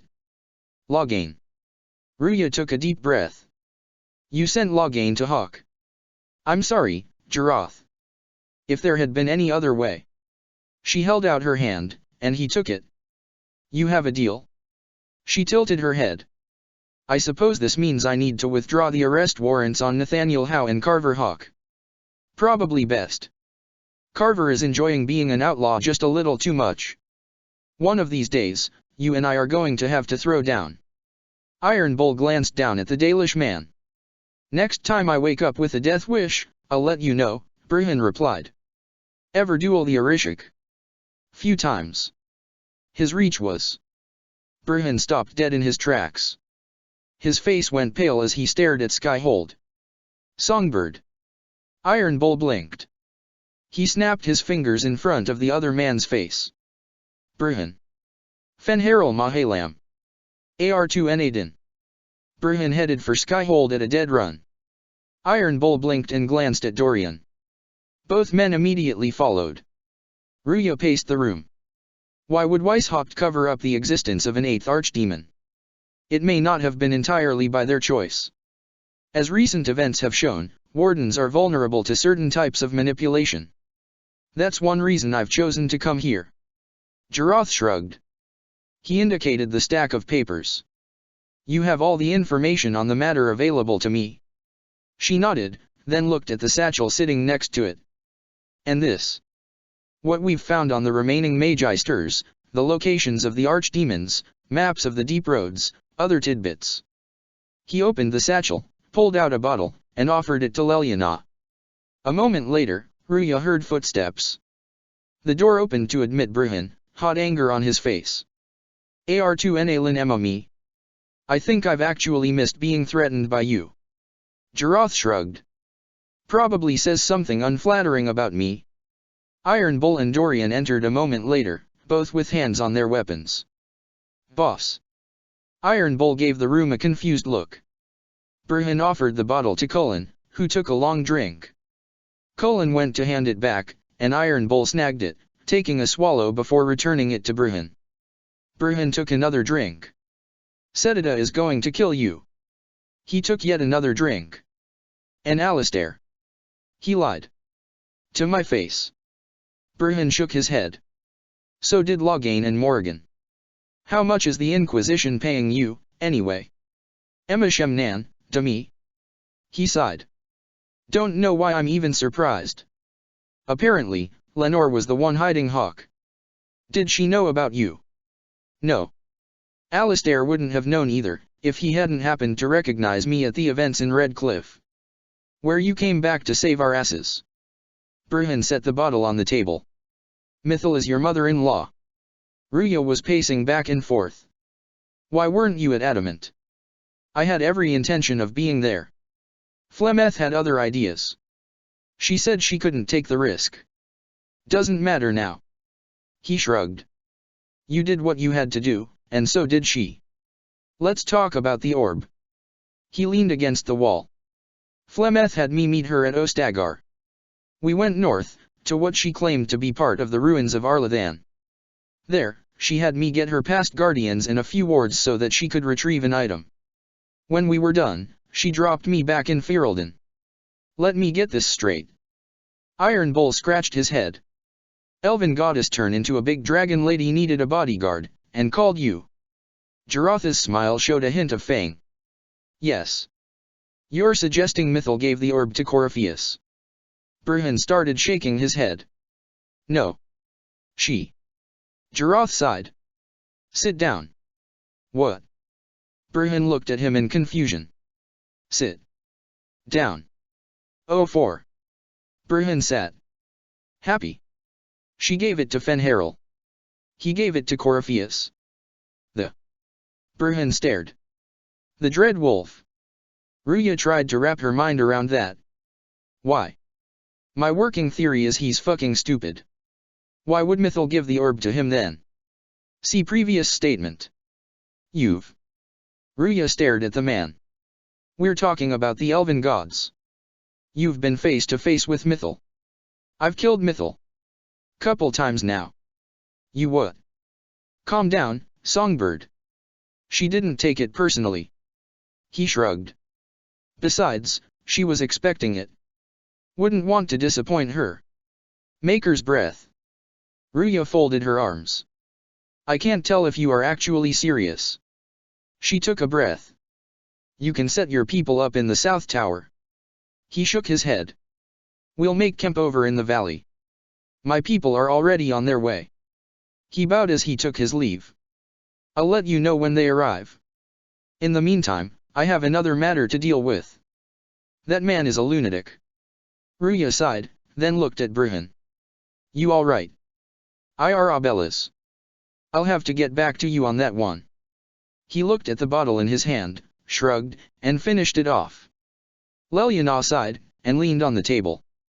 He's not only alive, he's been helping us all along. We are the worst spymasters ever. Maker. If you two had figured it out, I'd be worried you were just as crazy as he is. Ruya ran her hands down his face. What isn't he telling us? A lot, is my guess. Though some of that may have to do with not having time to delve into details. Leliana seated herself on Bruhan's leg. He put his arms around her, and she leaned her head on the top of his. Maker. I had news when I came in here. What news? The Conclave has selected a name. Really? Leliana drew a deep breath. Mine. So Leliana, should I bow whenever you come into the room now? The ceremony is not for a while. Leliana merely shook her head. Josephine lifted her shoulders and grinned. It will be strange to see you and think, there walks divine Victoria. Then let us enjoy these moments while they last, as colleagues. Or as friends. Leliana looked at Cullen in mock surprise. What's this, a breach in decorum? Perish the thought. Cullen rolled his eyes. How are you taking this? He raised an eyebrow at Bruhan. As the Inquisition is allied strongly with the Chantry, there will be plenty of correspondence between our respective leaders. To be delivered personally by the Inquisition's spymaster. Josephine laughed. Ruya laughed. All right, report. Inquisitor, the information Jaroth handed us was. Bruhan laid his hand on one of the journals. He and his people have apparently been locating ancient tags and sifting through memories not seen since before the First Blight. Lost caches, hidden stores of information. It's going to take us weeks just to sort through it all. Translations alone are going to take months. Maker, he's got books written in actual Elvish. Salas would. He glanced up at her. Apologies, Inquisitor. No, I imagine you're right. He would. She waved a hand. Jaroth undoubtedly knows where to locate Morrigan. Jaroth came to tell them his people had arrived. They were halfway there when Bruhan began cursing in Elvish once more. Jaroth. Yes. I am sensing a dark spawn. Huh. Anyone ever tell you that you could be a warden? Bruhan stepped in front of Jaroth, facing him and blocking their forward progress. Tell me you don't have a dark spawn among your forces. I don't have a dark spawn among my forces. Jaroth's facial expression never changed. You're lying. Per your request. Maker's breath. Ruya ran a hand down her face. The messenger. Very good, Inquisitor. Jaroth nodded at her. Then he furrowed his brow. What are you paying him for? He tilted his head at Bruhan. You brought a darkspawn into my war camp. Cullen lowered his head and glared. No. I brought him to my war camp. Your war camp is over there. Sweet blood of Androsta. Ruya turned to Bruhan. Is he always this sarcastic? Since the day I met him, unfortunately. Bruhan shook his head at Jaroth. Emishemnan, Demi. You're threatening me again. They'd taken 3 steps into the camp when Cullen went for his sword. He had it half out of the sheath when Jaroth caught his arm. Call him off, Inquisitor. Cullen. Ruya raised an eyebrow. That man. Cullen was staring at a blond man who was looking anywhere but back at him. Anders. Explain. Now. Ruya turned to stare at Jaroth. I told you. My people have pasts. You have a problem, you bring it to me, and you let me deal with it. He let go of Cullen's arm. I've dealt with this particular problem. The man is mine. Jarotha's voice was quiet and calm. Stand down. Ruya took a breath. We can discuss this more fully later. Cullen slammed his sword back into the sheath, but left his hand on the hilt. Any more surprises? A few. Jaroth turned back to the camp, and began pointing out its inhabitants. He started with a Qunari woman. Tal Saad. Temarin. Messenger. Nathaniel. Carver you've met. Merrill. Riamas. Carinal. Anders. Loghain. Justice, Vigilance, and Valia you can meet later. He shrugged. And you already know my lady wife and son. Maury. Ruya blinked. Then she slowly turned to the vaguely familiar-looking man standing next to Anders. Come again. Pleasure to see you again, Inquisitor. Loghain nodded. His voice was that of the man she'd condemned to a death in the Fade. How? Bruhan was shaking his head. Complicated. Let's leave it at that for now. I've met Justice. Cullen's voice was cold. And me. Merrill piped up. Good to see you again. And you, Bruhan. She's a blood mage, Inquisitor. Bruhan's voice was just as cold as Cullen's. Ruya saw Carver's eyes narrow. A blood mage. An abomination. A dark spawn. Ruya folded her arms. What the hell are Vigilance and Valia? A spirit of purpose and an elven mage, respectfully. So she's an abomination as well. No. Anyone else? Me.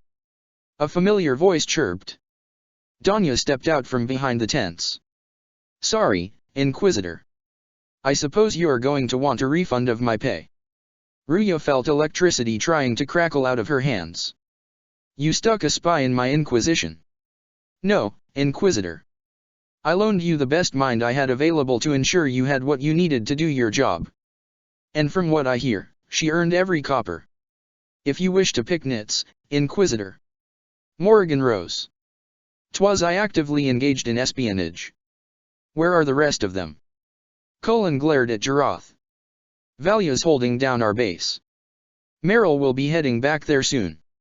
She doesn't do field work in her condition, but she wanted to say hello to Songbird here. And the rest of them. This is my army, Inquisitor.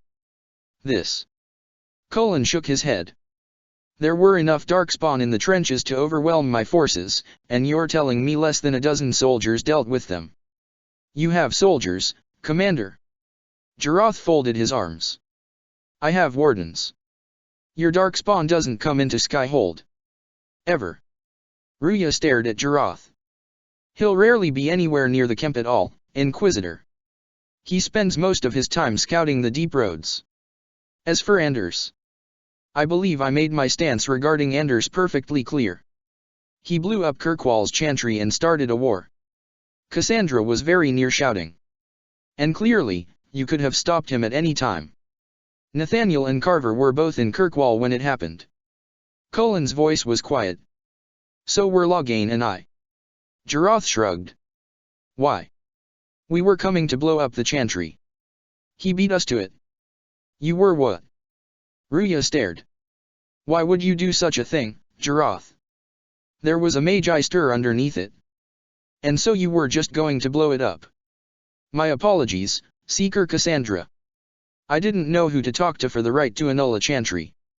Cassandra glared. You don't annul a chantry. Would you feel better if I used the word purge? How dare? She took a step towards him before Ruya waved her back. That's enough out of both of you. Ruya glared. She turned to Jaroth. You knew he was in Kirkwall. Did you know what he was going to do? Is that why you didn't retrieve him? Can we talk in private, Inquisitor? Why? Because that's the only way you are going to get me to answer that question. Ruya stared at him. And then nodded. Years ago, Orlshian forces chased Loghain and the man who would become King Marek into the Korkari Wild, where they encountered Flemeth. Flemeth gave them her aid, but extracted a price from Marek. She told him the blight was coming, but it would be his son, not him, who faced it. Alistair. Years later, Alistair was a Grey Warden. At Ostager, we were sent to retrieve the treaties. We encountered Morrigan, who took us to her mother. There, Flemeth asked a question, expecting an answer. I provided it. Or, to be specific, the demon who lived in my head provided it. The demon. Ruya raised an eyebrow. I was an abomination. From the time I was 4 until the time of our misadventure in Ferelden's Circle, I was possessed by a demon of rage. I believe Bruhan has already told you of Varla. She was my sister. Maker's breath. Flemeth came to the Tower of Ishal. She told me to bring Alistair and come with her. I refused to leave without the others. She exacted a price. 5 lives. 5 favors. He met her eyes. And they do not need to know that. Ever. Don't you think they have the right to know? None of them have ever given me reason enough to hate them that much. Flemeth came to me at the vigil. Her first favor. Let Anders go. Do not interfere with his time in Kirkwall. The second was to meet her at Ostagar and help her retrieve the item. The third took me from the fight at Adamant. And the last 2 are my problem. If at any point they become your problem, I'll inform you. She folded her arms. I'm not sure that's good enough. It will have to be. Ruya started to pace. What you are telling me? She rubbed the back of her head. None of this was by accident. Flemeth caused this. No. She stopped. What do you mean? Does the fact she knew what our choices would be change that we are the ones that made them? He raised an eyebrow. If I had come to you with all this back in Haven, would you have walked away? No. Ruya sighed. I don't want him in Skyhold. Your fort, your decision. How did you survive killing Earthamule? I'm not the one to answer that question. I'll be honest. She folded her arms. The only reason I'm accepting you into the Inquisition is that I really don't think I want you running around loose. Fair enough. Dear Lucas. Sit down before you read on. Remember the guy who killed the archdemon of the last blight, survived, and then vanished into the void a couple years later? Turns out he's that mysterious agent that's been helping us out. And he just joined the Inquisition. Also, my former spymaster, Leliana. She was just elected divine. Love, Ruya. Dear Ruya. I think I'm coming to rescue you. Love, Lucas. Chapter 40, Unshaken by the Darkness. Cullen stood, watching the warden speak with the quartermaster. When the elven man started to walk back away, he fell into step beside him. You said they. Jaroth looked up at Cullen. Pardon. When you came to help against the dark spawn. Cullen folded his arms. It wasn't just Ruya facing Corypheus. You sent Morrigan to her side. Cullen, how much luck do you have ordering the Inquisitor anywhere? He laughed. I see your point. It just suddenly occurred to me that in that valley, you were in the same situation I was. The woman you loved locked into battle with a monster, and you could not be at her side. She fell. Jarotha's voice was quiet. Had she not landed near Dorian, I would have lost her. Maker. Cullen looked up at where Ruya was talking to Cassandra. At Haven, Ruya walked out to face that same dragon. I almost lost her then, and I was just barely beginning to understand what. He folded his arms. And it doesn't slow either of them down, does it? Not even a heartbeat. Jaroth shrugged. Though I'd wager if you asked, they would say the same about us. Yes, but. Cullen sighed. We're soldiers. The words came out of him weakly. I tried that argument once. Had to sleep outside for a week. He folded his arms and shook his head. I doubt it would work much better for me. She can seal rifts with a wave of her hand. And yours apparently can turn into a dragon. Yeah. Jaroth leaned on the wall next to him. We're pretty much doomed, aren't we? Cullen looked at him, and they both started to laugh. Strong hands worked at the kinks in her shoulders, and she let out a contented sigh. I think I will miss this most. I do know all the secret passages in the Grand Cathedral. Burhan kissed the side of her neck. It will be fine, Ma sa laugh. We'll be able to meet. Nice, public, approved meetings between the divine and a visiting diplomat. He nibbled at her ear. And both of us knowing you aren't actually wearing anything under your robes. Lelyana laughed. Vihanan, you are a scandal waiting to happen. And have been since the day I met you, your perfection. She turned, and wrapped her legs around him. I leave in the morning. Then tonight matters. His lips found hers. After the initial introduction, Jarath had sent most of his people, including Anders and Morgan, back to their base.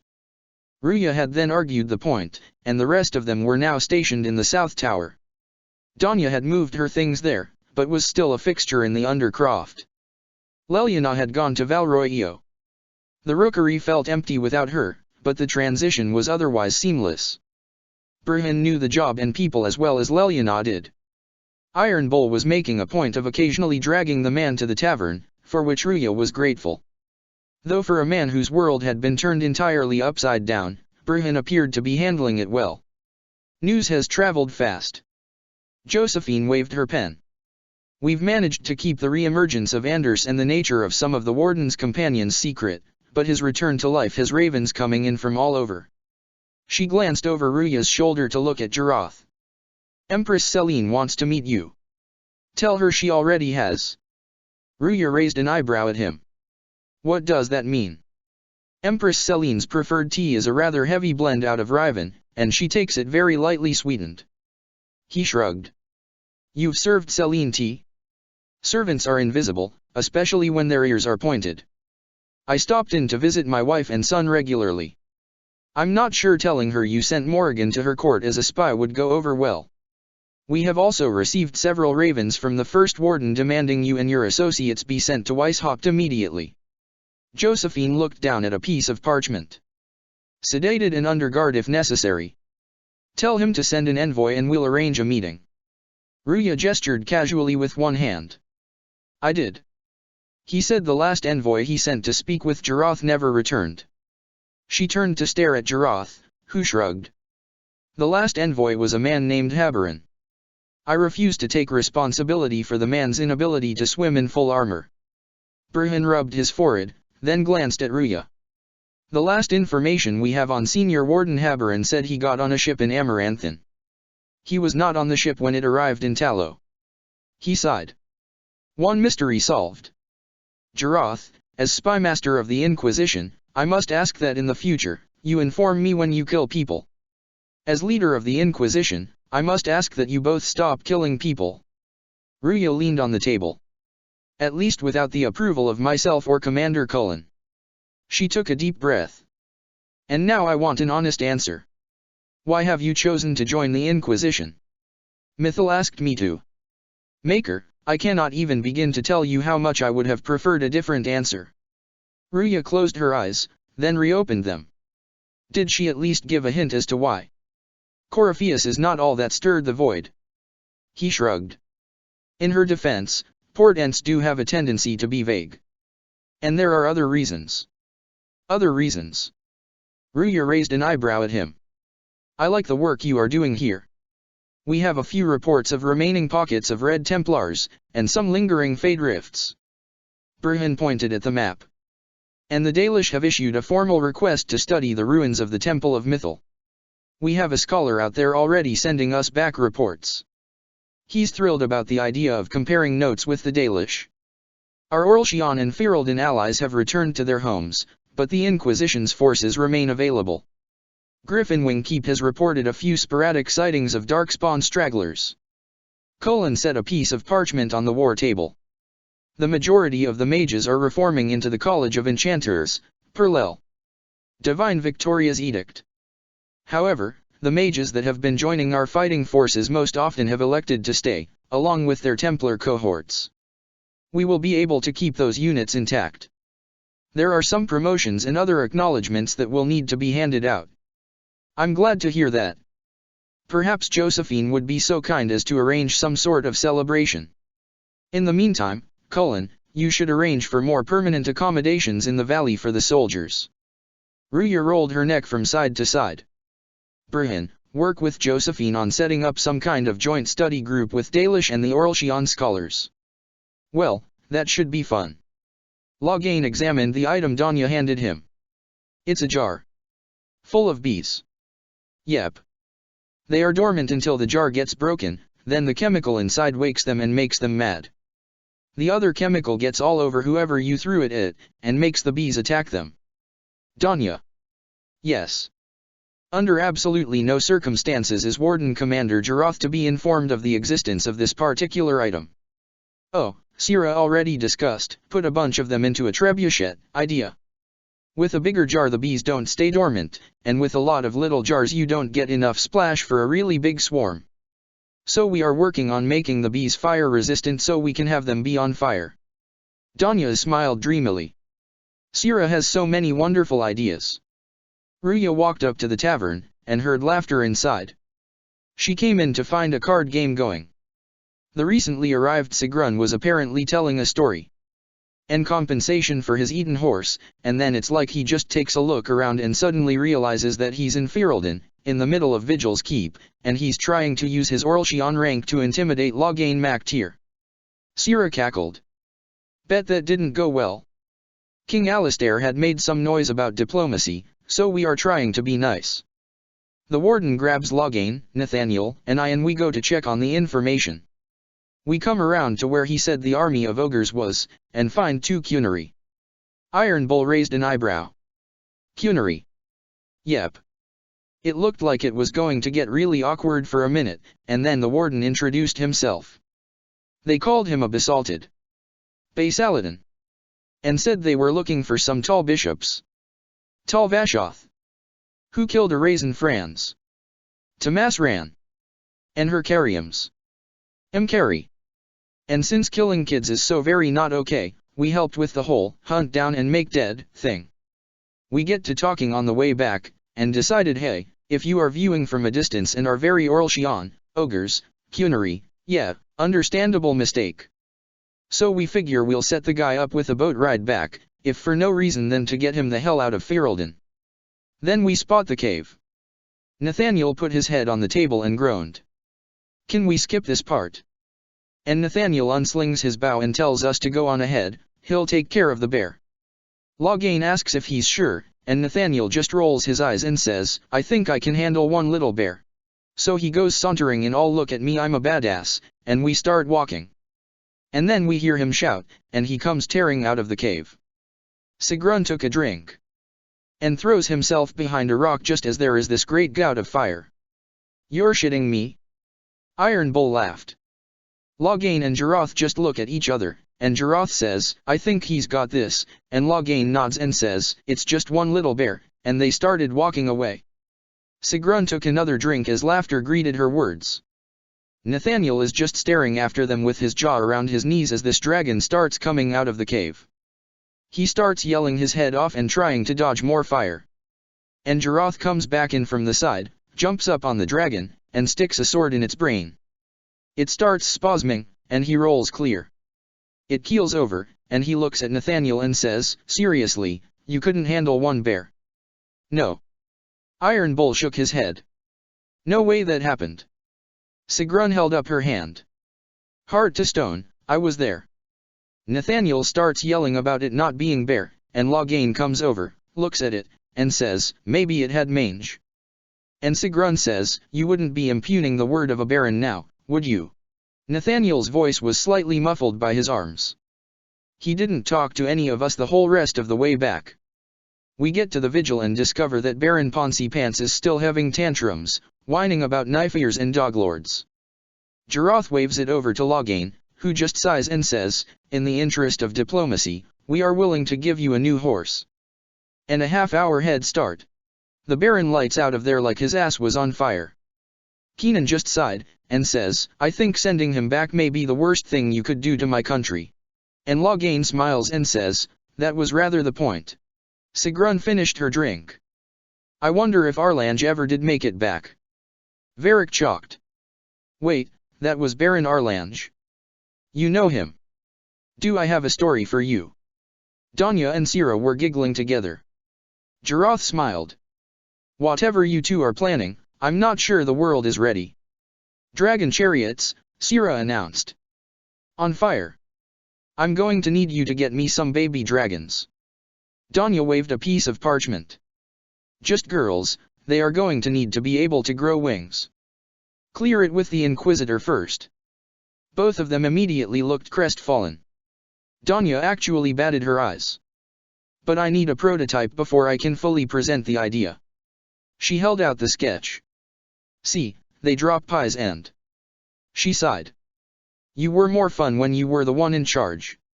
She stalked back to her workbench. Sira. Sira blinked, and turned back towards him. What? Just a friendly warning. Danya is part of my family. If you aren't serious, make sure she understands that. Sira glanced back at Danya, then at Jiroth. I don't know yet. Good answer. He inclined his head to her, and left the undercroft. He made it about 4 steps before Iron Bull snaked out an arm and yanked him back. Where do you think you're going? Dorian laughed, then stood up on tiptoe to kiss him. I was thinking of getting a drink. Iron Bull held up a bottle. Got one. I was worrying. Iron Bull pulled him into the room. About Tevinter? Yes. Dorian sighed, and sat on the bed. I am going to have to go back. Not forever. He shook his head. At least I hope not. I could go with you. His heart beat faster. As much as that is appreciated. He swallowed. You really couldn't. But it won't be tonight. Nah. Iron Bull grinned. You're not going anywhere tonight. I hope I'm interrupting something. Ruya turned and glared. Varric. She felt the tips of her ears turning red, and saw Cullen's cheeks doing the same thing. I trust you've heard of knocking. Oh, I've heard of it. He grinned. I was just coming by to let you know I'm leaving in a couple days to head back to Kirkwall. We are going to miss you, Varric. We'll have time for some more wicked grace before I go. Joining us, Curly? No, thank you. The Dalish have provided a map noting some rifts in out-of-the-way locations in the Exalted Plains. Ruya nodded to Bruhan. I'll assemble a team and head out. What else? Several more requests for your presence at various functions. Dorian sent word ahead, he should be back within the week. I'll leave Iron Bull here then. Ruya smiled, and then turned to Cullen. How are our soldiers? We've dealt with the bandits preying on the shipments out of Emprise du Lion. He set a stack of papers. Warden Commander Jiroth has also sent a report on his Deep Roads activities. He sighed. And? It was 4 words. Found Darkspawn, killed them, ... Cullen sighed. At least the maps from the... He glanced down at a collection of scrolls. Messenger are useful. If they keep this up, we may end up with a complete map of the complex beneath Orlais. There are several warrens marked, 2 near mining complexes. Jiroth has requested a resupply before he deals with them. Get him what he needs, and ask him if he's sure he doesn't need more soldiers. I did. I got a message back telling me I could send him as many, immune to the taint as the Inquisition has available, assuming Bruhan isn't otherwise occupied and still remembers how to warden. Cullen glanced across the table and smiled. I took the liberty of responding on your behalf. I believe I spelled Emishemnan correctly. Appreciate it. On another note, Ferelden is. Josephine sighed. There are some issues regarding Inquisition forces remaining on Ferelden soil. Eamon in particular has been agitating regarding foreign forces. Warden Commander Setida has also pointed out that since Corypheus is dead, there is no need to continue stationing Inquisition soldiers at Vigil's Keep. Bruhan. I'm afraid there isn't much help I can provide on the matter, Inquisitor. As I have officially joined the Inquisition and taken the role of Spymaster, I am no longer considered a member of the Grey Wardens. And while Alistair and Cathiel remain personal friends, politically I am considered foreign. What about Jiroth? He's from Denerim. And very much not in Cathiel's good graces at the moment. Sedida is also still angry with him. The fact that he chose to trust Loghain and not the two of them is. Burhan sighed. He's not back in your good graces yet either. No. He is not. Burhan shook his head. Ruya sighed. Do we have any staunch allies in Ferelden? Josephine nodded. Surprisingly, we do. Bansheani, Keeper Linnea, and Terna Anara remain our allies, though as the Terna herself pointed out, their support may be part of what is inspiring Eamon to agitate against us. The Terna has assured us she will continue to offer us aid and we are welcome in her lands, but she worries her voice on our behalf would do more harm than good. And she has enough trouble due to being an ally of the elves, Burhan added. What about our people in the Free Marches? Most are occupied with assisting Varric now that the Venatori are no longer a threat. Kirkwall is having a problem with slavers. Our people have been doing what they can. There are still a lot of messes to clean up. That's all any of us can do. Ruya took a breath. Let's get to work. Dear Lucas. Skyhold feels empty. Leliana and Varric are both gone now. Dorian had to go back to Tevinter, but assured me it's only temporary. Vivian left yesterday, and while she's still associated with the Inquisition it's likely she won't be returning to Skyhold. Cassandra has been in the field, trying to find surviving seekers. And there is still no sign of Salas. I wish he'd at least said goodbye. I think I deserved that much. Love, Ruya. Dear Ruya. Cassandra is actually sitting across from me as I write this. She is absolutely terrible at dictating messages, so I'll just sum up. She found a surviving seeker, and they've decided to restore a seeker holding out in the Hunter Horn Mountains. But she'll be returning to Skyhold before then. And she hopes you are well. And if I keep flirting with her she's going to hurt me. I've had feelers out for your elven friend, but no luck. I'm sorry. Love, Lucas. Check the description for the links to the author.